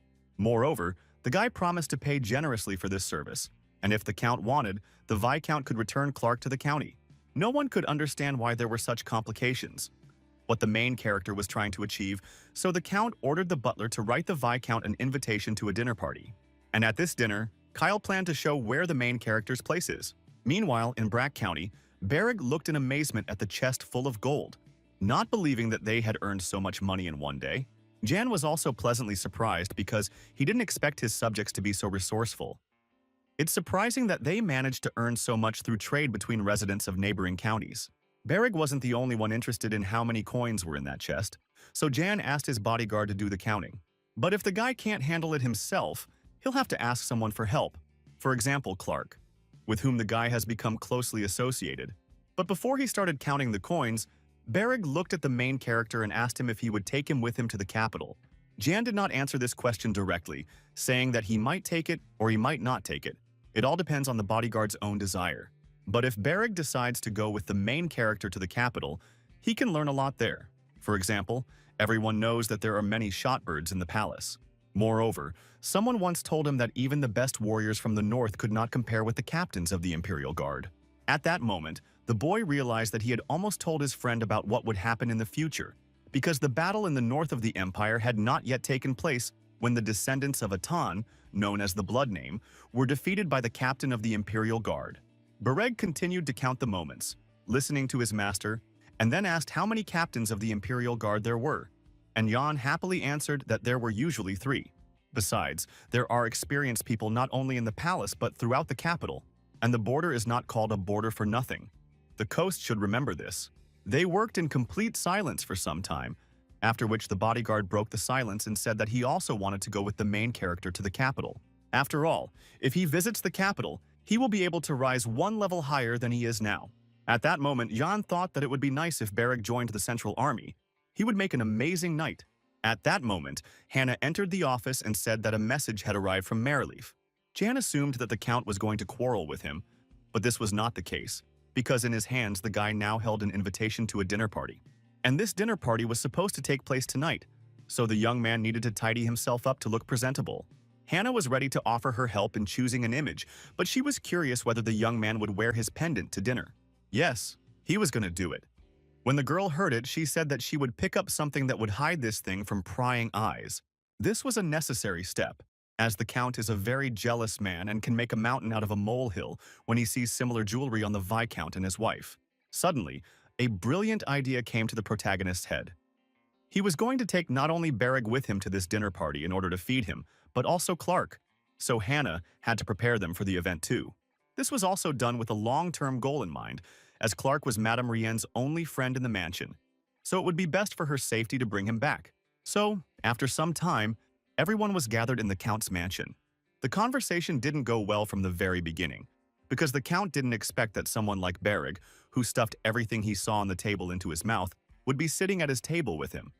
But Jan wasn't embarrassed by this, noting that he trusted his bodyguard more than himself. So he asked him to love and favor him. Ian noticed that Kyle really liked the gula, and he was right. It is now his favorite food. It was only not long ago that Rafa heard rumors that the Viscount had allowed residents of the territory to trade, which meant that the taste of this product would soon become known to everyone, including commoners. But this didn't bother the young man in the least, because good things need to be shared with others. In addition, the main character decided to make a gesture of goodwill and return Clark to the Count's mansion, since he initially did not know that this servant was so valuable here, but is now ready to return the favor. But this did nothing to soften Kyle's spirit, as he could not understand why the Viscount would make the decision to trade the gula alone. In general, Ian did not understand Kyle's complaint. He did not specifically intend to attract buyers from Merleaf. It was their personal choice, but if the Count's people wanted to buy gula, he would not refuse them. Besides, they had made a deal, so Ian had every right to make the decisions he made without having to ask anyone's permission to do so. Yes, on the one hand, the Count agreed with the young man, but on the other hand, he did not understand why he had made the decision to trade on his own. Jan tried to explain all the laws of economics that he was guided by when making his decision, but his resistance was so angry and drunk that he did not listen to his words. But he made his decision when he banned everyone on the territory from trading not only his craft but also 2 barcha seeds of the goal. At this point, the man gave up and decided to go to his quarters to rest. Only the Countess, Bereg, and the main character remained at the table. The young man noticed that the girl had covered up her bruise with makeup, and she looked much calmer, apparently because she had used the same product she had taken from his house. Besides, the girl was glad that the main character was returning Clark back to her, just like that, and decided to give Ian a ring with a yellow stone, which he liked so much. But she was curious why the guy was so interested in the stone in her ring. It was simple. He already had 1 piece of jewelry with that very stone. The decoration was indeed quite unique and beautiful, so the girl wanted to look at it up close. But when she got closer and looked closely at the stone, she concluded that the stone in the pendant and in the ring was made by the same master, or rather, the alchemist. At that moment, they were being watched by one of the servants, who misinterpreted what was happening in the dining room. The dinner party was over and the servants began to clean up the dining room, thinking that the guests had eaten too much and now there were too many dishes to wash. At that moment, he noticed that one of his subordinates looked too thoughtful. The guy did not yet reveal the reasons for his concern, but asked the head butler whether the lady and the Viscount were really that close. But the man did not know what to answer. This answer did not satisfy the junior employee, since he had just seen their mistress inappropriately close to the Viscount. This information had the effect of a bomb exploding. Everyone froze and did not know what to say or what to do next. And then everyone pounced on the guy, because the lady had so many times taken the Count's anger on herself because of them, and now he was going to repay her in this way. Therefore, the butler asked the boy to keep his mouth shut, because after all, he owed his life to the Countess. No, if they are not careful, then both they and the lady will be in trouble. So the Count must not find out about this under any circumstances. Only everything didn't turn out as expected, and Kyle heard their entire conversation. Now the servants will no longer be able to hide the recent incident. Meanwhile, Rianne was returning to her room through the deserted corridor of the mansion. But her visions were interrupted by the butler, who gave her a message from her husband, who was waiting for her in his office. It turned out that the reason for such a hasty meeting was the Count's suspicions regarding his wife's inappropriate relationship with the Viscount. It was the collapse of everything, causing numbness in the body, panic, chills, because she did not want to be stuck in this disgusting mansion with such a disgusting husband for the rest of her days. At that moment, something clicked in her head. There was no longer any logic, no longer any reason, no longer anything but instinct that made her run forward. She needed a carriage. She needed to go to Jan urgently. Only he could help her. Only he could save her. But no one was going to let her leave the mansion, so one of the knights grabbed the frightened woman and was going to drag her to the master. But she still tried to break free. She cried, because no one had the right to touch her like that. No one had the right to betray her like that. But everyone valued their own skin more. At that moment, the Count appeared in the corridor, ordering everyone to go to their rooms so as not to interfere with his conversation with his wife. Meanwhile, while all the chaos was going on in the mansion, Clark was keeping watch outside. He looked at the sleepy windows of the house, and anxiety for his beloved woman was growing in his soul. His soul string stretched to the limit, and he ran into the mansion trying to find her. But instead of a woman, he came across a frightened butler and an impassive knight who were guarding the entrance to the Count's office. At that moment, they heard the girl's piercing scream. There was no doubt what was happening behind the closed door. At that moment, the doors opened and the Count dragged his wife, beaten and bloody, out into the corridor. But then the man changed his mind. He dragged the girl into the office again and ordered Clark to go there too, because today he was going to finish completely. No matter how scary it was, the young man crossed the threshold of this ill-fated office, even though the girl asked him to run away from there as far as possible. The doors closed behind him, and the butler and the knight stood there, pretending that it didn't concern them. Morning came, and the protagonist received another letter from Merleaf. Only this time it wasn't an invitation to dinner, it was a notice of the Count's death. Defending the woman he loved, Clark killed the Count. The protagonist and Barrick got ready and rushed to Merleaf as fast as they could, and within a few hours they were there. Rian pretended to be a grieving wife. Knight stood in a circle, not allowing her to take a single step. Jan, of course, came. He couldn't help but come. But looking at the Countess, he realized that it had been a hot night, and her husband deserved to die. If you looked around, you could see broken dishes, broken furniture, and pools of blood. All this spoke of a desperate struggle for life. By and large, Jan didn't expect to see anything like this, since the girl had planned to use poison to kill her husband in order to avoid criminal liability. But fate had its own plans for this, and everything happened as it did. At that moment, one of the knights who was guarding the doors approached the main character and introduced himself. His name was Punaloo. This knight summoned the Count Viscount Brack to the estate in order to conduct a thorough investigation into the circumstances of his master's death and, if possible, punish those responsible. But the main character cannot be frightened by such speeches and looks. Meanwhile, the knight began his interrogation, asking what kind of relationship connects the protagonist and the lady. Ian was even a little taken aback, not understanding what he had just been asked about. So Rihanna explained to the guy that the knights believed that there was a great and bright love between them, which smoothly flowed into a horizontal plane. It sounded like complete nonsense. And besides, Ian needed to talk to Clark now, but Punaloo refused to bring him, since the guy was in prison. Moreover, this man did not want to follow even the Countess's orders until the investigation was completed, which surprised the Viscount. He had to remind himself that these were unworthy people in front of him in order to keep his cool. But his patience wasn't made of rubber. so Jan ordered the knight to tell him what had happened in that damn room. But the girl spoke up. She believed that her husband had answered for his cruelty, and the knight, who was now boasting of his position, was incapable of anything, and stood, watched, and did nothing while their master was dying, and now believed that he had the right to be rude to the aristocrat who had come to visit them. Now this was more like the truth. Besides, the main character suggested that the girl fire such worthless knights and hire new ones. Punulu became angry, but as soon as he took a step towards Jan, Berig covered his master with his body, pointing his sword at the enemy, warning him against any rash actions. The point of the situation was that these guys could really force the fragile girl out of the mansion. So he ordered Berig to get rid of the trash, but the guy misunderstood him and wanted to kill them. But it was necessary to call Romandro here in order to resolve everything peacefully and not wave a sword. The girl also kicked the servants out of the room and only asked the butler to bring tea. Only when everyone left did Rian give in to herself, and it turned out that she was going crazy and that she could no longer withstand such wild tension. But now was not the time for tears and panic. The girl had to keep the count's seal with her until Romandro arrived, because whoever owns the seal owns the mansion. But if suddenly the knights betray the countess, then Jan will defend her and provide troops. This was all well and good, but the girl wanted to know what the guy would demand in return for his help. The problem was that he didn't know what he wanted. Maybe she would make some donation in his county. Nothing else came to mind. But it would have been better if Jan had a working imagination.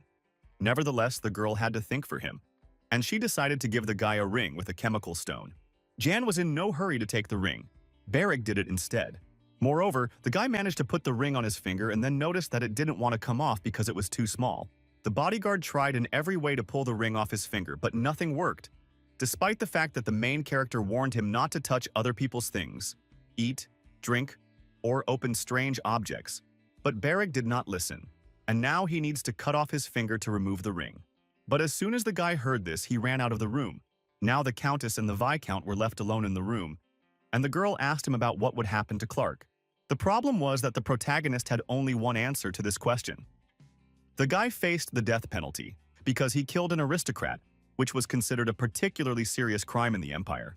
Unfortunately, Jan couldn't help in this situation, because he himself would soon have to leave for the capital. Moreover, he did not understand how he could save from death a slave who killed an aristocrat. There had never been such a precedent. But for her, this was not an argument because Jan had already done the impossible once. He was his father's illegitimate son, who crossed the border, survived, and led the people. For him, nothing was impossible. At that moment, a smart thought dawned on the girl's mind. She must definitely become the mistress of these lands. But this idea was also crazy because she did not have a drop of Mereleaf blood in her, and this idea could only work if she carried the Count's child under her heart. But now that the Count is dead, she automatically becomes a stranger with no right to power. Therefore, the Earl's younger brother is the rightful heir and will oppose her getting anything. But if she wants to become lord of these lands, she needs to change the Mereleaf law on inheritance. At that moment, it dawned on her that if she became a lord, she would never gain the freedom she longed for. Yan looked at this girl tenaciously and did not understand her experiences, but it would be very beneficial for him personally if she ruled these lands. After all, no one can know what will happen while he is in the capital, because if the younger brother of the deceased, or even one of the knights, becomes the count, then he may have certain problems which he would not want. Therefore, there was another way out of the current situation.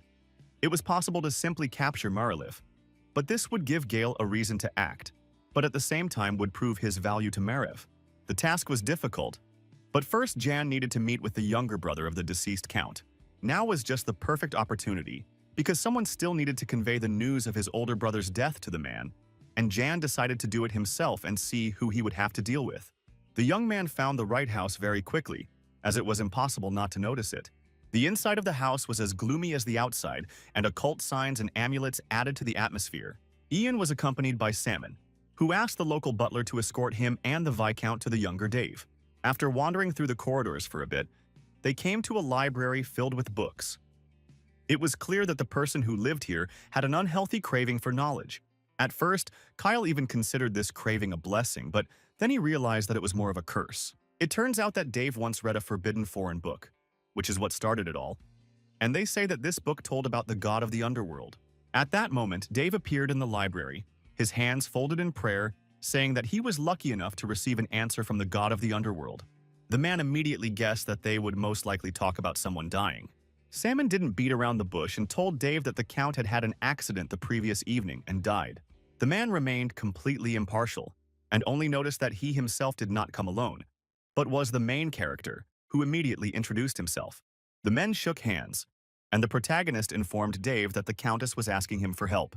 She wants to meet with them and discuss the affairs of the mansion. She really needs help, but she is in too anxious and suspended a state to come here. Yes, he ignored the main character's words, but nevertheless went to get ready and go to the mansion. And just a few minutes later, Dave and Ian approached the mansion, where Romandro had already arrived to help solve the lady's problems. Indignation and they met, but they definitely didn't like each other. In principle, the situation in the mansion was quite depressing, and it gave off a sense of hopelessness since Clark was the killer, which was not to their advantage. Plus, the Knights were causing concern because they would most likely want to seize power in this territory. On top of that, the Count's younger brother Dave believes in the god of the underworld and doesn't inspire confidence. Bereg had never heard of the god of the underworld, so he was interested to know what it was and what it was eaten with. It turned out to be a new religion that arose among common people abroad. Initially, the official church considered this offshoot of the religion to be heresy. But over time, it became far more influential than anyone could have imagined. Besides, if Romandro remembered correctly, this religion was one of the most aggressive and repulsive, which people do not want to deal with. Sane people do not want to deal with. Therefore, the best option would be if Rian became the lord of these lands, because if a heretic comes to power, it is unknown how things might end in the future. Therefore, it was necessary to come up with an effective and quick way to make the girl the mistress of this mansion. And Berg had such a way. He could have simply killed everyone. But this could not be done, since they did not have enough power for such actions, so everything had to be done quietly, quickly, but without bloodshed. It was time to begin the most important conversation with the Countess, who was sitting in the same chair and in the same pose as in the morning. But the girl reacted positively to Romandro's arrival, reporting that Dave was already pretending to cry next to his brother's body. This even played into the man's hands, since this way he could convey a message to Rian from Xian, in which he asked the girl to find and hide the seal of Marleaf. Romandro could also send a report to the capital about the appointment of a new lord, and then everything depends on luck. But neither he nor Jan will be able to help her, since they will be in the capital themselves. Then she too will have to keep it to herself if she wants to keep power in these lands in her hands. The seal was already in her hands, and the girl realized that she had no other way. Since she is firm in her intentions, she needs to remember the next step. When the first dust settles, she must dismiss all the knights. In this way, she will free John's hands for further actions which are not of the most moral nature. Only Dave remains, but the girl does not need to worry about this, since Ian will take care of him. But Rian must promise a payment of 5,000 gold coins, and promise that her number of soldiers will not increase if she agrees. Then they will make a contract. The girl had no other options, so she agreed to the Viscount's proposal. But there was one more point regarding Clark that they absolutely had to discuss. His situation was extremely difficult, and there was practically nothing that could be done. But there was one option that would suit everyone. But Romandro didn't have time to voice him, as Dave appeared in the room, playing the role of the grieving brother. The girl wasn't particularly surprised by his behavior, but only noted that he had ignored her all day. But now he finally noticed when the palace expert appeared next to her. The man began to deny it, hiding behind his brother's death. But Romandro was not fooled. Nevertheless, he peacefully asked Rian and Dave to calm down and sit down, as there was a lot to discuss. The man believed that they had nothing to discuss, since his brother's killer was still alive and breathing air, and it was the same as being in a dungeon. Romandro ignored this attack, saying that he would send a detailed report to the capital about what had happened here, and would also raise the issue of succession to the title. Only then did rumors reach him that Sir Dave believed in the god of the underworld. The man in the picture became confused and began to deny this fact, claiming that he was being taxed and that he does not do anything like that. After all, he knows very well that in the Empire this is considered heresy. Nevertheless, the situation was becoming extremely unpleasant, so he asked to arrange a reverse ceremony for the succession of the title, so that he could arrange his brother's funeral with peace of mind. Romandro was not ready to do this, because first it was necessary to organize the funeral, and then deal with the inheritance of the title, according to etiquette. Dave didn't like this at all and tried to hide his irritation, but the capital expert started asking him questions, the answers to which would be written down in his report. Meanwhile, Rian was thinking that she needed to survive by any means necessary, and then she would give up everything and start from scratch. even if she had to give up everything. Even if she has to rip Clark out of her heart. She was so deep in her thoughts that she did not hear the questions of the capital's expert. Therefore, he had to ask the girl several times whether she had managed to inform the residents of the county about what had happened to their lord. And if not, then it was necessary to do it right now, and take care of all even the smallest matters in the mansion. But Dave didn't understand why the affairs of the mansion had to be handled by a man who would soon leave it, since now he had to handle the affairs. And his daughter-in-law had to take care of her health and peace of mind. But the girl doesn't owe him anything, and besides, even if Dave wants to get down to business, he won't understand anything because he was expelled from the estate long ago. Moreover, she is surprised that Dave does not actually feel a drop of sympathy for his brother, because the funeral has not even happened yet, and he is trying on someone else's skin. The man lost his temper and was about to hit the girl sitting in front of him, but Romandro managed to stop him. But even in this situation, Rien continued to speak, pointing out that although the man had been banished, he still believed that he had the right to raise his hand against her, which was further proof of his relationship with Kyle. She even became curious about what Dave would say about his brother, who married her, whether he was crazy, because the same blood flowed in both of them. The knights watched everything that was happening calmly and had no intention of intervening, believing that they were not obligated to protect the woman until the truth about the death of her husband, to whom they had sworn allegiance, was revealed. It was in vain that they gave her such an answer to her call for help. Therefore, they left her no other choice but to fire them all, because until her husband's burial, all power in the mansion belongs to her by order of the palace expert. But the only answer she got was a nasty grin on the knight's face, who was sure that she had lost her mind from grief. But she was sane and had a clear memory, and help had arrived in the form of Berg and one of his friends from the clan of ground warriors. Meanwhile, a very interesting scene was unfolding in the courtyard. The knight stood and stared in shock at Berg, who was holding the corpse of his comrade, saying that he himself offered to kill himself, so he killed him, and now he can move on. Following Berg, Jan appeared, who was glad to see Rien in full health as far as possible. The knight was almost gnashing his teeth because he had hoped that the Viscount would not interfere in the current situation, but everything went to hell. Moreover, all these knights actually insulted the protagonist greatly when he rushed here at the very moment he learned of Kyle's death, and the Count's knights tried to accuse him of an indecent relationship with Madame Rien. It touched the most delicate strings of his soul, because for the first time in his life, someone dared to insult him in such a way, and now each of them would die. Meanwhile, Mr. Dave was hiding behind the back of one of the knights and shouting that people were proving their innocence in other ways, that this was outrageous. But he picked the wrong guy.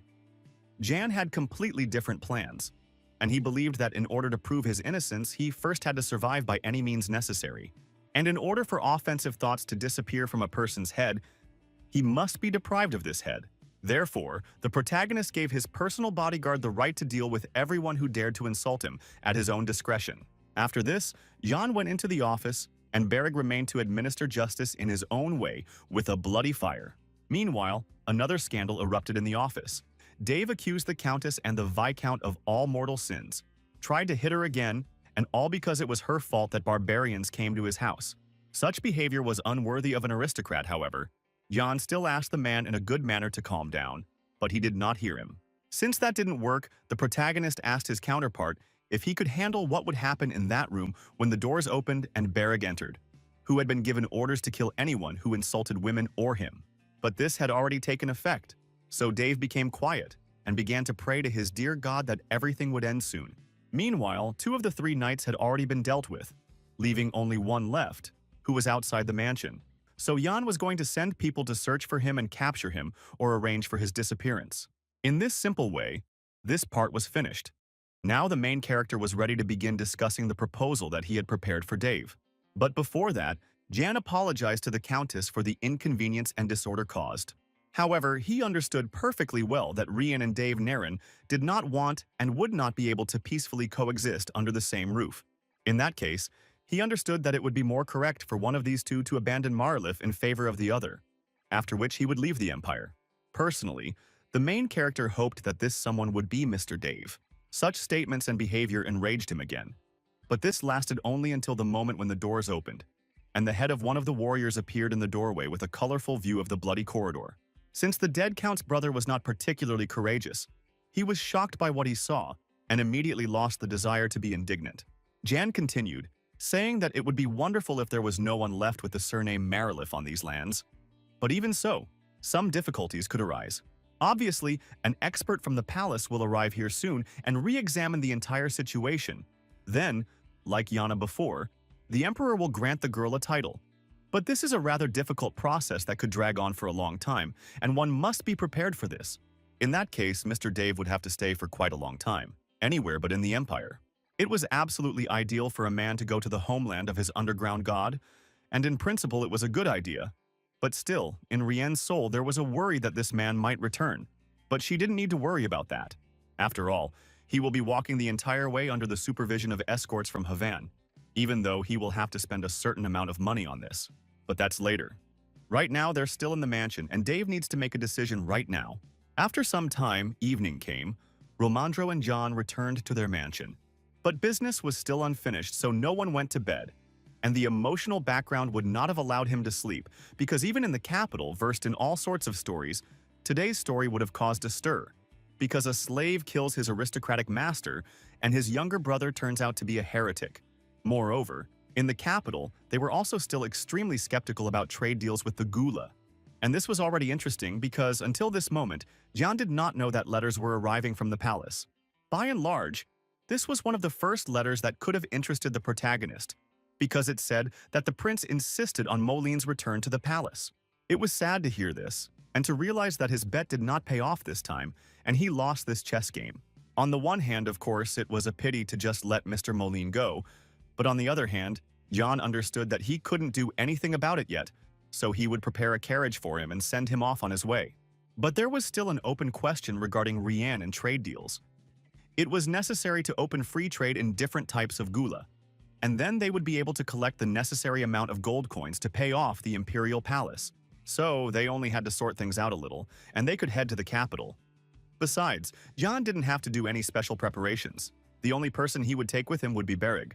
On the one hand, this was understandable, but Romandro was interested in the question of what the young man would do with his mother. Here, too, everything was perfectly clear. John asked her to come to the city, but she preferred to live in the forest in nature. But at the same time, she promised to come to the mansion when the cold weather came. At that moment, Hannah came into the office and brought a new stack of documents. And before the young man forgot, he told her the important news that from tomorrow she was going to Maryleaf and would study to become a butler. At first, she couldn't even believe that they were going to promote her. But she saw her master's kind smile and realized that it wasn't a dream. The girl burst into tears at this news and went out for a minute to collect her thoughts. And the men returned to work, discussing the fact that Bereg still hadn't returned home. But Jan wasn't particularly worried about this, since if something bad had happened, the guy would have already sent a falcon and reported it. However, he himself was beginning to get a little worried, as it was taking too long. As time dragged on, the men came to the conclusion that it would be best to leave a few trusted people here who would assist Hannah in managing the estate for the entire time they were in the capital. At that moment, they also noticed that a falcon had arrived, which meant that the coast was in trouble. It was necessary to understand which ones exactly, and it's good that the note was safe and sound. The message was short, but even from it, it was clear that things had not gone as planned, and Bereg had fallen into a trap. The letter also spoke of a warrior named Mene, and therefore of that very mine. There was nothing to do, and Jan had to urgently go to his people to check on the situation. But there, the main character didn't need a greeting. He immediately got down to business, asking what happened to the swordsman. Monet said that there had been an emergency in the mine and the young man had fought the knights as best he could, but something had clearly gone wrong. But the warrior had no words to describe everything that happened there. Therefore, in order to understand everything, it was necessary to go inside and see everything with your own eyes. For some time now, Jan had been walking towards his goal, and now he was there, and a rather interesting sight opened up. Bereg and the warrior from the clan of ground warriors were alive, but they were doing something incomprehensible. Moreover, at their feet lay a man chained in crystal, and Bereg tried to cut the stone with his sword, but nothing worked. No matter how hard he bludgeoned with the sword, not a scratch appeared on the stone. Suddenly, the swordsman turned around and was glad to see Jan, but the main character also had no explanation for what he had just seen in front of him, although one assumption still crept into his soul. Judging by the echo of energy that emanated from this crystal, one could assume that it was a magic stone. It was a special kind of stone that has unusual qualities due to its energy. They can be used for different purposes, for example as a listening device, or to track the location with their help and much, much more. But it was strange that Bereg didn't feel the magic when he entered the mine, because Jan was immediately struck by a wave of this violent energy, although the guy was a magical swordsman, which meant he wasn't that sensitive to magic. Now it was necessary to understand what happened to the knights and why he was in such an interesting state. Everything was very simple and complicated at the same time. They were chasing the knights and ended up in this place, and at some point a terrible monster appeared out of nowhere. Then the body of one of the knights began to be enveloped in a purple glow, preventing him from moving. And just a few minutes later, the man's entire body turned to stone, and he died. At first, it was a sticky liquid, but then it suddenly hardened, and Bereg did not understand what influenced this process. Suddenly, Jan hit Bereg on the head and began to scold him. But not only him, but also the warriors from the clan, saying that as soon as this purple liquid appeared, they should have gotten out of the cave and not tried to break through the stone and get the knights, because if it appeared again, they would have turned into the same stones. It turned out that the warriors tried to persuade Bereg to return home, but he refused. The guy didn't deny it, and he understood very well that if it was a magic stone, it was very expensive, maybe even priceless, and you could make money on it. Suddenly, an idea came to the hero's mind that needed to be tested immediately. But to do this, it was necessary to close access to the mine to everyone, and not let anyone in under any circumstances. But even now, a logical chain began to form in the protagonist's head. It turns out that in order to find out the location of the magical stones, the help of the Ministry of Magic is needed. Only the Ministry can find out whether there are veins of magical stones underground, their size, and what a coincidence, one of Gale's main supporters is precisely the Minister of Magic. Now everything fell into place, and it is clear why the second principal so desperately wants to get his lands. And all the events that have happened recently were carefully thought out and planned by the prince just to gain access to the mine. But he went and messed up all his plans. To confirm or refute his suspicions, the protagonist returned to the mansion and went down to the dungeon where Mr. Molina was kept. The men immediately perked up when they saw the young man, but he started from afar, saying that he had received a letter from the palace. The content of this letter concerned the prisoners directly, and in this letter the young man was told to take good care of them, since he would soon be leaving for the capital. Mr. Monin misinterpreted the protagonist's words and thought that Gale, who had put so much effort into this project, had given up. Meanwhile, the young man watched every emotion that crossed the man's face and realized that all his guesses were correct. Mr. Moline and company knew in advance that there were deposits of magical stones in the county. Meanwhile, the Imperial Palace was surprisingly quiet on this frosty morning. Marev's mood was extremely thoughtful, and he even recalled moments from his childhood when he was still a very small and ignorant child, and his mother was next to him. Back then, he loved listening to the snowfall. Now it brought back memories, but it no longer evoked the same delight. The first snow had fallen, which meant that the New Year celebrations would soon be taking place, and preparations for this holiday were in full swing in the main wing of the palace. The responsibility for this event this time fell on the fragile shoulders of Delane. This was interesting news, since Marev knew very well that this girl was a little reckless, and it was not difficult for him to understand why she was making so much noise about organizing some kind of holiday. Previously, the Emperor was responsible for organizing the holiday, but now this woman does it, since it is a great honor for her, since she is his closest favorite. On the other hand, it's good that the Emperor's favorite is in charge of all this, because the first prince works late every day, and if he had been given the burden of organizing the holiday, it could have ended badly for his health. Meanwhile, the prince stared out the window, realizing that as long as he and Gale existed, she would never become empress, even if she really wanted to. It turns out that the topic of her becoming the new empress had already been raised several times. But due to the fact that the throne was supposed to go to either Marev or Gale, the discussion never went further. No one can become the new empress while their mothers are alive, and no one can call them sons except their own mothers. At this point, the first prince pushed aside thoughts of succession to the throne and began to attend to matters that brought him back to reality, in which it was important for him to understand when he would arrive in the capital, Yan, and when Mr. Mullen, the second, had to arrive before the first. This has not yet been confirmed, but the administration will likely send Mullen on leave, and the prince's assistant will send his man to him in order to control the situation. On the one hand, the situation was going well for the first prince, but on the other hand, everything was complicated by the truth potion, and due to the specifics of the Ministry of Magic, others cannot interfere with their activities. Yes, the prince could study the document and draw conclusions regarding the development, effectiveness, and side effects of this product, but he still had to take his opponent's word for it. which was sad. The ministers were also concerned about this fact, and many spoke out against it, but not all. However, all that remains is to wait until the New Year's celebration. And if Ian is sent to the Ministry of Magic, it will be easier for Marev to find out all the necessary information.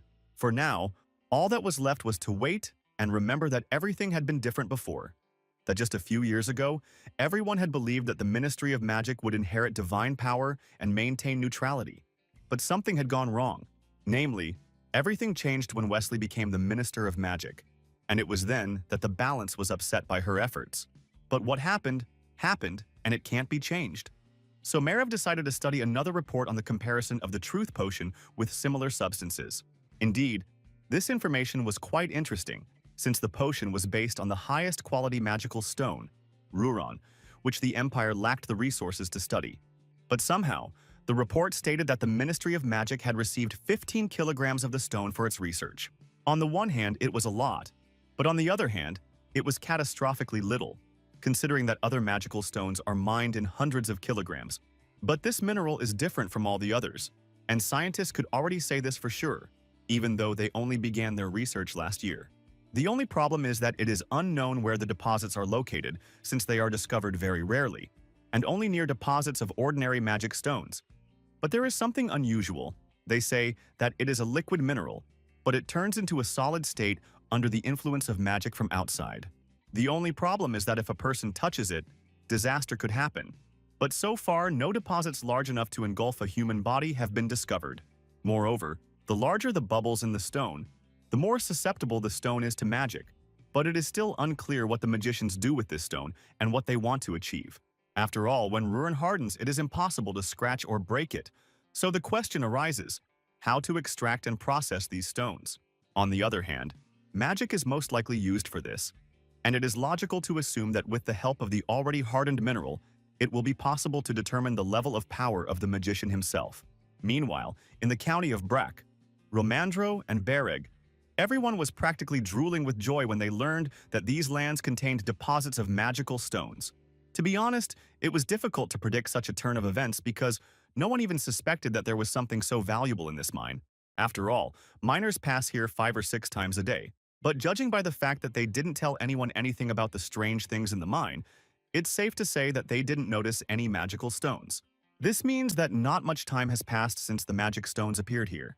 Moreover, the protagonist had certain assumptions about how a vein of magical stones could have appeared here, but it was difficult for him to determine their type. In his past life, he had only seen these stones in processed form, so it was difficult to tell anything at first glance, as this was the first time he had seen the unprocessed rock. At the moment when Romanardo decided to report the discovery to the Ministry of Magic, a terrible guess struck him. He realized that Prince Gale only wanted to take over this territory because he already knew about these magical stones. And if we now inform the Ministry of Magic that they know about these stones, the situation will worsen. Jan was of the same opinion, but he was at least glad of the fact that no one else knew about this vein, and should not find out. In any case, it was necessary to figure out what this magical stone was doing to oneself and what to do with it next. Since there was also a mine worker with them, he offered his candidacy and services to test some ideas. Bereg carefully watched the manipulations of the man who was going to break not the magic stone, but what was around it. The guy didn't believe that the worker would get anything out of this.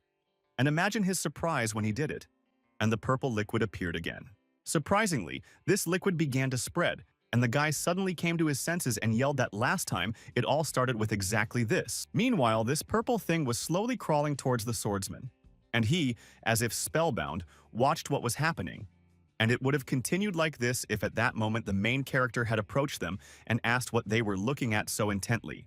It turned out that it was a purple substance that was initially liquid, but as soon as the shore approached it, it solidified. But the most interesting thing was that this substance did not react to the miner in any way, but became solid when the coast approached it.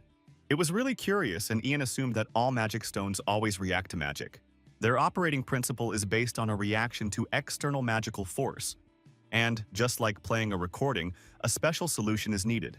But in order to understand and have a complete picture of what happened, the protagonist once again asked Bereg to recount in great detail the pursuit of the knight. Initially, as soon as the guy found him, he thought that the guy fell into some sticky liquid, but then, when he tried to get out of it, what happened was that he turned into stone. At that moment, Jan realized that what had happened to the knight and the liquid was most likely a natural reaction of the mineral to the swordsman's magic.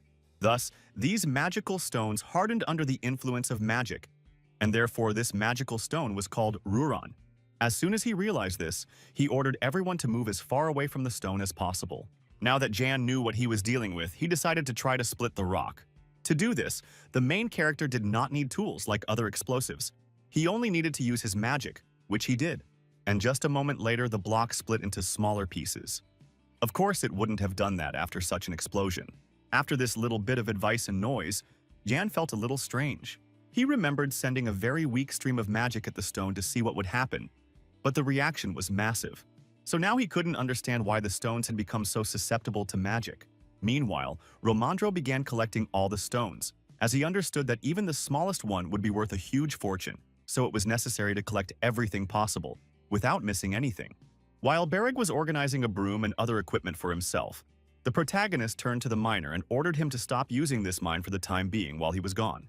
But the man doesn't need to worry, because the main character will pay him the same salary as now, and he will also solve the issue of paying salaries to other miners. So there will be no need to worry about money. But the man's main task is to keep everything he just saw in this mine a closely guarded secret. It was impossible not to understand such an order, so the mine was closed. From that day on, the mine was closed to everyone, and only Jan and his trusted servants were engaged in the extraction of magical stones. So far, 10 boxes have been obtained and delivered to the mansion, but they were all very heavy. Jan studied the documents related to the magic stones and also found out that the mine was still being managed by the man who had been with them on the first day. The shore was supposed to convey a message to him, so that the man would separate the stone chips from the earth, since it contained magic. Bereg will also have to go into the forest today and complete one task. He will have to convey to the main character's mother the information that he is leaving for an indefinite period of time. She can move to the city if she wants, or go with him to the capital.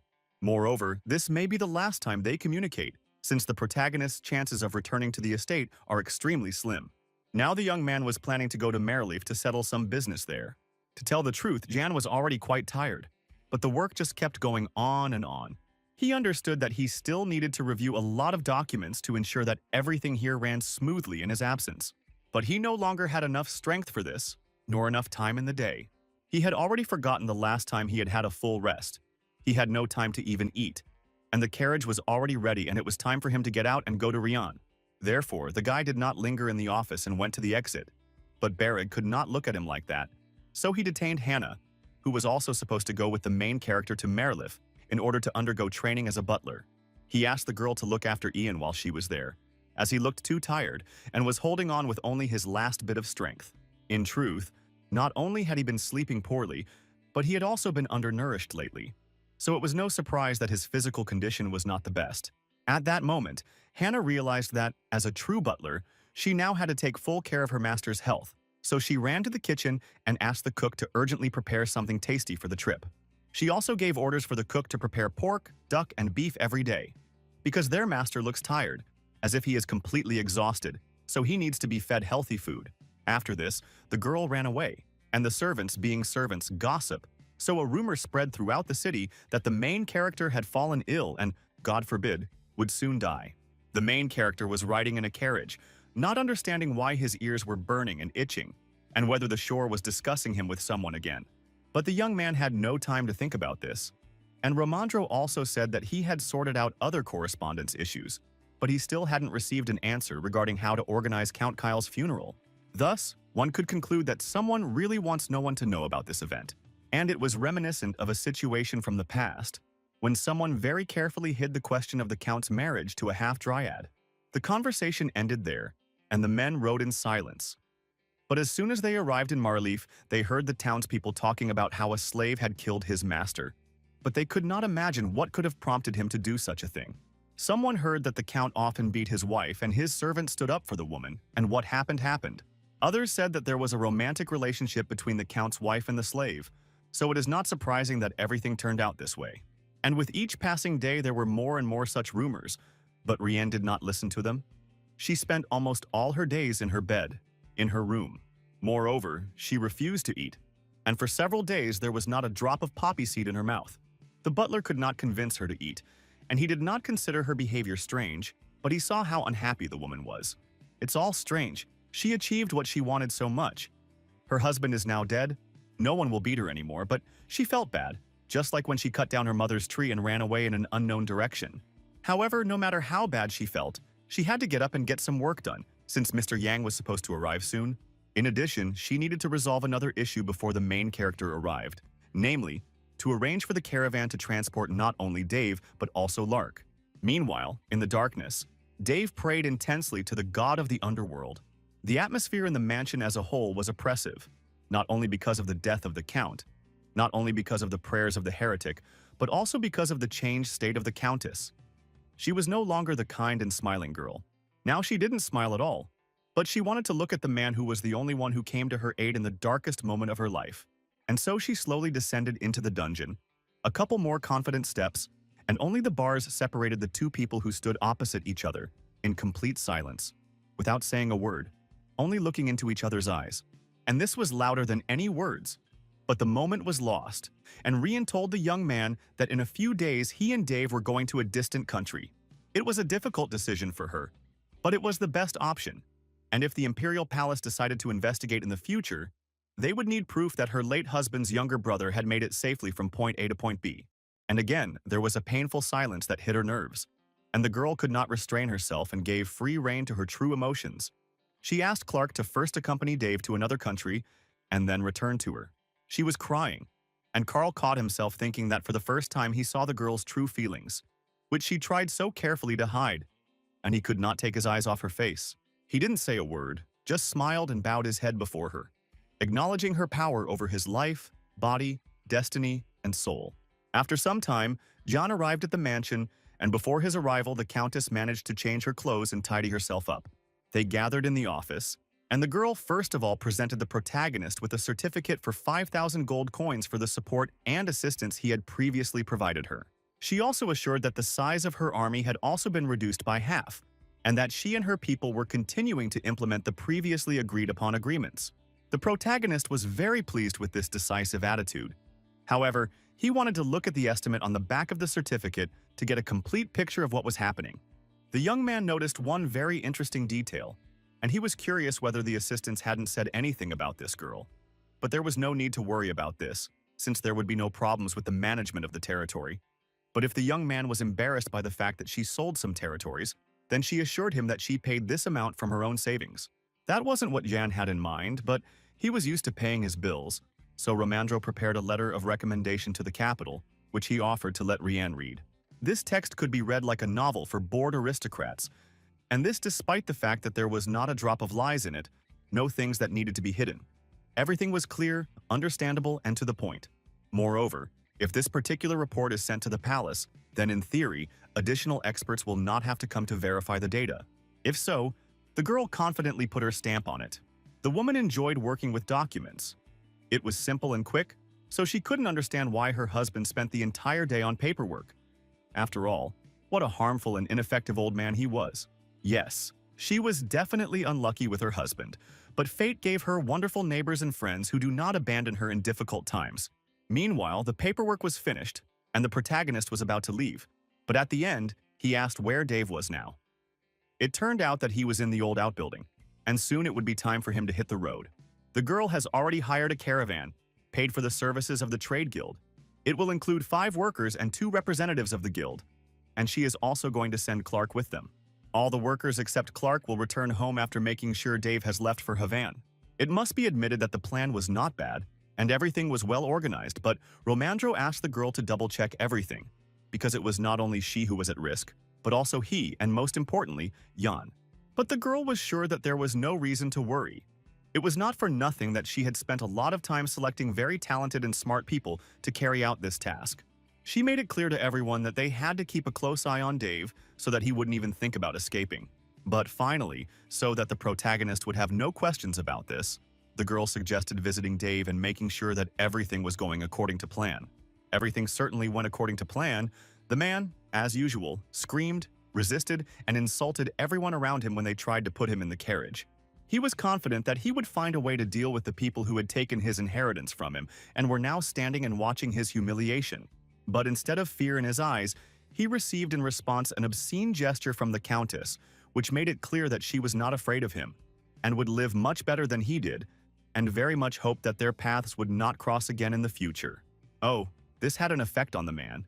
He began to scream even louder, and to assure her that one day God would punish her for her unbearable character and the insult she had inflicted on his pride and honor.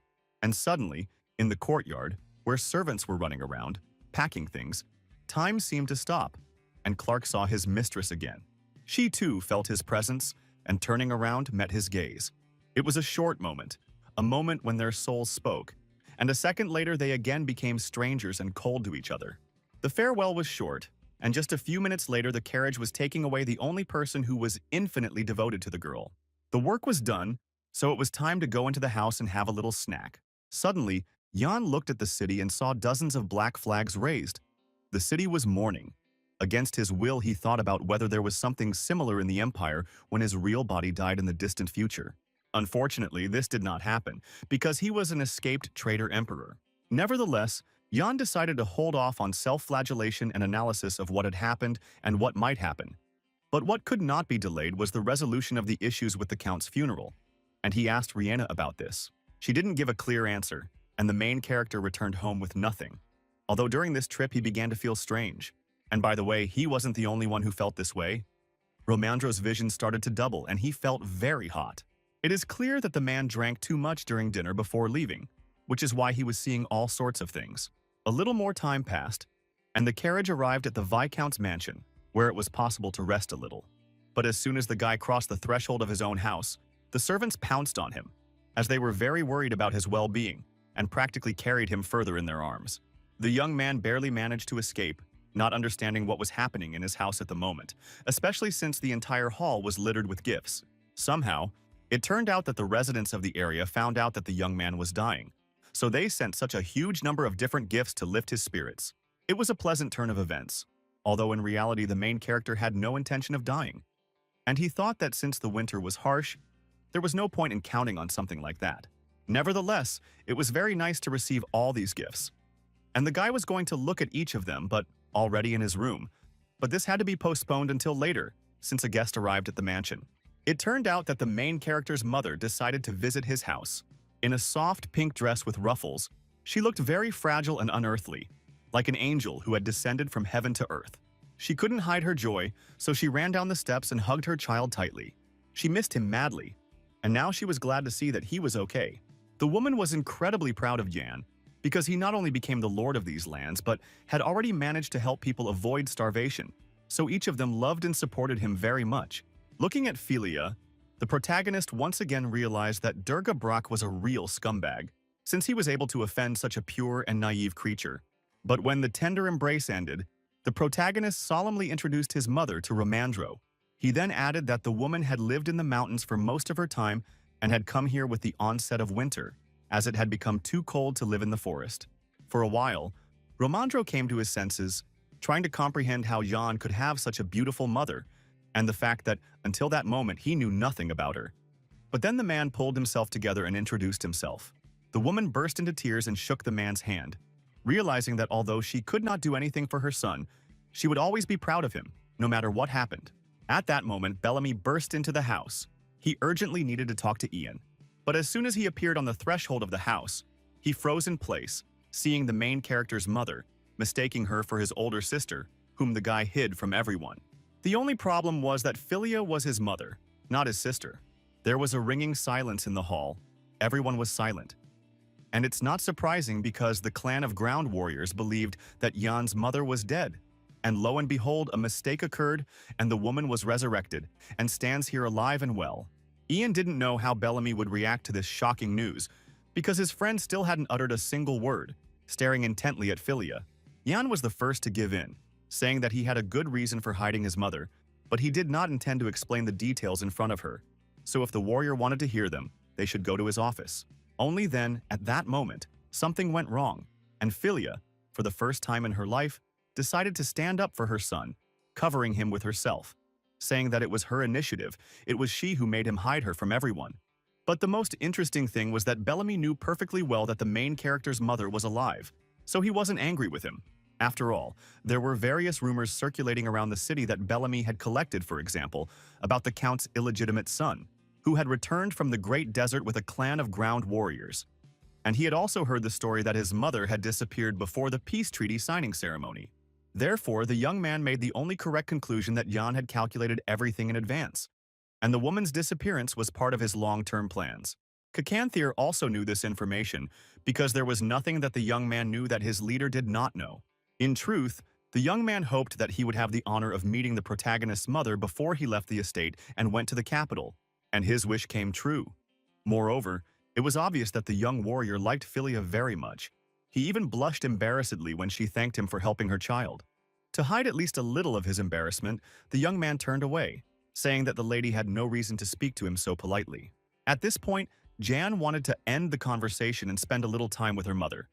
But Bellamy stopped him, saying that he wanted to give the young man one piece of advice. Today, he was watching the stars, and several dozen small celestial fireflies fell to the ground, but while they often fall quickly, these seemed to float across the sky and descend downwards. Therefore, he asked his friend to be very careful on the way to the capital. He had some kind of bad feeling. After all, the stars symbolize people who illuminate the world, just like Yang. It was sound advice, for which the young man thanked his friend. But Yan wasn't going to be an ordinary star. He was going to become the son of the Empire.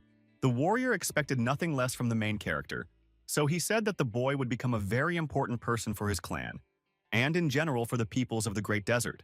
As soon as the young people finished their conversation, the protagonist came to the kitchen where his mother was waiting for him. She wanted to cook dinner for her son so that they could sit down together and eat one last time before he left for the capital. Philia began to prepare barley porridge for her son, telling him that she had lived quite well all this time in the forest.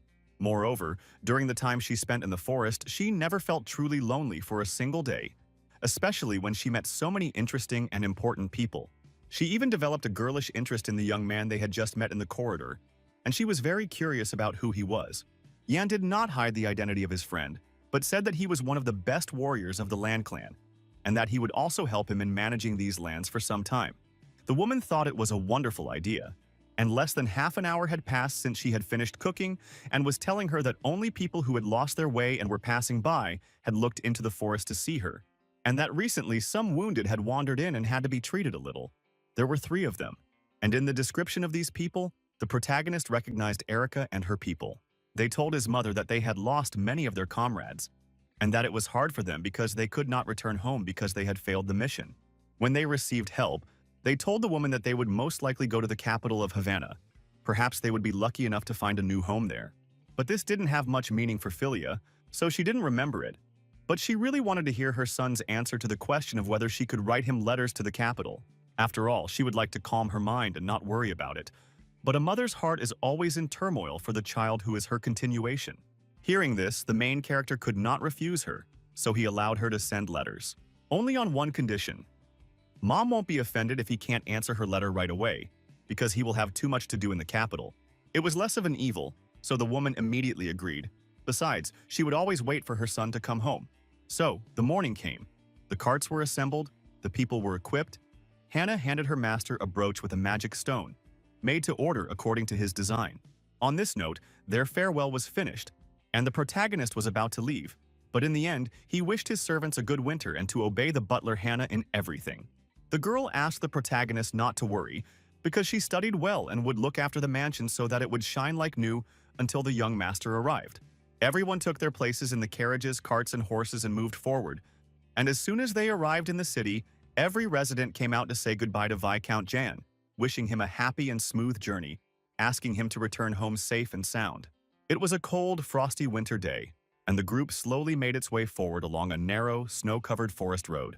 Today, more than ever, Bereg was bored. He was not used to being idle, and the energy that had accumulated inside him demanded an outlet. At some point, he began to feel like he was going to go crazy, which greatly irritated both Jan, on whose lap he was lying, and his mentor, who reminded him that there was no time for such complaints. But this didn't work on the guy. He was tired. He was fed up with the road, on which they had already been for 4 days, and there were still 10 more to go, and until then only the trees would be their only entertainment. Nevertheless, Jan took pity on the telescope and his friend. promising that today they would make a stop in a small village where they could take a little walk. True, the coast shouldn't count on much since there are no taverns, casinos, or other entertainment for the nobility to be found there. Now, if the man understood everything correctly checking the map, then they were not far from Karina. The guys had never heard of this city, and this is not surprising because essentially there was nothing interesting there. And the interesting things were in the three large cities that were located nearby. After all, not long ago, the main character and his assistants received a message that told of bandits who were terrorizing travelers on the roads in these areas, preventing them from moving normally. So the guy also needed to be extremely careful. On the one hand, it could have been a pure bluff.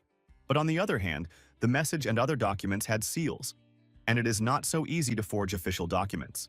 But if the information was true, then there really were bandits operating on the roads, which made Bereg very happy, because this would be his first time, his first fight with real criminal figures, and he did not want to miss such an opportunity. And since all three cities are close by, they will definitely meet these bad people somewhere. Jan wanted to deny it, but there was no point. The bodyguard was right.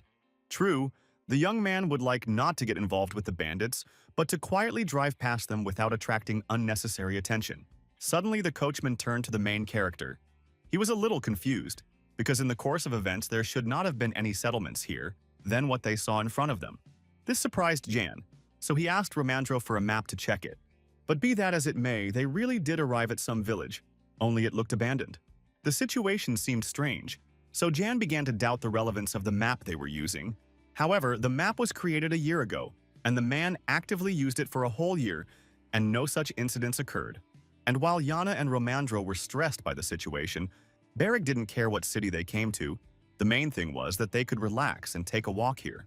True, the protagonist forbade him to act rashly, since this settlement was not on the map drawn up in the Imperial Palace, which meant that it was private property, and he needed to be extremely careful. However, both the horses and the people were tired, which meant they needed to rest a bit and then set off again. While Jan, the coachman, and Romandro were discussing business, Bereg decided to look for some adventure. But as soon as he moved a little away from the others, he noticed a movement in the bushes and demanded that whoever was hiding there come out in good health. And this someone came out, although it was not a bandit, and not even a person but a cute animal. The little white dog looked at the big man with puzzlement, curiosity, and a bit of surprise. The guy couldn't resist petting the dog, when suddenly he heard a voice. It even seemed to him that he was going crazy, but no, the dog really could talk like a person. Meanwhile, everyone else had already rested and was ready to continue their journey. At that moment, Bereg ran up to them, carrying the dog in his arms and demanding that Jan look at it carefully. The animal was trembling, and the guy was beaming with joy, screaming madly that it could talk. It was too much, even for a magician. But the bodyguard didn't understand why magic was normal, but a talking dog was not.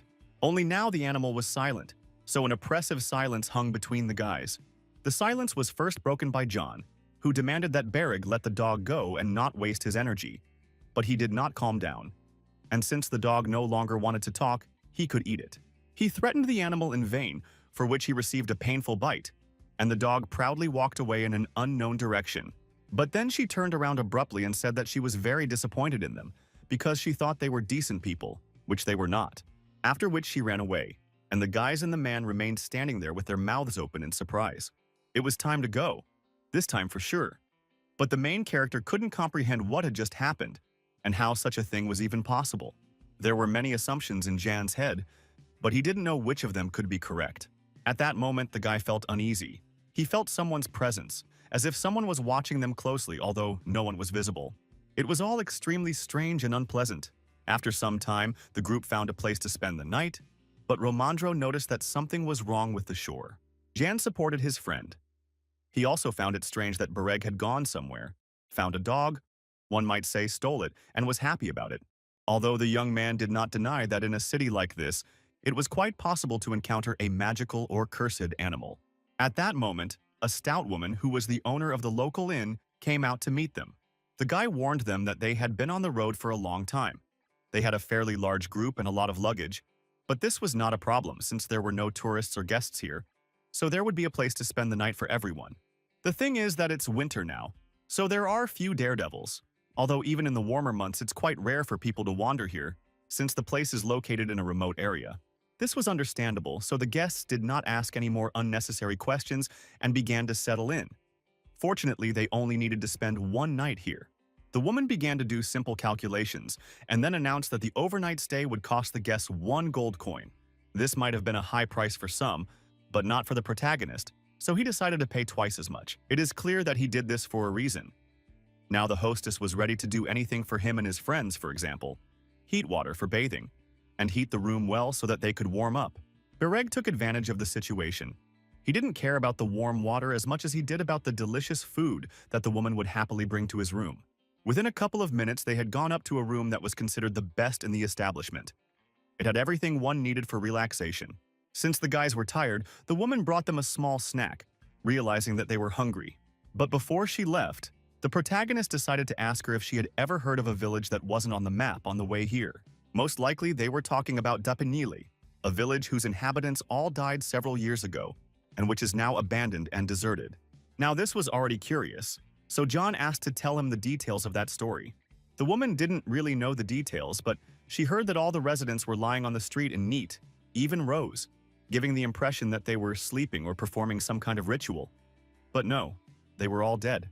Imperial investigators arrived, but they too were unable to determine the cause of the incident.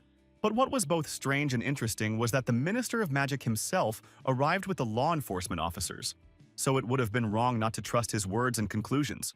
So soon everyone forgot about that terrible story. True, before the village died out, some magician appeared in the area who was doing something incomprehensible.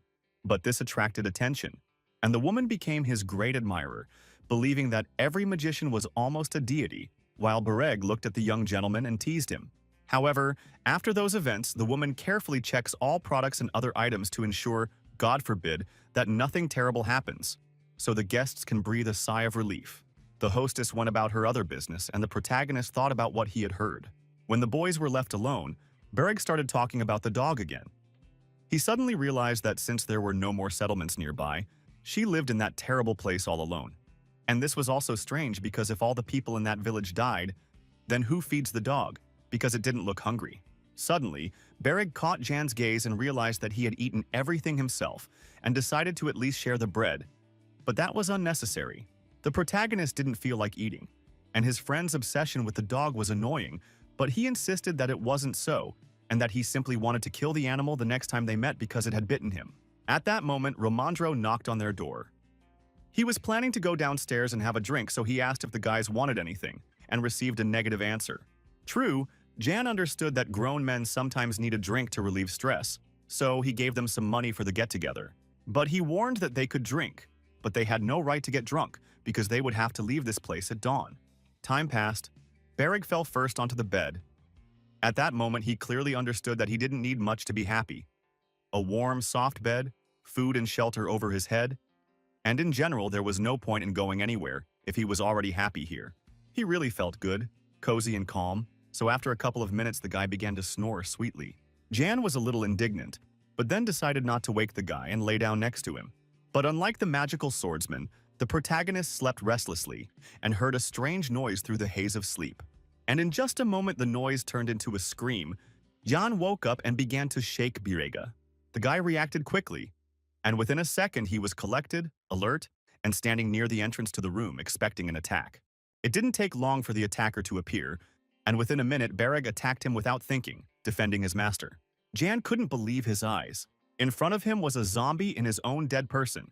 The creature was trying to say something, but the words were incomprehensible. But the voice seemed vaguely familiar to John. He had heard it somewhere before. At that moment, another person entered the room, a man and a bandit who was interested in the main character's horses and carts. Yes, and the man really liked the boy's clothes. In any case, he wanted to talk to the elder. Bereg was the first to break down. He couldn't comprehend what was happening. The bandit's intentions were more than obvious, to take everything valuable and kill people, but suddenly a zombie blocked his path. It seemed that the zombie and the bandit were in cahoots, but now the actions of the inhuman were out of place in this picture.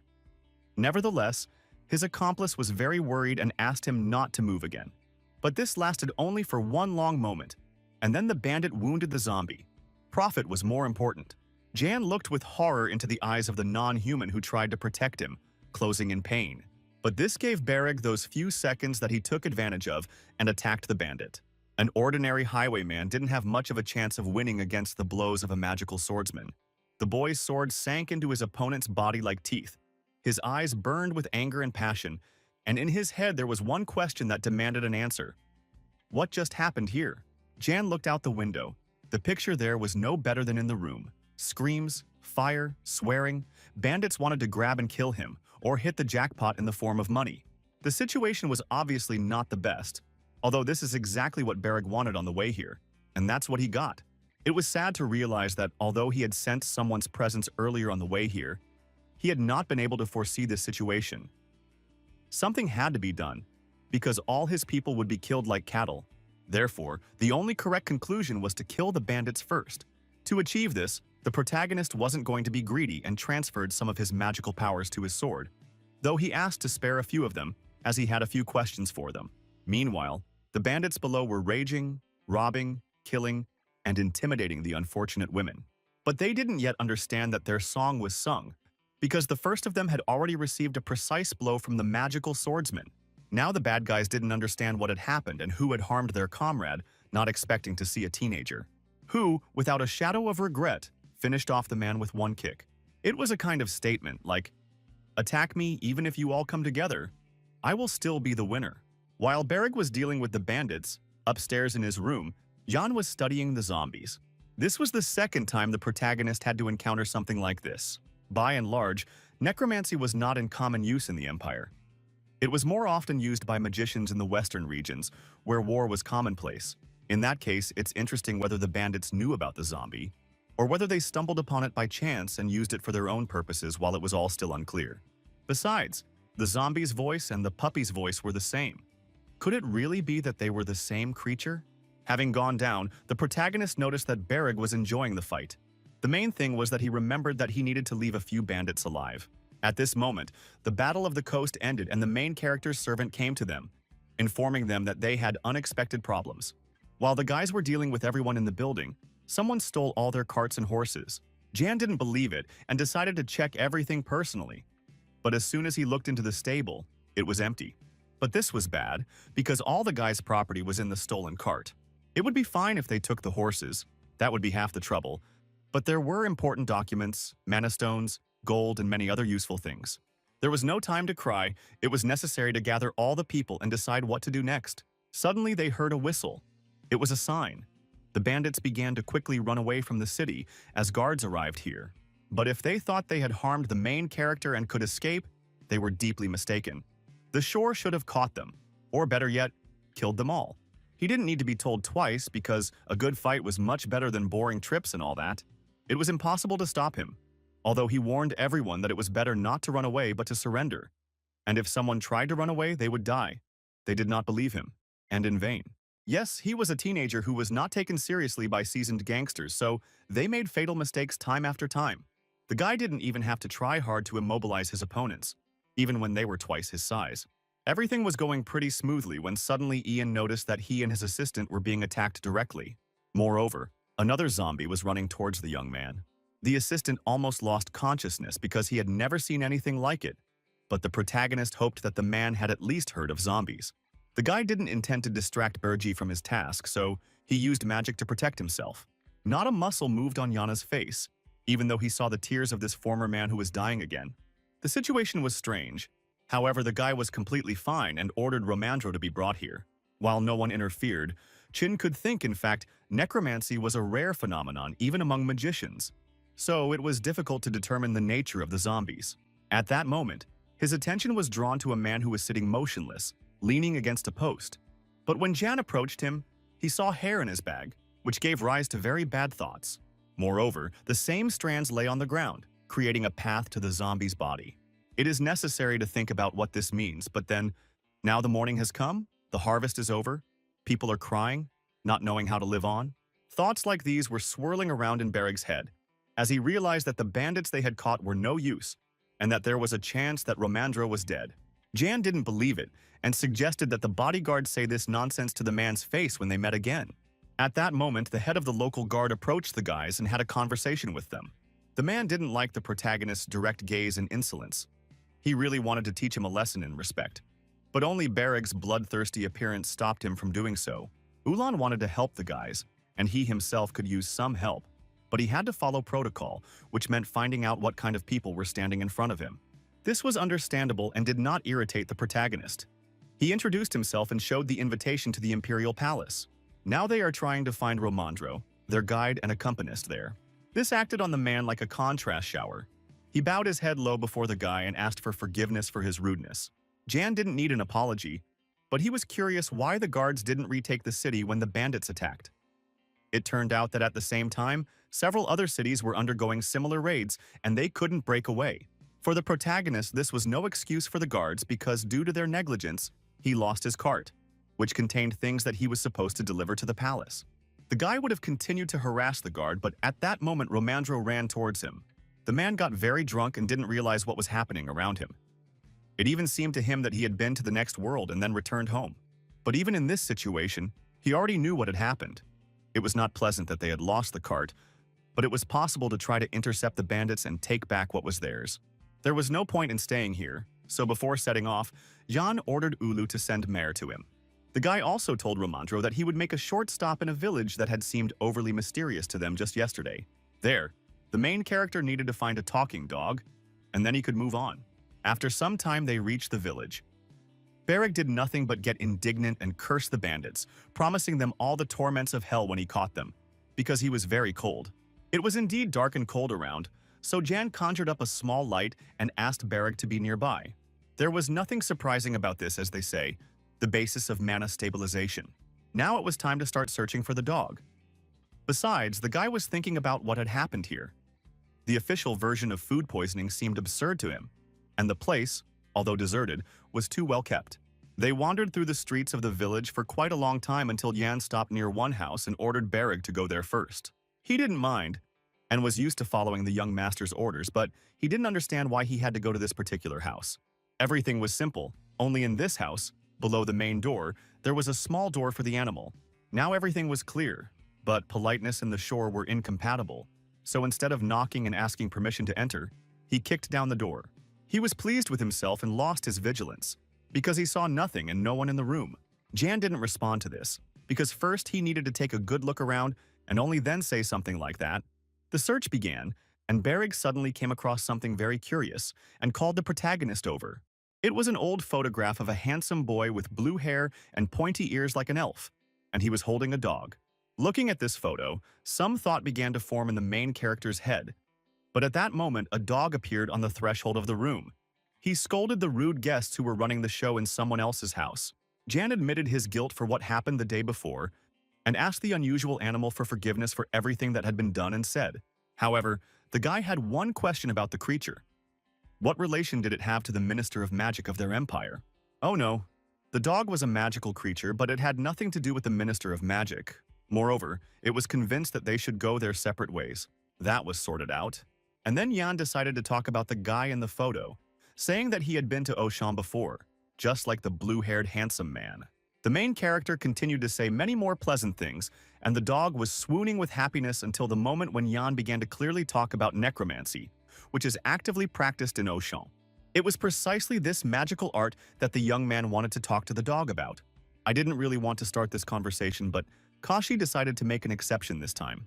So the first thing John decided to do was ask Hashi a few questions, because at the hotel he was attacked by the guy from the photo, who was a zombie at the time and was used by the bandits for their own purposes. It was logical to assume that they were in cahoots, which made the dog very angry because she had never heard a more absurd assumption. If so, then the guy was ready to take his word for it and conclude that the guy in the photo and the dog were not the master and the subordinate. Moreover, the dog was the guy in the photo who was holding the puppy. It's interesting, but in the photo the boy is no more than 10 years old, so why does he now look like an adult dog? It's simple. People who live in Ocean are different from the rest, because they may look like children, but in reality they may be well over 30. But that's not the point, how Kasha ended up in this village, because it's not a short journey from Ashan, and also what happened to his appearance. He didn't want to remember it, but he had to. And Kasha told how one day a letter arrived in Ashan with an invitation from the Minister of Magic. His grandmother was the head of the largest clan in Ashan at the time, and decided to send her own grandson to the empire. At first, the boy really enjoyed the trip. He was happy and cheerful, because he had never seen anything like it at home.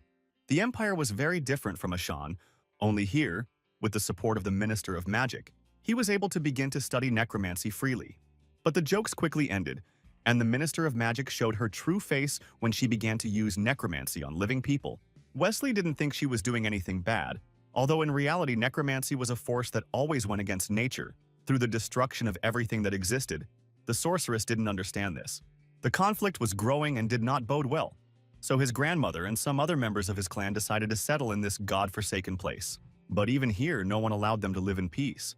The minister sent her people who were going to destroy the guy and his clanmates. At first, they mistook him for a child and wanted to take him with them. But then they remembered that there were no children among the clan representatives. And then they used necromancy and other things on him, so he lost his human body and now lives like a dog. That day, the only living creature in the house was Rocky, and the necromancers luckily left the house for a short time. They believed that Kasha had died after being transferred into the animal's body, so they did not finish off the animal. And they didn't notice that Kasha was alive and watching their actions.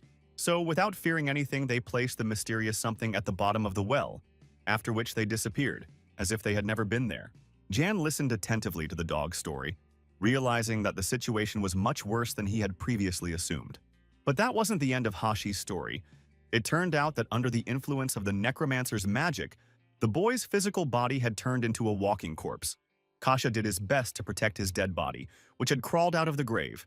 But when the bandits discovered it, he could do nothing. At first, the bad people were confused and did not understand how to act in the current situation, because they could not turn to the guards, since they did not want to look at the sky through the bars for about 20 years. So they decided to get rid of the emerging threat and tried to kill his already dead body twice, but they failed. So they had to change their plan on the fly and take the zombie with them. They took the body, but at first they were afraid of it.